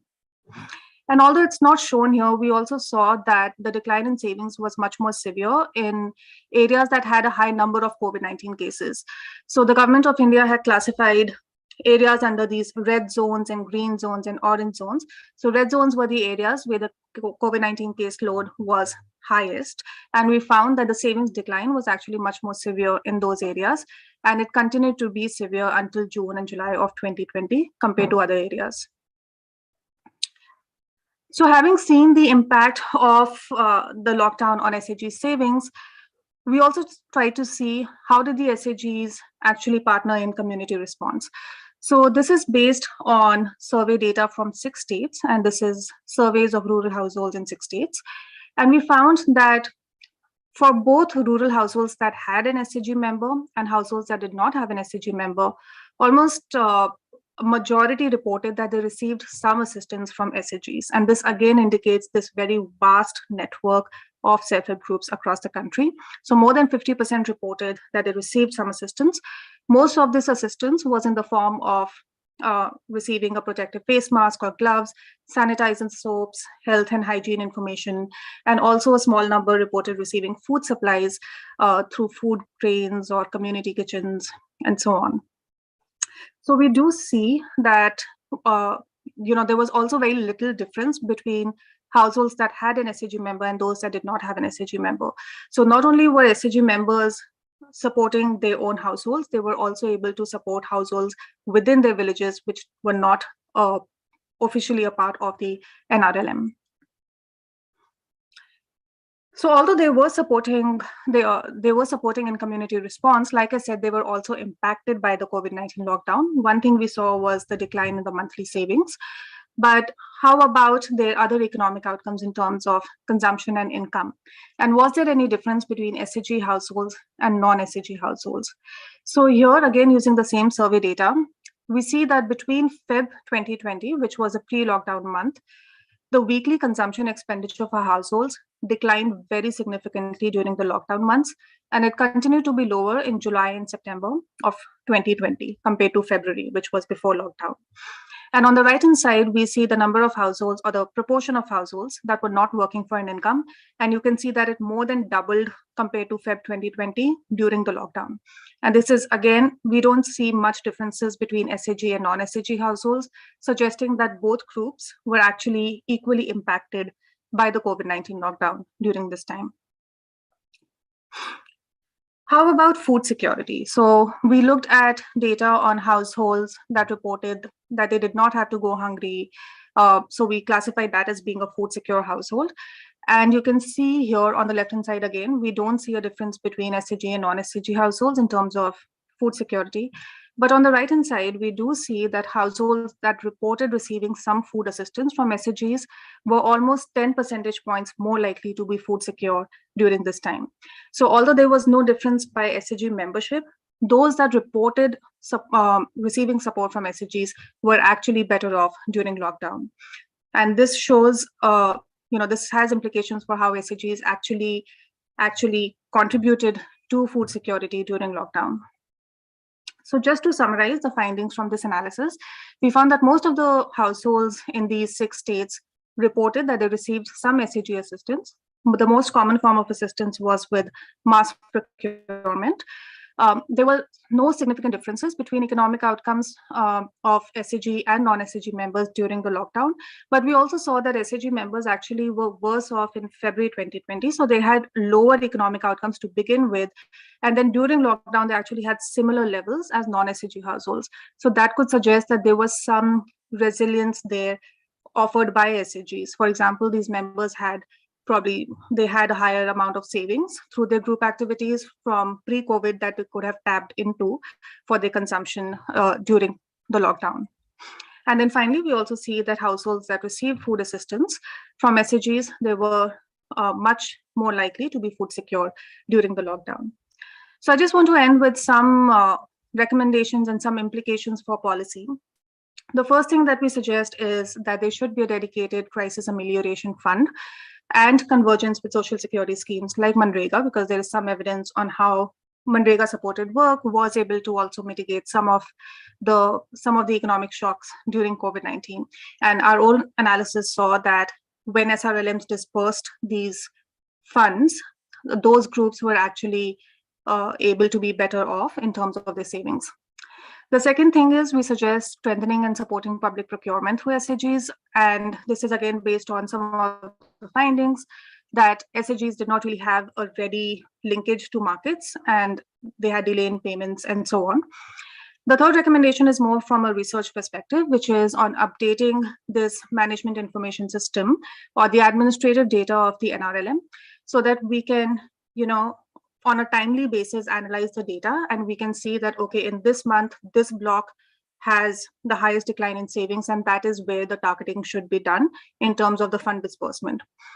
And finally, we suggest supporting the community resource persons who are really the on-the-ground people, the on-the-ground women who are going door to door, and the cadres to be effective bridges, so that all of this work that the SHGs did could be leveraged to a much larger scale. And as we have shown that their contribution to food security can then be realized at a much larger scale across the country. So I'm going to stop here and see if we have any questions. Thank you so much, Garima, for your presentation. That was really insightful. We have one question from Vina. She's asking, would like to know the criteria you have adopted to find food security. Is it only food availability, stability, or something else? Thanks for that question. Yeah, so this analysis is based on World Bank's survey data. So they had designed the surveys and they had conducted the surveys. And if I recall correctly, the question was, in the last 7 days, did you or any family member in your household have to go to sleep hungry? Or did you have less than 3 meals in a day? So like this, there was 3 or 4 different questions, and we classified food security based on the response from this. So if a household reported that no member in the if the respondent reported that no household member had to go to sleep hungry, then we say that household was food secure. We did check different ways of categorizing food security, and we found that the result was robust to different categorizations. So it's So I would say that it is not really about availability. It is stability, but it's only within the last 7 days. So this week, what the situation was in the household.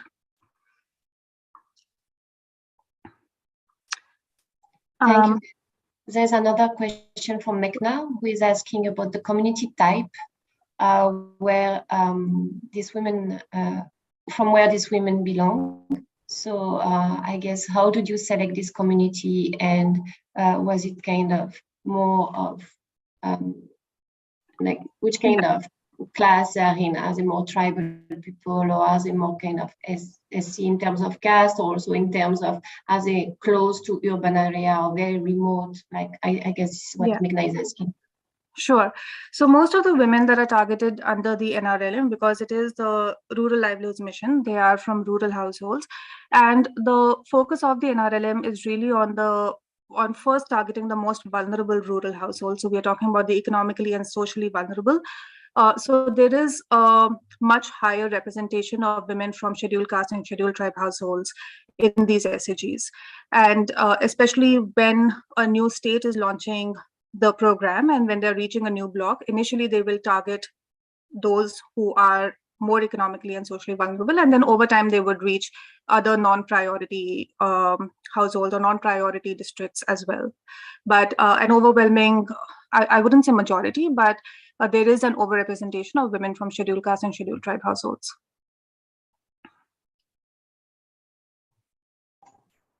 Thank you. It's important to understand this kind of context, because we know that in India there's so much of diversity, and even the rural area can be actually area that are quite peri-urban, like kind of in district where there's a lot of activity, whereas there's really some areas where the village is completely remote with no road to access the village and very little infrastructure. So that's very important to understand. Is there any more question, or I think maybe you have your next presentation? Sure. Yeah.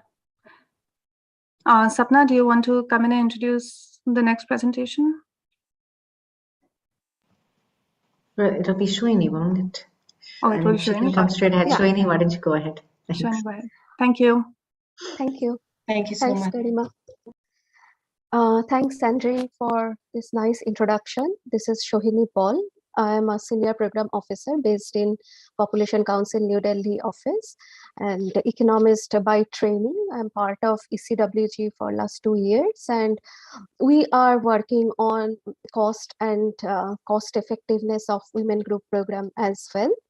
So I will share the study findings, what we have found so far, and I'll share my screen. And just to save bandwidth and intermittent internet connection, I prefer to switch off my camera. So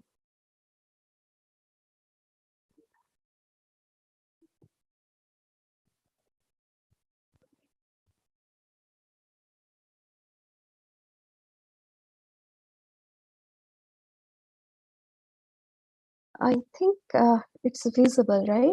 I'm just trying to do full screen. Yeah. You can see it training, but not yet in full screen. Yeah, I think it will show. Okay. Thanks. So, as I have mentioned, that I'm going to talk about costing, cost effectiveness, and scalability of women's group with the evidence from India. So women's group with economic objectives such as self-help groups in South Asia or savings group in Sub-Saharan Africa are popular strategy to promote women's autonomy and improve long-term economic outcomes in lower and middle income countries. And the benefit of women group program is primarily resulting from leveraging group as a platform to deliver programming to many women at one time point at one platform. So therefore, groups may be able to deliver benefit at a lower cost per program participant. However, there is a very limited evidence on costing and cost effectiveness of large-scale group-based interventions with economic objectives in LMICs, mainly because of absence of reliable data sources. And program scale may impact the outcomes through different mechanisms. High scale of program potentially may empower large number of women. However, it may lower the implementation quality, and therefore it may reduce the impact of the program as well. On the other hand, higher scale of the program may lead to lower average cost. Now, on this backdrop, we have studied cost and cost effectiveness of Jivika program in Bihar, which is a flagship poverty reduction program of government. And Bihar Rural Livelihood Promotion Society implements Bihar Rural Livelihood Project through Bihar's State Rural Livelihood Mission under the umbrella of National Rural Livelihood Mission program in India. What we did so far, we have estimated different program cost components, including capacity building, institutional development, and project management. We then use these estimated costs to further investigate how this cost change with scale of the program. In other words, we try to validate the assumption of economies of scale of the program. We also have done a full holistic cost effectiveness analysis of the program in terms of return on investment analysis. Now, to give you a very brief background of Jivika, Jivika is a community mobilization through formation of self-help groups at the village level. Now, self-help groups conduct regular group meetings and saving activities. And in the first layer, as Garima has also mentioned, that these groups or Jivika program as well focuses on financial inclusion, so that burden of high cost debt, mainly from informal sources for the poor people, gets reduced. And Jivika does it through formal linkages with commercial bank and by providing formal credit at much cheaper rate compared to informal loan. In the secondary layer, there is provision of access to community investment fund, which includes fund for health risk, food security, etc. And now the program provides support in livelihood promotion, in skill development, placement training, as well as income generation activities. And this Jivika program functions following a federated structure. In the bottom or at the unit level, there is SHGs, which is the first tier. In the second tier, SHGs are federated into village level organizations.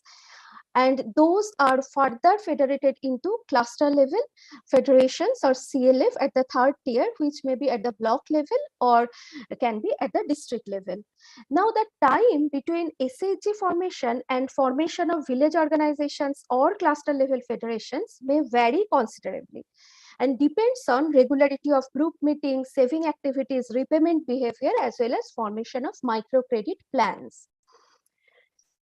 It is very interesting to see that Jivika started its operation in 2007 in 6 districts of Bihar, and by 2021 it has expanded to all the districts.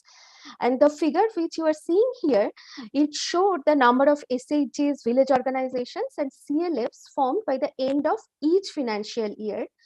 And it indicates a steep increase in mobilization if you see after 2012-13.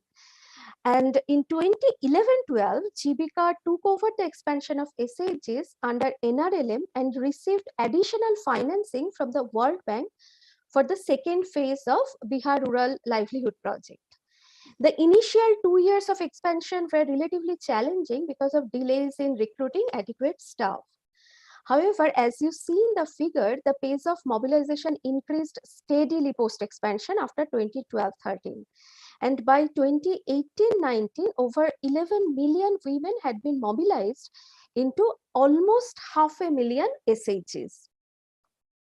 Now we will give you an idea about the program expenditure under Jivika. So this program expenditure can be bucketed under 4 components. The first part is the first component is community institutional development, and which provides all expenses for institution building, including the costs of mobilizing groups, developing direct linkages to the formal financial service providers, formation of federations, and capacity building of staff at the district, block, and cluster level. The second component is Special Technical Assistance Fund or staff cost. This staff cost provides technical assistance to the formal financial sector and other partners to support microfinance activities.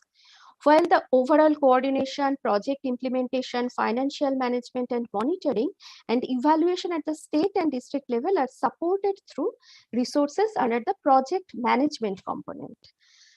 Finally, the CIF or the Community Investment Fund provides direct grant to the community through two types of funds. One is revolving fund and the other one is vulnerability reduction fund. And this revolving fund meet the credit need of the group members and is considered as catalytic capital for leveraging the repeat bank finance. Therefore, this revolving fund promotes income generating activities, for example, through investment in livelihood skill development. On the other hand, this vulnerability reduction fund is usually provided to village organizations which address food security risk or health risk or funding during natural disaster through food security fund or health security fund. Now we will give you an idea about the cost data which we used. We obtained this data on program implementation, component, outreach and expenditure of Jivika from Jivika annual report and audited financial statements which are available in the public domain. And we used this data and the annual reports for the period of 2007-8 to 2018-19. And I would like to mention here that our analysis is based on the reported program expenditure only. We also used impact data from existing evaluation of the Jivika program to complement our costing analysis and to provide cost effectiveness measures. Now, if you see, like here, we have tried to give an idea that how expenditure changes with increase in program outreach or with scale.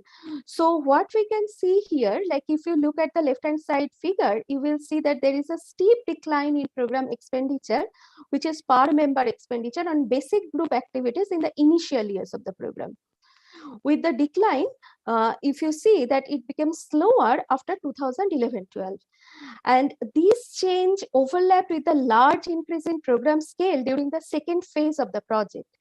And these expenditure include amount spent on activities which I have just mentioned in the previous slide, that activities on financial inclusion, that is community institutional development fund, activities on project management and technical assistance.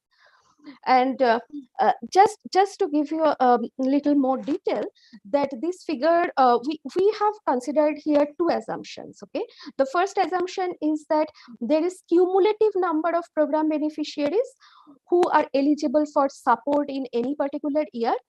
And second assumption, and we call this cumulative participation of member, that whoever is attending or participating in the program, they are supposed to get the benefit of the program.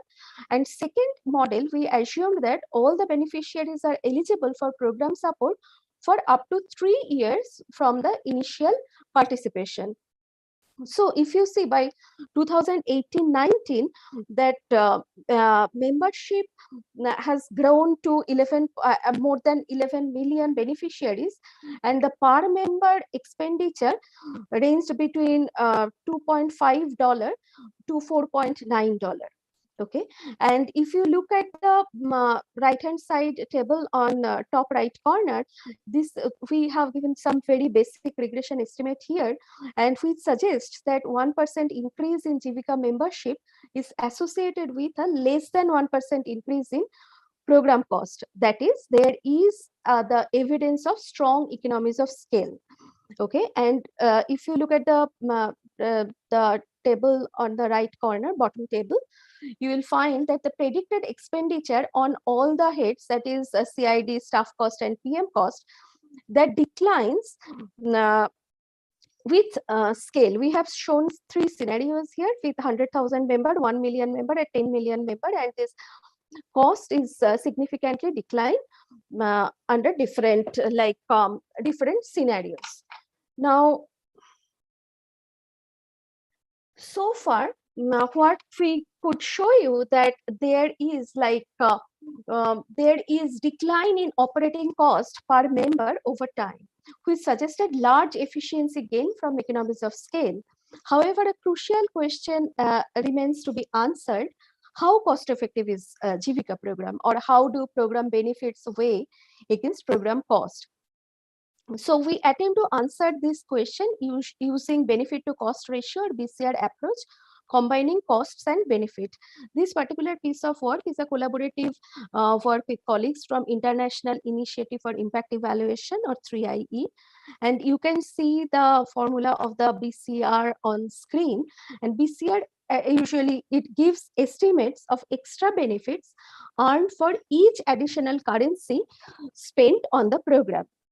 Now, how have we measured this BCRs? Like, we combined impact data of Jivika on economic outcomes from 2 impact evaluation using the same sample at different time point. So to be specific, we used impact data from midline evaluation, which was done by Hoffman and colleagues, where the treatment households were exposed to the program from 2012 to 2014. While control households did not have any exposure. Therefore, the effective intervention was for 2.5 years.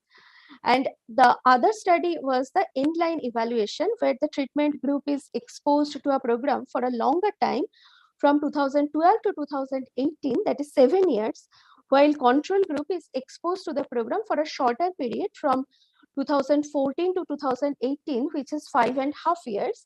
And therefore there the effective intervention was for 1 year and 7 months. And we used same cost data, which I just discussed a few minutes back. And we calculated here, we estimated 2 benefit to cost ratio. One is one estimate the ratio of total economic benefit to total variable cost, where total economic benefit is basically total sum of or consists of total consumption benefit and interest saving. And the benefits in the BCR come from impact estimates on household consumption and the increased share of formal credit and the declining share of high cost informal loan, leading to lower interest payment.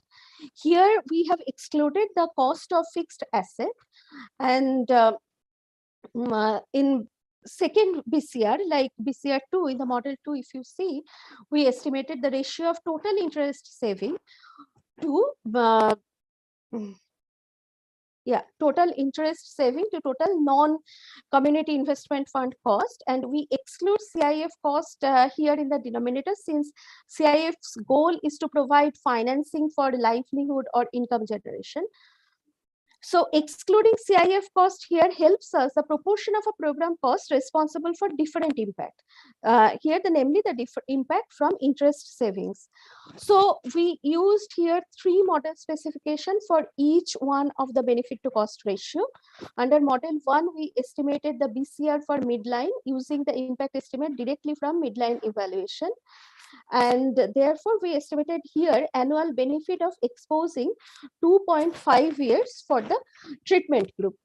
Now, under model 2, we estimated BCR for endline using impact estimate directly from endline evaluation, where 7 years of treatment is compared against 5.5 years of treatment. Therefore, the effective intervention is for 1 year and 7 months here.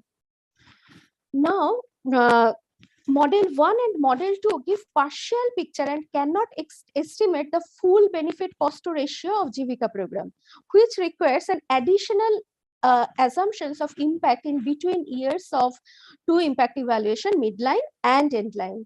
Therefore, to generate full benefit to cost ratio, we created another model which allows us estimating impact between midline and endline evaluation.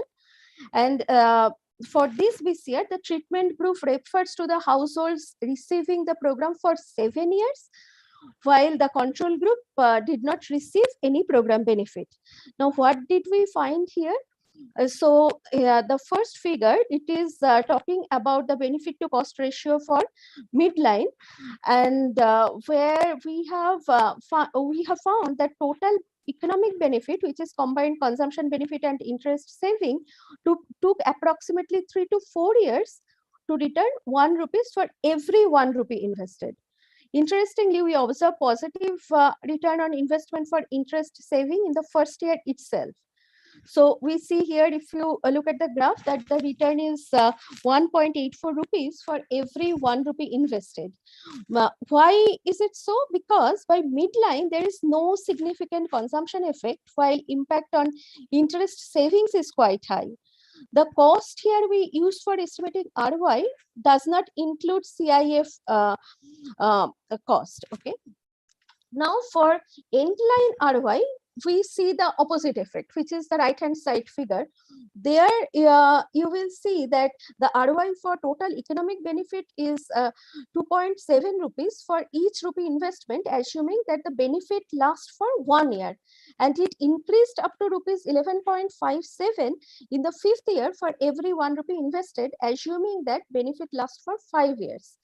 Now, if we look at only interest savings, it took almost 3 years to get the return of 1 rupee for every 1 rupee invested. It happened because by the end line, consumption effect becomes sizable, while the effect on interest savings shrank significantly, since control group also was exposed to the program. I'm sorry, there are too many numbers in the slide. So now post presentation, we will definitely share this with the audience. And now, if we look at model 3, so where we look at the benefit to cost ratio for the full model, and we are showing here only the return on investment for total economic benefit because of time limitation. And we show 2 scenarios. Blue bars here shows the upper bound of consumption effect, while the green bar shows the lower bound of the consumption effect. And for full model, the most conservative assumption here is that the benefit starts from 7th year, that is, the benefit is realized only for 1 year. And we find that the return on investment ranges from 1.96 rupees to 2.37 rupees for 1 rupees invested. And we presented different scenarios up to the point that consumption benefit starts in 4th year. And we don't go beyond 4th year, since midline evaluation shows that there is no consumption benefit after till 3 years of exposure. Therefore, early consumption benefit can only happen in 4th year. Now, to summarize our findings, what the main takeaways are that we observe overall economies of scale of the program for the Jivika, and where the annual per household expenditure declined significantly when the program outreach increased. However, implementing development intervention at scale is always challenging. Often it leads to lower impact. While scaled up program may show smaller effect, they may also benefit from economies of scale. And we also find that the program is cost effective, that is, that there is positive return on investment of the Jivika program. And ROI of the full program ranges from 196 to 652% based on the assumption that how long the benefit would last. It is really challenging to directly compare this return on investment estimates of Jivika program with other programs, since the scope and scale of different programs varies extensively. However, to give you an idea, the ROI, return on investment of graduation program, which involves transfer of productive assets, ranges from 133% in Ghana to 433% in India. But still, like we should mention here that these programs cannot be directly compared with Jivika, since these were the other programs. Graduation program was not implemented at scale, and always like pilot programs tend to generate different impact than a large scale program like Jivika. I think I should stop here. Thank you, and please, if you have any question. Thank you so much, Soini, for your presentation. Maybe for the sake of time, we can go to the next presentation, because we have the Inspector General CRPF coming at 9 p.m. and they're very much on time, so we want to make sure we finish all the presentation by 9 p.m. So what do you think, Sapna? Yes, that sounds great. I think we can move right ahead to Thomas, and then we can see if we have time for the last one. Wonderful. Thanks so much. Thanks so much. I'm just sharing my screen as well.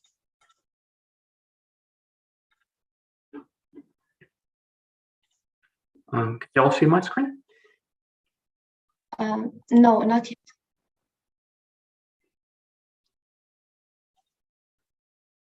Are you sure? Because I can see it on my screen.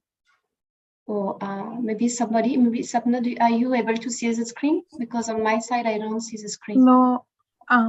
No, no one can see it. Okay, let me try to do something. So.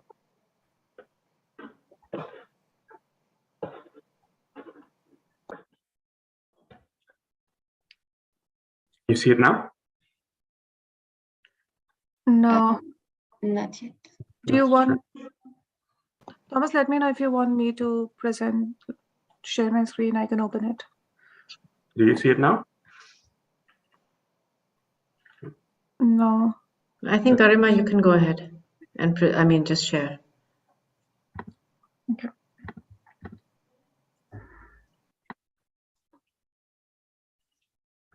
That's really strange, but okay. Maybe you have two screens and that could cause that problem. Yeah, that's what I was trying to resolve. But...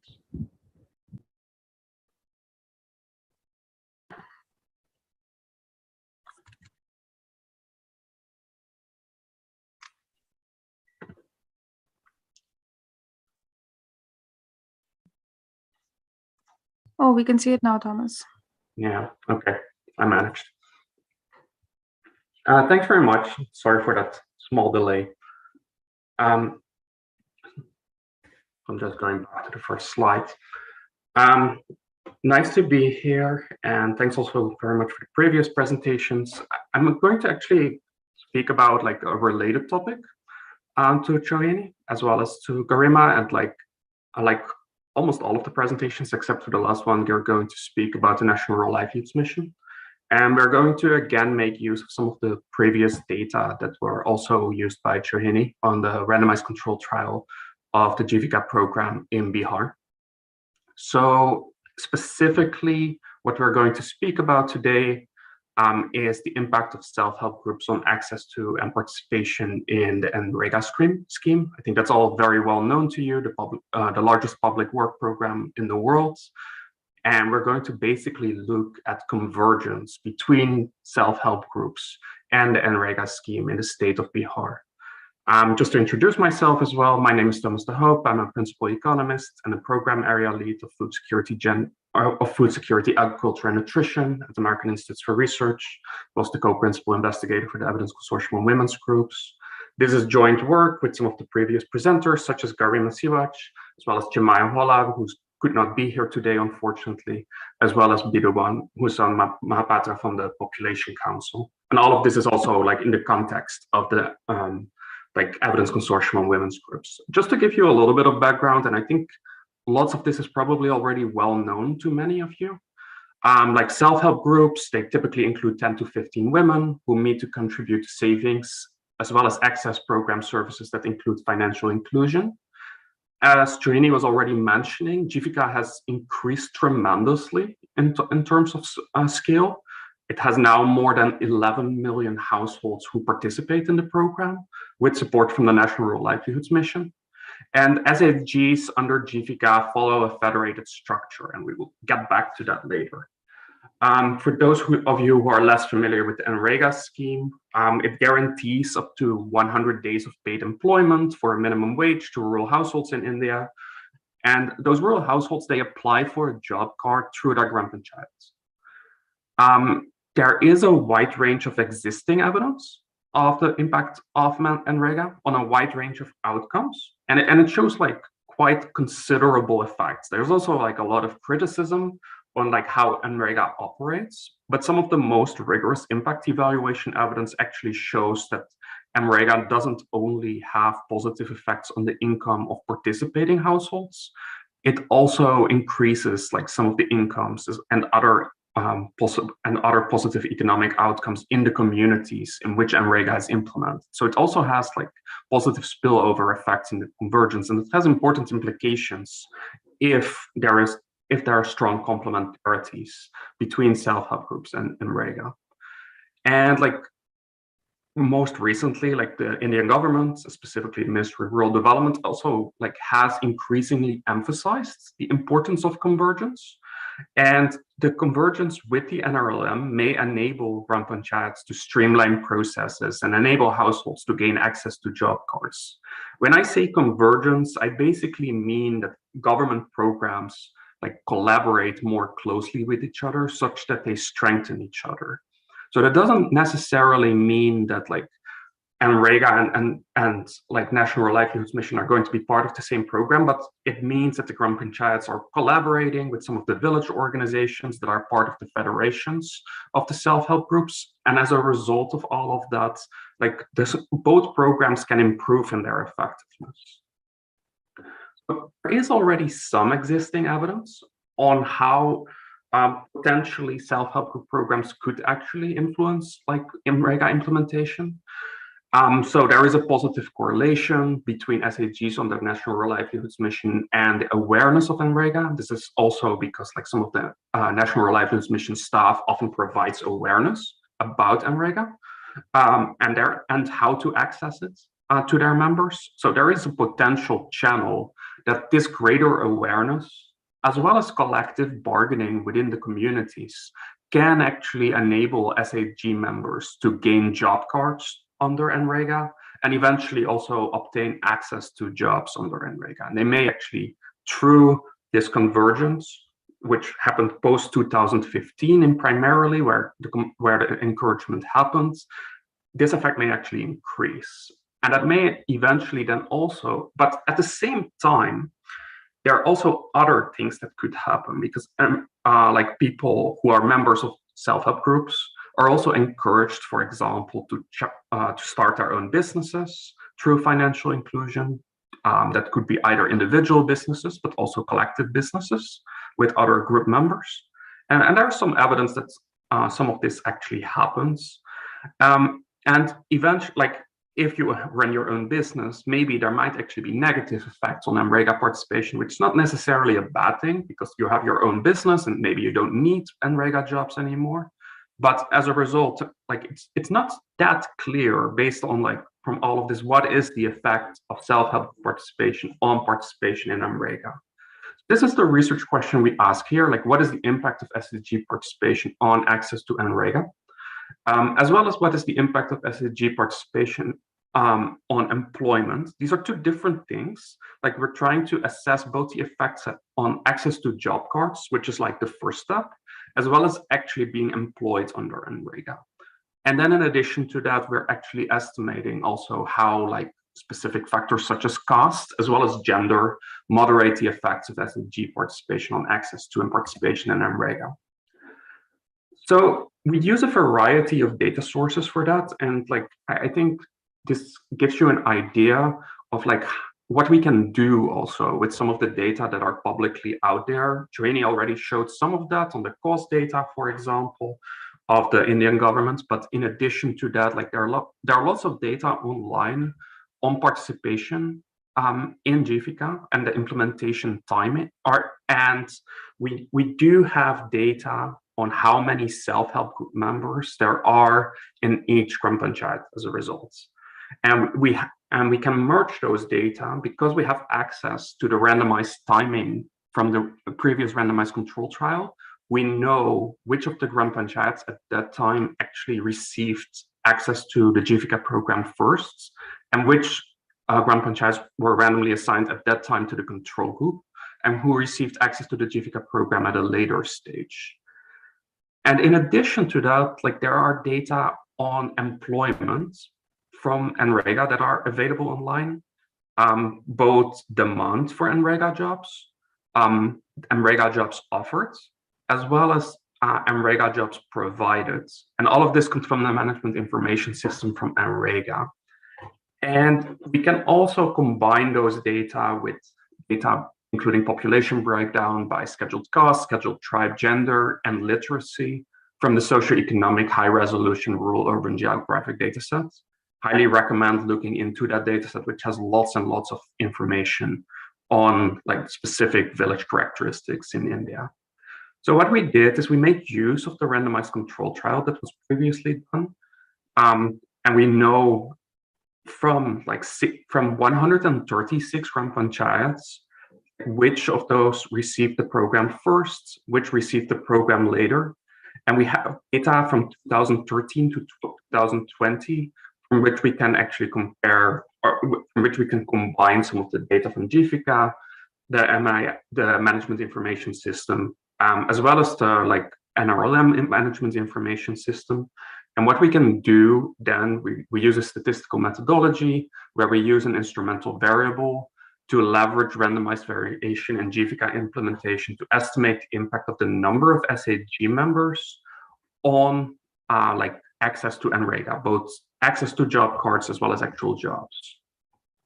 This graph shows you that the data from the management information system indeed show that from 2013, lots of people lots of households in the treatment group were already members of self-help groups.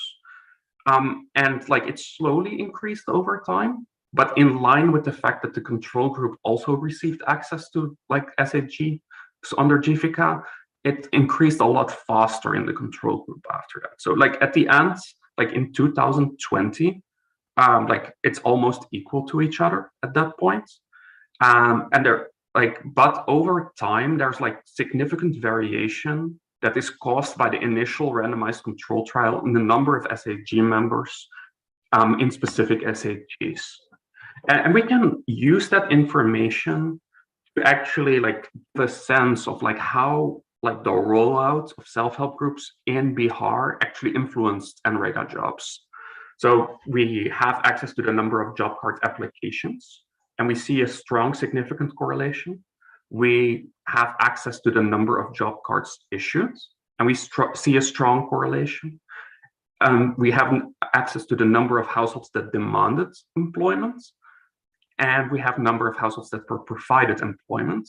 And we see positive correlations with the number of SAG members for each of those different variables if you look at the management information systems. Because of the randomized rollout of the GIFICA program, this gives you an indication of causality as well, because there was a randomized rollout. So as a result, we can probably interpret this as causality, but we are doing a number of different tests to still establish that that's definitely true. One thing that is also in line with our intuition is that when we look at these correlations, it might not be entirely clear from the graphs, but the correlation decreases depending on in which states in the job in the NREGA process you are. So the correlation for the number of job card applications is smaller than the correlation for the number of job cards issued, which is smaller than the number of households that demand employment. So ultimately what we see, if we use our instrumental variable approach, we see an increase of 100 SAG members, increases the number of job cards applied to by 26, and the issued NREGA job cards by 23. And an increase of 100 SAG members increases the number of households provided employment by 14. We see considerably larger effects actually for scheduled cost and scheduled tribe households, as well as for other backward cost households on the GP level job cards and employment under NREGA. We do not see effects on the assets produced under the NREGA program, the public goods that are provided, that are developed at the village level. Importantly, but we need to exercise a little bit more caution in interpreting these findings. It seems that an increase of 100 scheduled cost, scheduled tribe SAG members is associated with 147 more scheduled cost, scheduled tribe registered workers, which is in line with some of the things that Garima previously spoke about, where there's targeting of some of the scheduled cost, scheduled tribe households. So that also participation of them also seems to result in a larger effect for their group in particular in NREGA job cards. And we see a strong association also for that group with their active workers, but these are more correlations, so we may not be able to establish causality. Just to conclude, increasing GIFICA outreach improved access to NREGA job cards. There is suggestive evidence on positive impacts on active and registered works among both men and women. We do not see differences between the number of job cards and jobs issued for men and women and across caste groups. But there is an indication that the focus on the scheduled caste and scheduled tribe households may have resulted in larger effects for these households. We already know that NREGA can have like large, longer term and general equilibrium effects on income of both households as well as other community members. So this convergence between the National Rural Livelihoods Mission and NREGA could result in even larger positive impacts on household income, on household consumption, as well as private sector wages, which seems to also increase as a result of NREGA. It also shows that, and this is more a global comment methodologically, that we can actually use like management information system data and like combine those with impact evaluation data, which can help the government of India as well as like a large number of NGOs with important information about the effects of the convergence of government supported programs. One thing when we think about this is like, how do we interpret these findings? Like one thing that could have happened is that SHG members may have gained a lot of bargaining power as a result of them actually having like a larger number of members. And this is consistent with recent evidence showing the importance of SHGs for political participation. So like this is also where some of the economics literature actually like combined with some of the literature from political science can actually like show like important lessons learned about the impact of SHG programs. So I'm going to stop here. I'm going to give the floor back to Sapna, who will actually do her own presentation right now. Thanks so much, Thomas, and thank you all to the audience for giving us all of your attention on what is, I'm sure, hopefully very interesting, but not too detailed. We tend to go very deep into the details, so please do ask questions at any point. We have about 20 minutes, so I'm going to just talk to you and leave time for questions at the end about the effects that we've seen on groups on health. So I'm going to switch gears a little bit away from the economic outcomes that you've just heard a lot about. Is this okay? Can everyone see my screen? Yeah? Okay.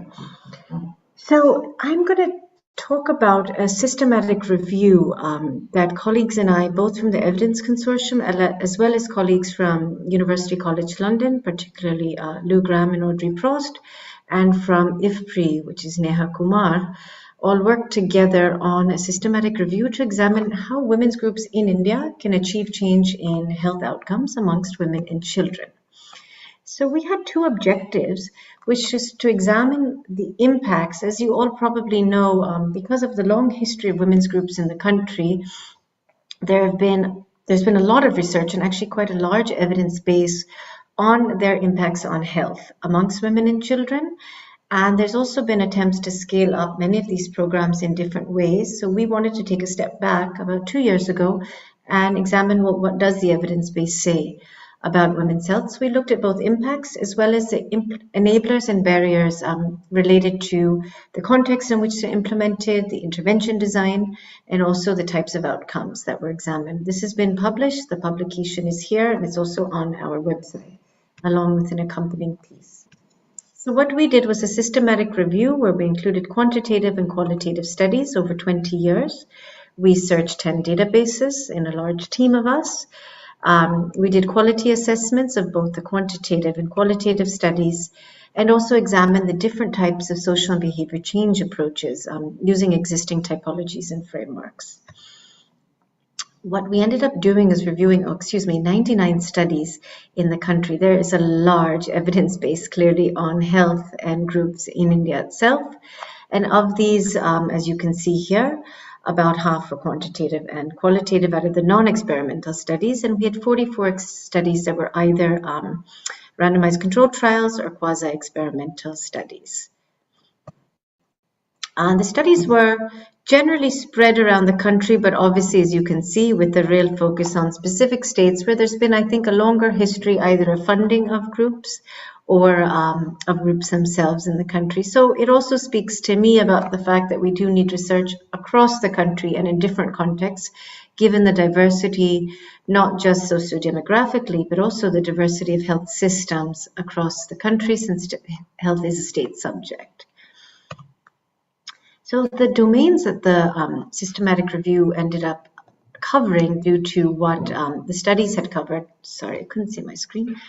Primarily, we found studies in the areas of reproductive, maternal, and newborn child health. As you can see, that's the biggest bubble, as well as a little bit on family planning, followed by sexual health and HIV and nutrition. And then there were a smattering of studies in areas like violence against women, WASH, which is water and sanitation hygiene, as well as a few in vector-borne disease and mental health. And the impact, interestingly, of these studies, some measured on populations, on the entire population. So the group may have been the intervention, but the effects were measured importantly on public health outcomes at the population level, whereas the rest focused only on group members. So in India, we identified 4 types of groups. And for those of you who've worked with groups in the country, they should probably resonate. So of course, there's self-help groups that my colleagues just spoke about quite extensively. But we have a long history of diverse types of groups in the country, especially that have worked on health. So open groups, so groups that have worked on community mobilization. So they aren't closed groups the way SAGs are that focus on just the, that closed group of 10 to 12 women, but groups like Adjunct, for example, in Jharkhand have worked with large open community groups. We see special population groups, of course, such as mothers groups, sex workers collectives, which again have a long history and quite well known, and also community-based women's groups, such as where I spent many years, the Self-Employed Women's Association SEVA, but of course many more across the country. And we thought it was important to look at the types of groups that exist in India, the underlying group, but also the way in which they work on health. And we developed a sort of typology of trying to have a way to think about this. So the way groups worked on health varied by the factors on the left there. So the way in which information was either transferred in a classroom approach, for example, and whose capacity was being built. Is it of the individual? Is it of the group? Or is it of the community? What we found, we set a handful which fit those 2 criteria, which is more like a classroom where information was given to group members. We had interventions that worked more like a club, in which they were jointly and really harnessing the power of the collective, harnessing the power of the group. So they worked as a club to not just receive information, but also to diagnose their problems together and work together to identify solutions. Lastly, we had a large section of these that worked in what we call a collective approach. So they were focused really on building capabilities at the community level, mobilizing a range of community members, and also, importantly, using participatory techniques to diagnose problems in the community related to health and also to identify solutions. You see, there's a handful of these models of interventions that have already been implemented across the country. So what did we find? So in the area of reproductive, maternal, and newborn health, we did see effects on self-reported through groups that use the collective approach. We saw large reductions in rural neonatal mortality, but we didn't see effects on these models in urban areas. And at the time of our systematic review, not at scale. However, in the past year, there have been evaluations at scale of the collective model that continue to show consistent reductions in neonatal mortality in Jharkhand, for example. In the area of nutrition, we saw improvements in self-reported dietary diversity, so different types of food groups, as well as in breastfeeding. However, we didn't see much in terms of changes in anthropometry. The only intervention that changed actual anthropometric outcomes also involved creches and therefore food supply. And that's been, I think, a consistent finding in the nutrition world that without actually providing food or having access to supply, it's difficult to change long-term outcomes. In the area of violence against women, we didn't find any interventions that had been implemented and evaluated that reduced emotional, physical, or sexual violence. We did see some positive effects of a few interventions on women's attitudes towards violence, which is, of course, a very important start, because we see in our national studies, for example, that there's also a high level of acceptability, particularly in certain states, of violence itself. Vector-borne disease, really interesting, particularly I think in a post or continued COVID world, to see that infectious diseases and how groups were able to be mobilized through SDGs to work on things like vector density or to improve preventive behavior and care seeking. And these are from 2 studies we found that focus primarily on dengue and malaria. Sexual health and HIV, again, positive findings in some of the behavioral outcomes, as well as in the prevalence of sexually transmitted infections, though we didn't see effects on other health outcomes. So what does this mean? What we found is the types of interventions that really focused on a partnership between the groups and the community were the ones that were more likely to be effective. Those that really had an expanded scope beyond the group to focus on the community were more likely to have had effects on health outcomes. And also we saw more commonly that the groups that expanded outside of a small closed group and that really worked in an open group that opened up to all women or others who were interested in the topic, we saw more of those had positive effects across the board. So qualitatively, it's interesting to look at these as characteristics of what has worked sort of more qualitatively across the country. So we identified some enablers and barriers to achieving health outcomes with groups. So contextually, we found that obviously having groups that are already there or women and community members willing to join was an important enabler, as well as in urban areas, partnerships with local government, with urban local bodies, for example. Migration, lack of sort of willingness of people or able to participate, or lack of health services themselves were barriers we found. And this is from a lot of the qualitative research as well as the process studies of these interventions. From the intervention design perspective, we found that, again, programs that were much more bottom-up, participatory and problem-solving oriented enabled also effects, whereas those that were sort of more top-down or didn't engage with communities in identifying problems and solutions, we didn't see effects consistently there. The presence of a trusted facilitator emerged as very, very important, as well as including the most vulnerable, which is often the job of a facilitator in these group interventions. Some groups really struggled with population coverage or irregular attendance because, obviously women have many other things to do. So attendance in group meetings was a challenge in many, particularly the closed group meetings. Struggling with okay.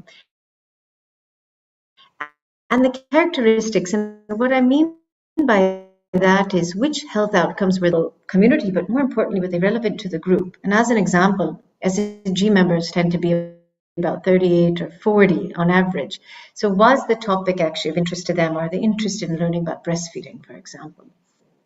We found, as I mentioned, in nutrition, if there were ways that women had control over the actual mechanisms of change, it was more likely to see an effect compared to, let's say, nutrition that required access to food or supply.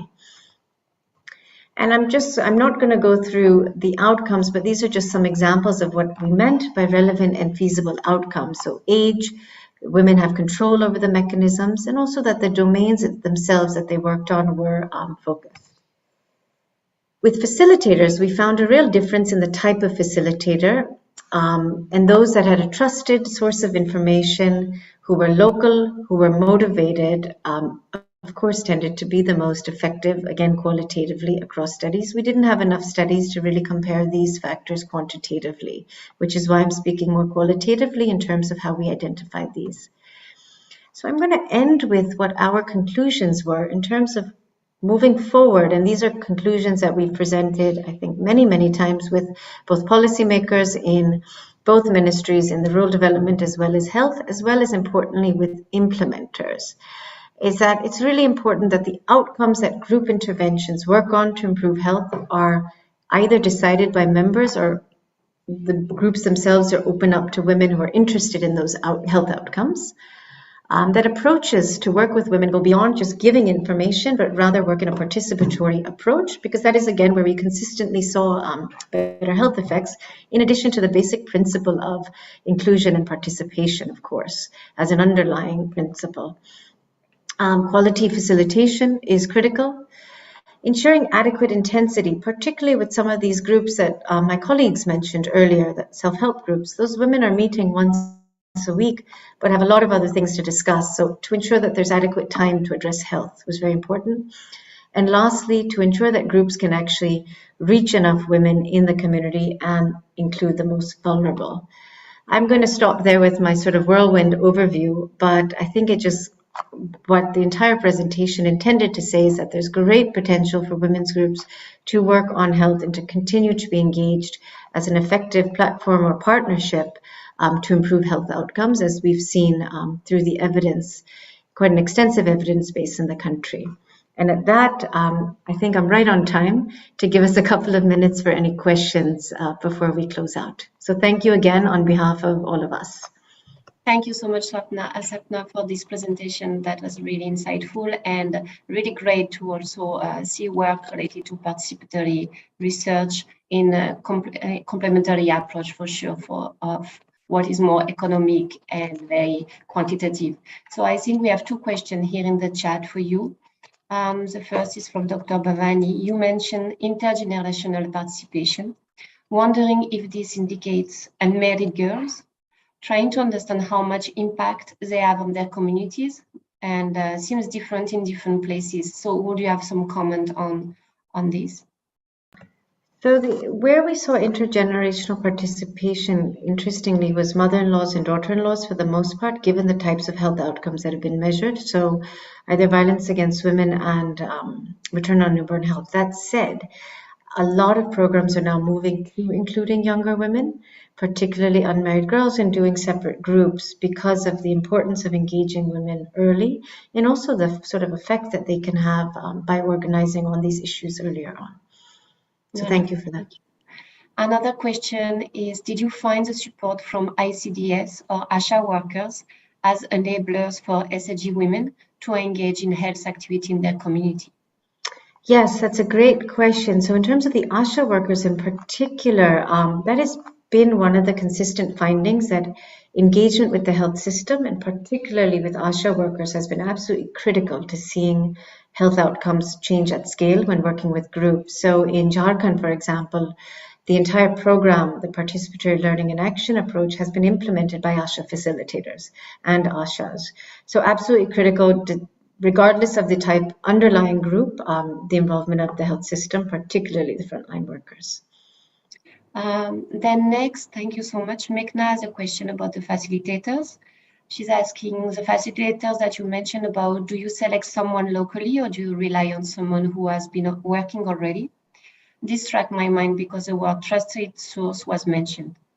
That's a great question. So all of the interventions we examined through the systematic review, the ones that we saw effective facilitation, were local women who were also trained in the topic. So yes to both. They were trusted because they're local. But I think the most interesting insight we found in one of the qualitative studies was that they needed to play an inside-outside role. So to be internal enough to be trusted as local, but also slightly removed to be a source of external knowledge. And that was a delicate balance that many of them achieved in sort of long-standing interviews with facilitators as well.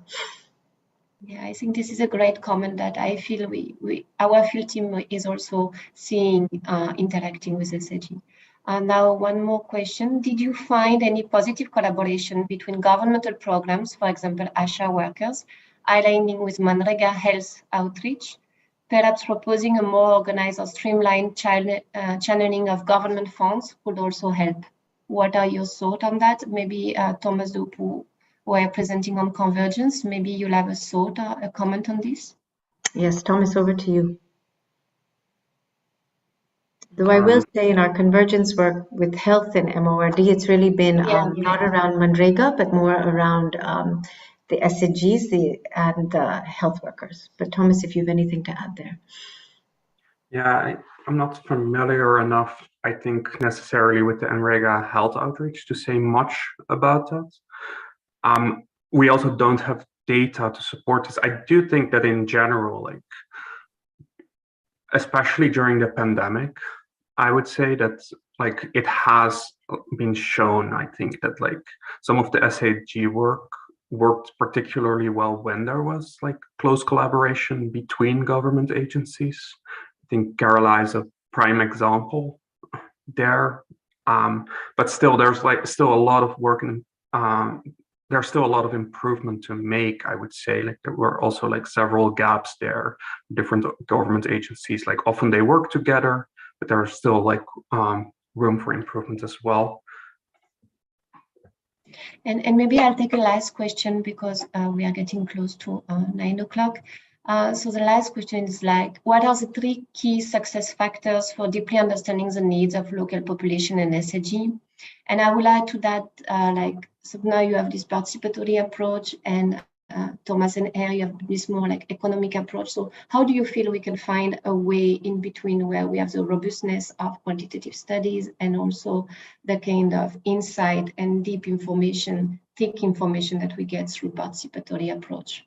So what do you feel is the best way to really have a very representative information of this stake, these like the 3 key success factors? I don't think the two are mutually exclusive at all. I think there's excellent examples, in the systematic review that I went through very quickly. Many of those evaluations of participatory interventions were actually very rigorous quantitative evaluations that were trials.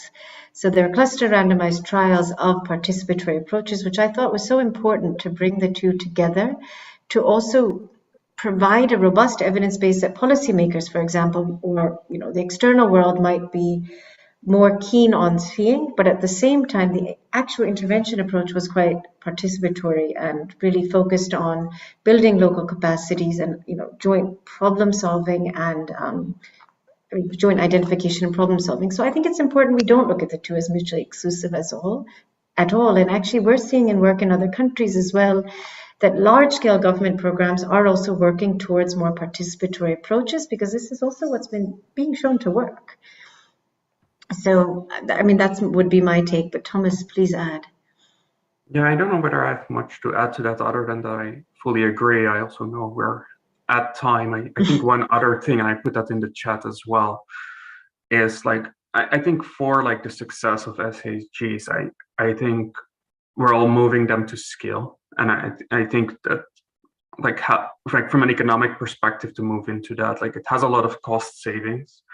And I think this is where qualitative research can be particularly insightful, because like one thing that we know is that like pilot programs, like there are specific success factors such as community mobilization, like making sure that there is like a participatory approach for SHG programs that make the programs successful.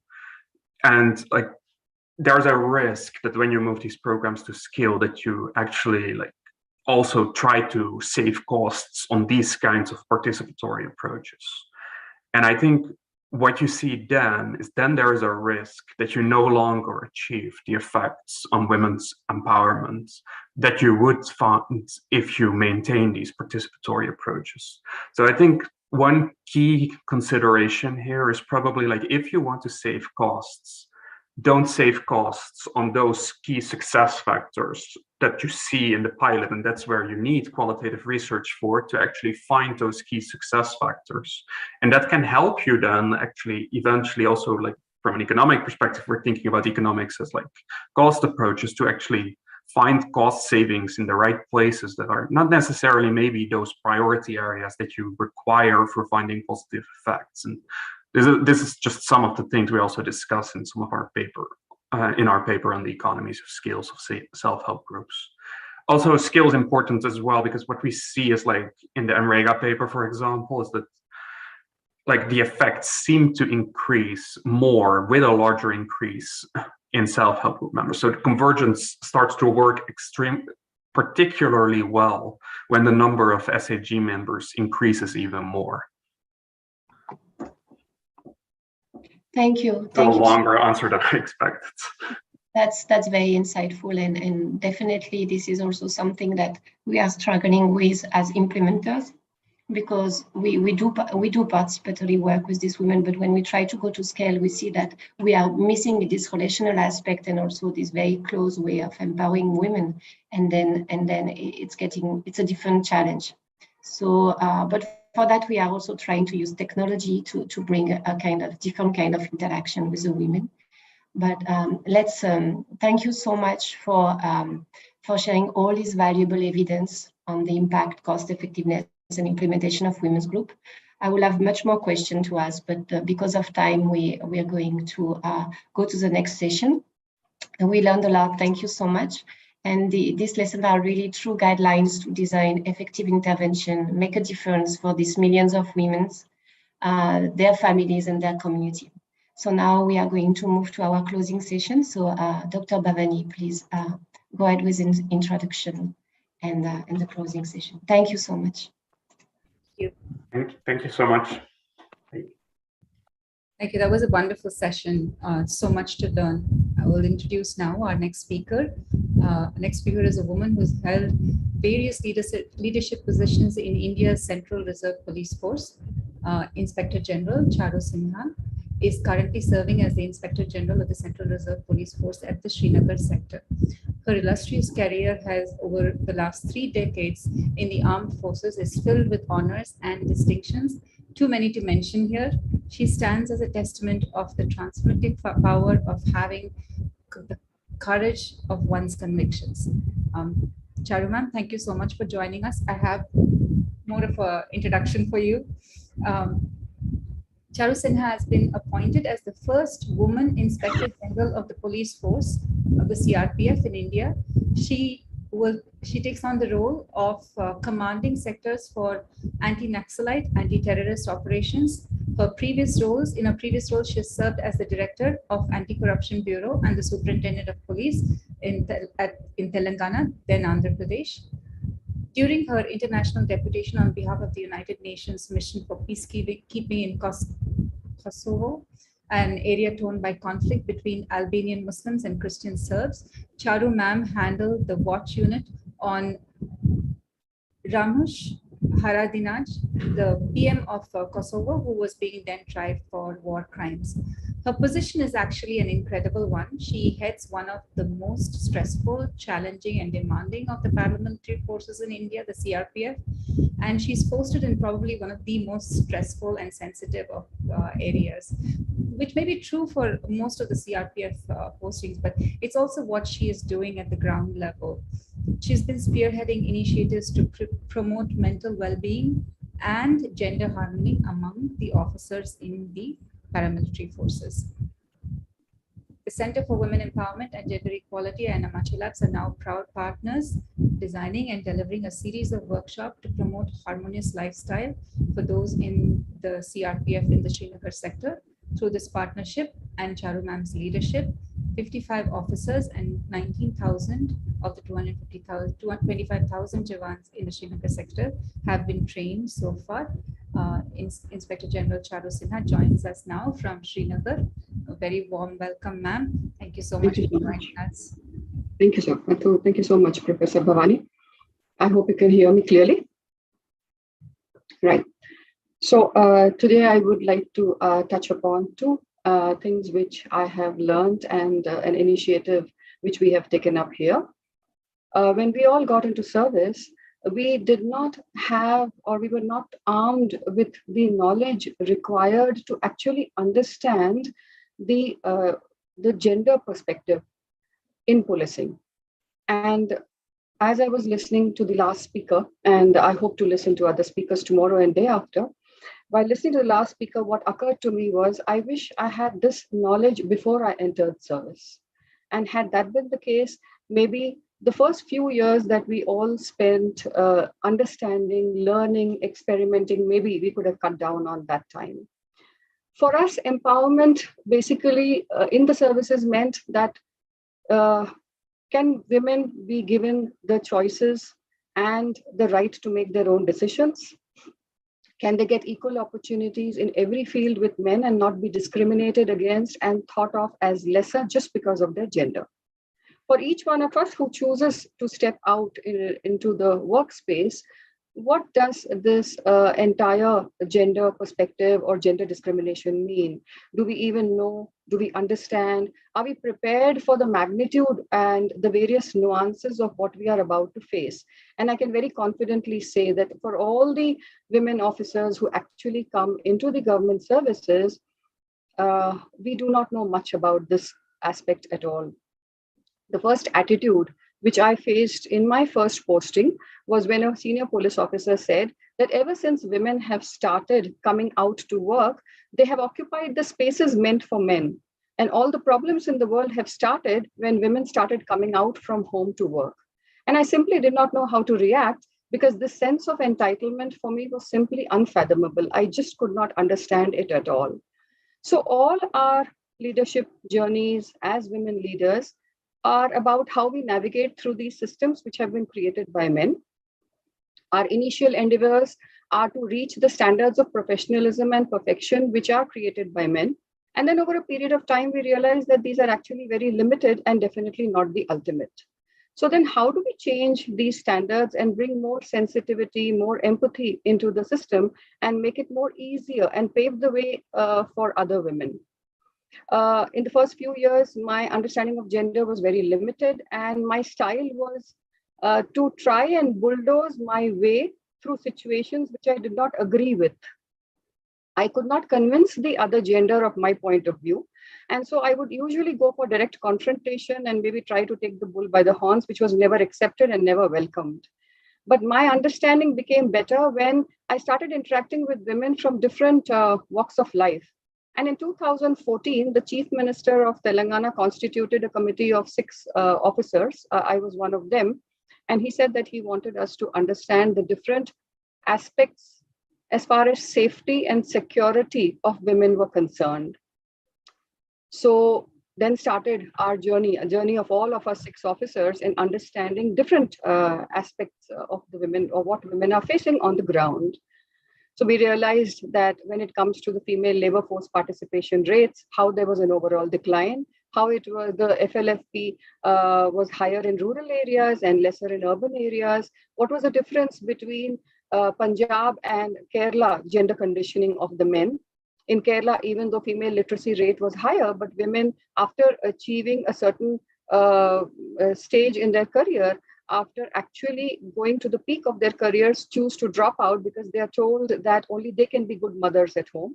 How in Punjab, men feel that they would not like the women to go out to work because it is their dignity to allow the woman at home to work.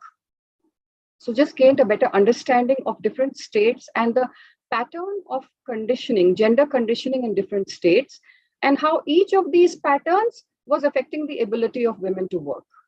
When we started visiting education institutions, every education institution, whether it was a school or a college, every girl very, very unambiguously stated that the main safety and security issue was eve teasing and groping in transportation. And that came as a shock to us. We did not realize how buses and autos and how transportation could actually intimidate women from going to schools and colleges. So we explored the possibility of creating a partition in the buses so that the bus is divided into half, and one half is for men and one half is for women. But then the question was, how far are governments willing to go to ensure the safety and security of women? Because it had huge monetary implications. And the RTC said that they were running into losses and they could not do this for more than a few buses. To what extent are women's safety issues a matter of priority for the government? This was something which started troubling us as women officers. We found that certain initiatives had been taken regarding she-autos, she-taxis. It was an important step forward. So we realized that our task was to keep highlighting issues and keep pushing the government to make the changes required to create these safe gender spaces. When we spoke about workspace, when women come out of the home, when safe gender spaces are not created and the working environment becomes very difficult, then women drop out too. Gender discrimination could manifest in the form of denial of equal opportunities. Just to give you an example, when we were given districts as SPs in Andhra and Telangana, several of my batchmates in Rajasthan, Punjab, and UP were not given districts, and their male batchmates were given districts because it was felt that maybe she needs to be more exposed to policing first. One lady was told very clearly that you've just had a baby, take care of your baby first for a few years, and then we'll consider you for a district later. So there were umpteen number of reasons why a woman was denied a post just because she was a woman. Not being provided basic amenities like washrooms has been an issue at police station level and several police offices across the country. Not having street lights in several urban areas, late working hours, not having creches for lactating or working mothers, and then the worst was sexual harassment at the workplace. Each issue has been difficult to grapple with, not just for the women, but for the government too. And what is it that we can do in our positions is a matter of importance. And this is a matter which most of us women officers have been reflecting on, and each one has been trying to take whatever steps we can within our area of responsibility. We all know the issues which a woman faces as far as the health sector is concerned, right from getting married, having children, not having children, sex determination, abortions, access to healthcare facilities. All these issues and a host of issues have been coming up. The government has definitely in the last, I would say 2 decades, taken up a lot of interventions, and we have come a long way. But the main challenge is dealing and grappling with the mindset of the whole community. The fact that only 1 out of 10 public representatives are in the parliament in India, are women in the parliament in India, it affects the entire gender perspective in decision making and keeps out the balance and the empathy, which is very required in politics. The crime rate against women, the violence against women is a strong indicator of the need to work on gender conditioning, and this alarm bell has been ringing for quite a few decades now. In Telangana, we took a small step by changing the gender bias in all the stories from class 1 to 10 across major subjects to try and deal with this mindset. As far as crime is concerned, establishing the Bharosa centers, the one-stop crisis center, was another step forward in making a victim comfortable. So the women empowerment has multiple safety and security issues that go along with it. And we definitely have come a long way, but have many miles to go.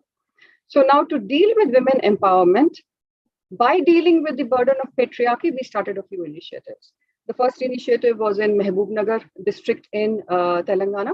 Our challenge was, how do we make our police personnel more empathetic to the women complainants who come to the police station? Rather than telling a woman complainant that your husband has just hit you once or twice, come back when you are seriously injured, and then we will register a FIR. So how do I make my policemen more empathetic and change this attitude? For this, we needed to help the men to take a look at their own relationship dynamics at home with their spouses, introspect, and then see how this change, which happens in their interpersonal relationships, gets translated to the workspace. And we found a very beautiful change. We worked with just a group of about 30 policemen and officers, and we found a very beautiful change in their entire attitude and the way they started working in police stations and responding to the women complainants. After this Mahbubnagar initiative, then in CRPF, we started a small initiative in Bihar, and now the same initiative has been further refined with the help of Amrita, and we've taken it up in Srinagar. It's the largest paramilitary force in the world. And when a boy gets recruited into CRPF at the age of 18 years, he is too young and too immature to understand his own emotions, whether it's anger or fear or any other emotion. He gets married by the time he's 24, 25 years old. He stays just for a month at home, spends time with his wife for a month, and then joins the work back. All his relationships are long distance. Maybe for a 38-year-old career span, about 25 to 26 years are what he spends away from the family. It is primarily community living. He lives in a barrack with several other people. There is no private or personal space. He doesn't get a chance to actually understand his spouse better and develop and nourish a relationship with her. The model of machismo ensures that he refuses and is hesitant to be vulnerable. The lack of bonding and camaraderie at workplace is because every 3-4 years, these boys get transferred out. So by the time they make friends, they are ready to move out. The friends he had at home were those whom he had during childhood or when he came up to the age of 18, and after that he's not in touch with them anymore. So he's isolated from home, he's isolated from workplace, and coupled with the burden of patriarchy, we felt that when the suicides were happening in the forces, this was probably the reason. So how could one find a solution to these very complex working situations, the working atmosphere, which these men have to continue to be in, and at the same time bring happiness into their lives and enable the men to convert this burden of patriarchy by empowering the women at home? So for me, both this empowerment of women and the burden of patriarchy went together. And for me, the solution to the burden of patriarchy was by empowering women at home.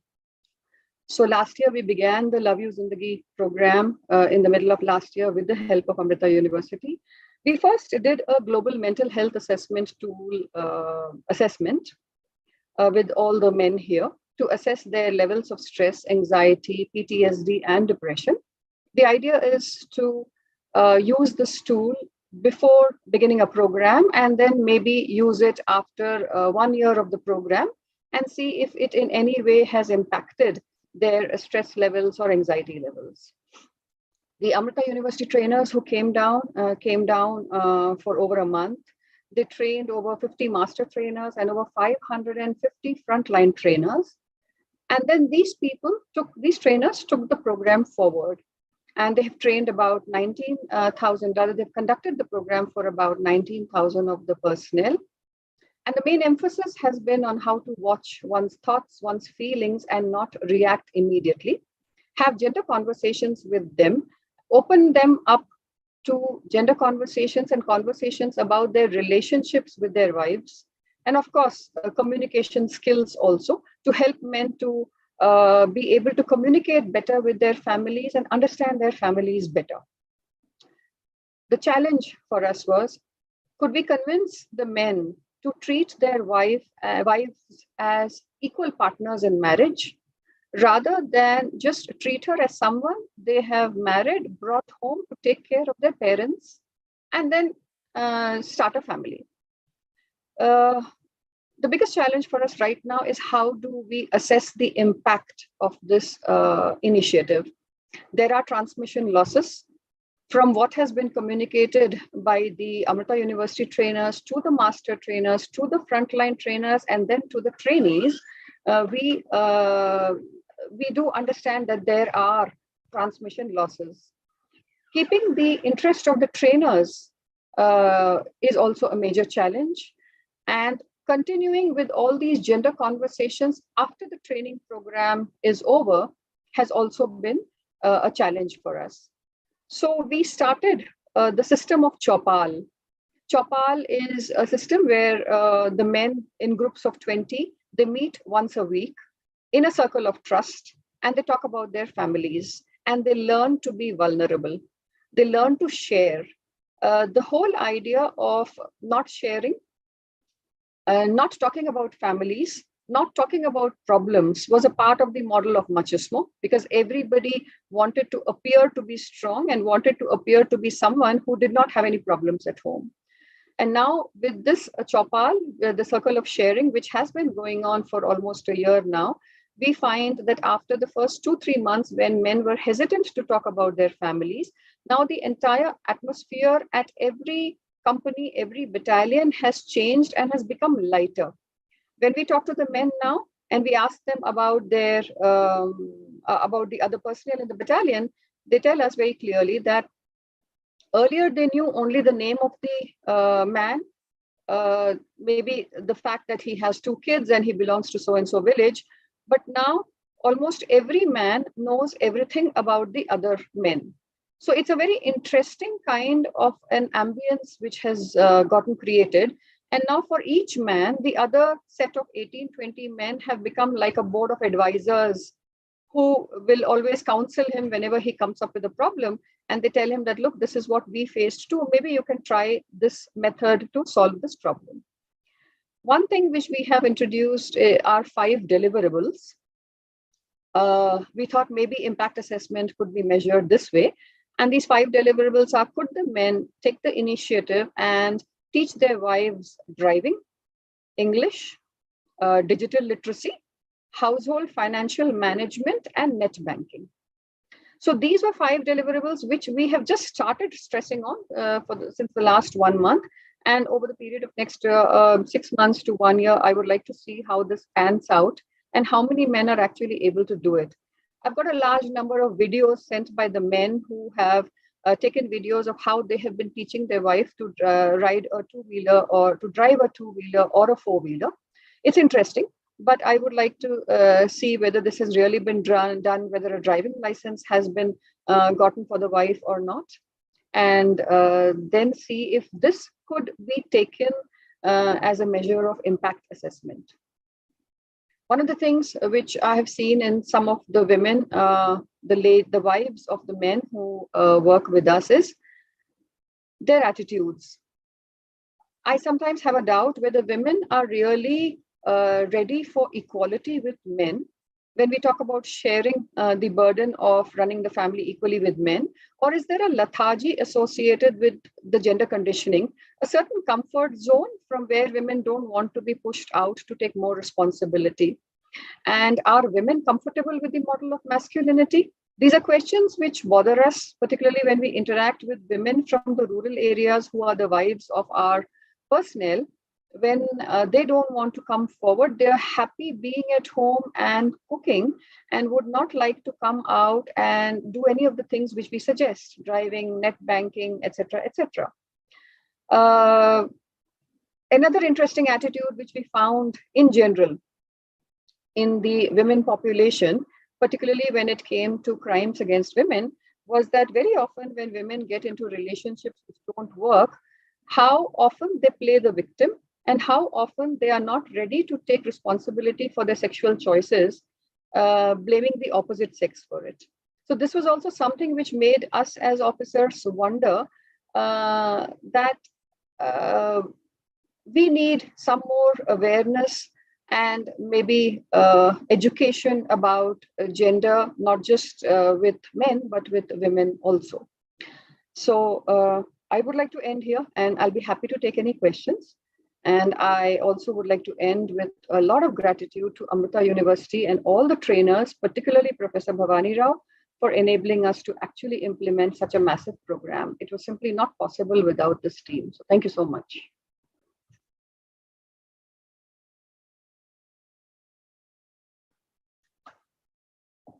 Thank you so much, Charu ma'am. We consider that such an honor and such a privilege. Actually, working with you is something that we treasure.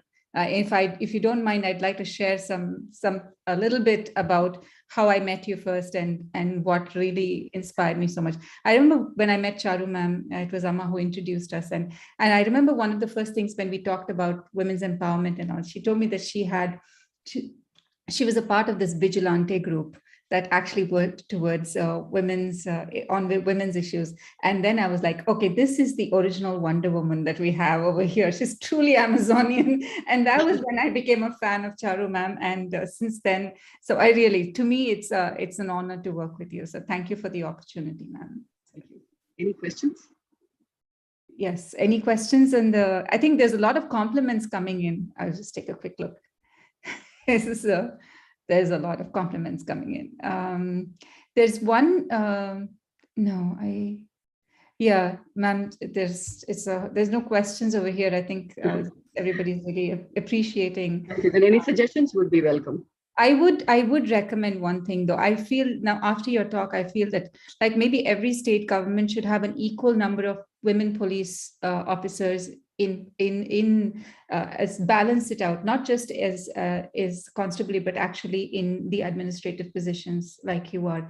There should be a gender balance, just like you said, that to bring that empathy and thing, and also maybe the police, Indian police forces should also compete with the IAS officers to make the IPS as attractive or even more attractive than the IAS officers, because it is so much to do with the actual grassroots level work. And the thing is that you touch upon one of the most, the least addressed of women's problems is the women's safety and security issue, because it's so private, it's so personal, and so often inside the house. How do you get there? And one of the easiest ways, or the most approachable, is through the police. And so again, for that reason, you are a trailblazer, and I feel there should just be so many more of you, and then that would be a very good way to actually change the way our society works, and especially in India, considering where we are right now and how we have been rated. This is what I would think. But I think a couple more comments coming in. Yes, there are a couple of comments. So this is from Tanuja, who is a co-organizer of the conference from the Systems Innovation. Would you please create a framework to have safer police stations in small towns? Safer police stations. I would like to understand that better. What do you mean by safer police stations? I would imagine that can be risky for a woman to actually go into a police station and not be abused and mistreated. But I would, maybe Tanuja, do you want to maybe unmute yourself and explain that a little bit more?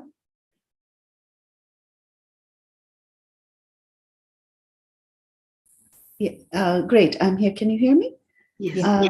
Wonderful, wonderful. Thank you very much for your talk. It is wonderful to hear. And also how you have spoken about the women's issues from both sides, not just the need for it, but also the preparedness that women need to have in order to benefit from everything we are doing. So thank you. The situation with police stations today in India, at least as a woman, is we are told never to step into a police station. Never. Even if you go with someone, it's still not considered safe. And certainly if you have perhaps done something, maybe someone is trying to take you to a police station because they fear you've done something, even if it is small issue, then the chances of being abused are nearly 100%. So how can women ever feel they can go to work if they cannot rely on the police? So most of the major cities have different systems in place in a police station so that a woman feels comfortable while going to a police station. And several cities, whether it's Mumbai, Delhi, Hyderabad, Chennai, they have a very strong woman component in the police stations. So a woman can easily approach that woman component if she feels uncomfortable in any way. But yes, I will say that this is not the case, particularly in rural areas, far-flung areas, police stations. Not every police station in the rural areas has a woman component, and it's natural for women to feel inhibited, scared of what she might be subjected to there. So I will simply say that every state, every government is making an attempt to make women more comfortable when they come to a police station. What I mentioned about the Bharosa centers is it's a one-stop crisis center, a single window grievance redressal system where the woman doesn't have to go to the police station, the hospital, or the court. And I think that's a very brilliant idea to be able to prevent secondary victimization. And this has started in Hyderabad, and it is now being scaled up to all the 30 districts of Telangana. And at the same time, all the police stations in Telangana have a woman constable at the reception of the police station. So a woman can come straight to the police station and talk only to this woman constable. yes, there are times when we feel that because these women constables are outnumbered in the police stations, so their level of empathy at times becomes lesser, I would say, and they start acting like men. And this usually happens where in areas wherever women are outnumbered and where they feel that the best professional conduct is that which is exhibited by their male colleagues. So whether it's abusing or beating up, unfortunately, the women tend to copy the male constables. So yes, we have challenges, but then every government has been trying to overcome these challenges by making attempts. Some attempts have worked out well, some endeavors have worked out well, and some haven't. So I'm hopeful that things are definitely not as they were when we got into service 25 years back. We have come a long way, and I'm hopeful that systems and procedures will improve. Thank you, ma'am. There is another question by Deepa Narayan who was asking, are other states interested in your approach? So since in Mehboob we did an experiment with just 30 people, and I came out to CRPF, and CRPF is a pan-India paramilitary force. So right now there have been a few states who have been approaching us about this initiative, and I'm putting them in touch with Professor Bhavani. So let's see if some of them take this forward. And also we have Dr. M.S. Krishnan from University of Michigan, Ann Arbor, who's raised his hand. Dr. Krishnan, would you like to unmute yourself and ask the question? I hope he has, yeah. Let me, I think you're muted. Yeah. Okay. Thank you very much. That's a very, very inspirational talk. And I just had a question and a suggestion. I think your point about the readiness of women to be empowered, I think was very well made. And I think it's an important point, a subtle point, but you actually brought it up from both sides. I was just wondering, based on the Chaupal example that you've set up for the police force, right, where you created the space for them. Have you thought about doing something for the women, like the wives of the force, so that it gives them their comfort level to create co-create that with their own setup, so that they get the awareness, and they get more prepared to be ready for being empowered. Right. So in Mehboob when we did the experiment, these constables and sub-inspectors had their families with them. And so whatever exercises we did with these constables and sub-inspectors, they were able to go back and talk to their wives about it. And the families were a part of this exercise. Here in CRPF, my limitation is that all my men stay away from their families. So whatever we share with them, and whatever these 5 deliverables I was talking about, this is what I'm asking the men to do with their wives whenever they go on leave, which is once in 4 months or so. So this is a limitation. One of the challenges we have here, that ideally I would like to take the family as a part of the initiative, but we're not able to do that because of the working conditions here. And the other question, I mean, maybe you're already doing it with the technology and the capabilities we have now. Are you able to kind of connect more virtual kind of connection for these people to be connected with their family, and also use the same for more like a e-Chaupal kind of a thing, where a virtual network where they're able to connect and Right. We can explore that, Professor Bhavani. Okay, thank you. Thank you. Thank you, ma'am. There's a whole lot of questions that have now come in onto the chat. What I will do is I will actually take down these questions and I will send it to you. And if at some point of time you could send us, and then we will post it, these responses, because I think the questions have started pouring in. We are, I think, over our time, so I will wrap up the session, but that was a perfect way to finish today's session. Thank you. I'm really grateful to Amrita. Thank you. So now that we have reached the end of the first day of the awesome conference, and to me, this was really an awesome day. I enjoyed every one of the presentations. Thank you for all the wonderful speakers who participated, and also the paper presentations. Each one of them gave such wonderful insights, and definitely the discussants who did such a wonderful job synthesizing the learnings from the talks from today. So just wrapping up, just go through what has happened today and a quick look into what's going to happen tomorrow. Thanks first Dr. Tarek Rashed for making us aware of the objectives of the awesome framework and its role in the conference. We're also fortunate to hear again, like I said, from our really exceptional speakers.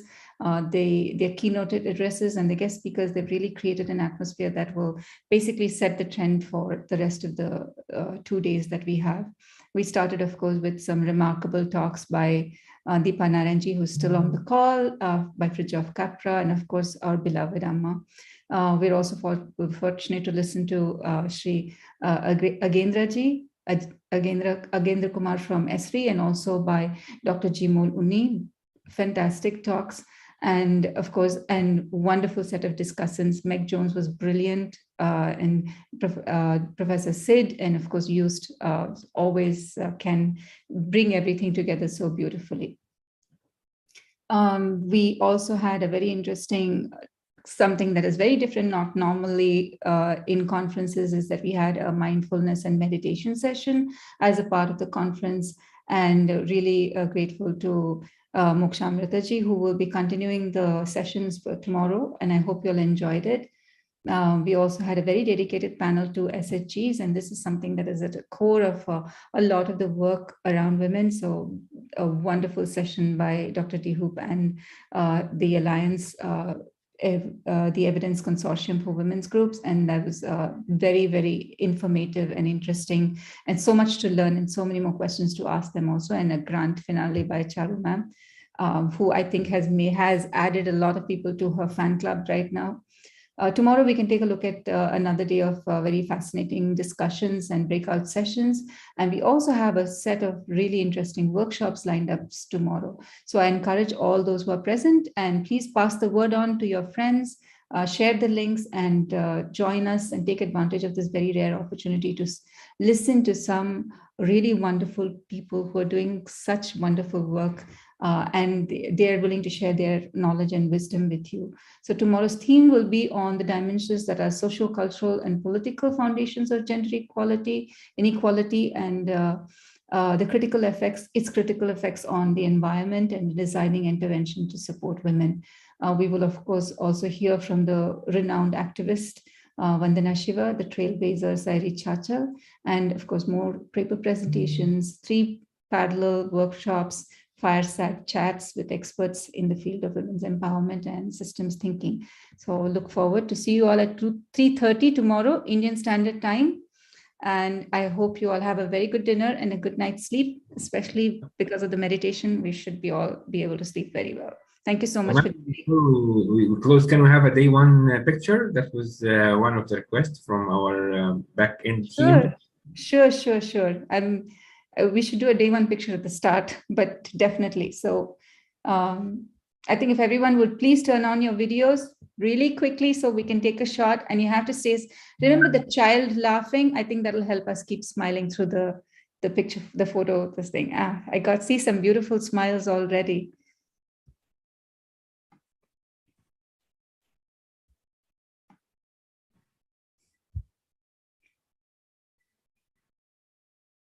So whoever's taking the picture, you better take the picture. Keep actually increasing. They keep getting in. So this is wonderful. I'm taking them. Give me please like 15 seconds. Okay. We have so many people here that even in gallery mode, I have so many pages. I know you have to go. And everybody's turning their video on. That's wonderful.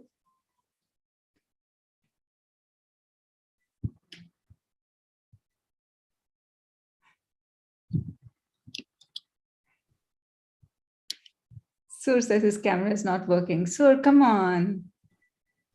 Everyone is actually amazing. Like there is a lot of cameras there. Everybody's doing it.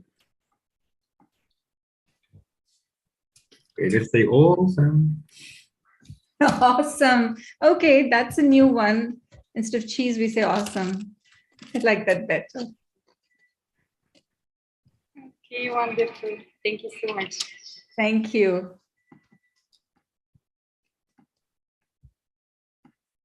Good night, everyone. Good night, Bhavani. Bye-bye.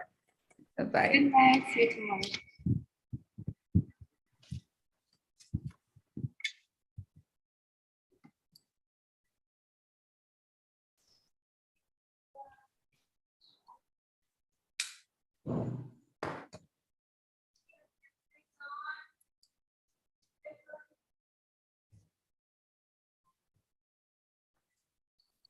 She knows. She knows. She's waving. I know. She's waving. I just saw Tanu wrapped up. She must be really cold.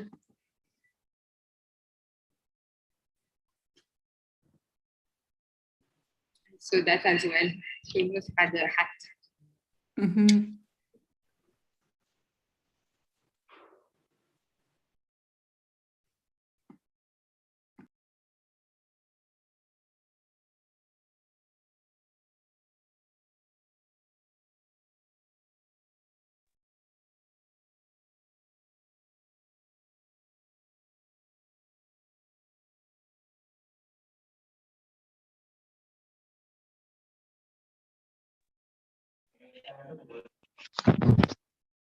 Hello, namaste everyone.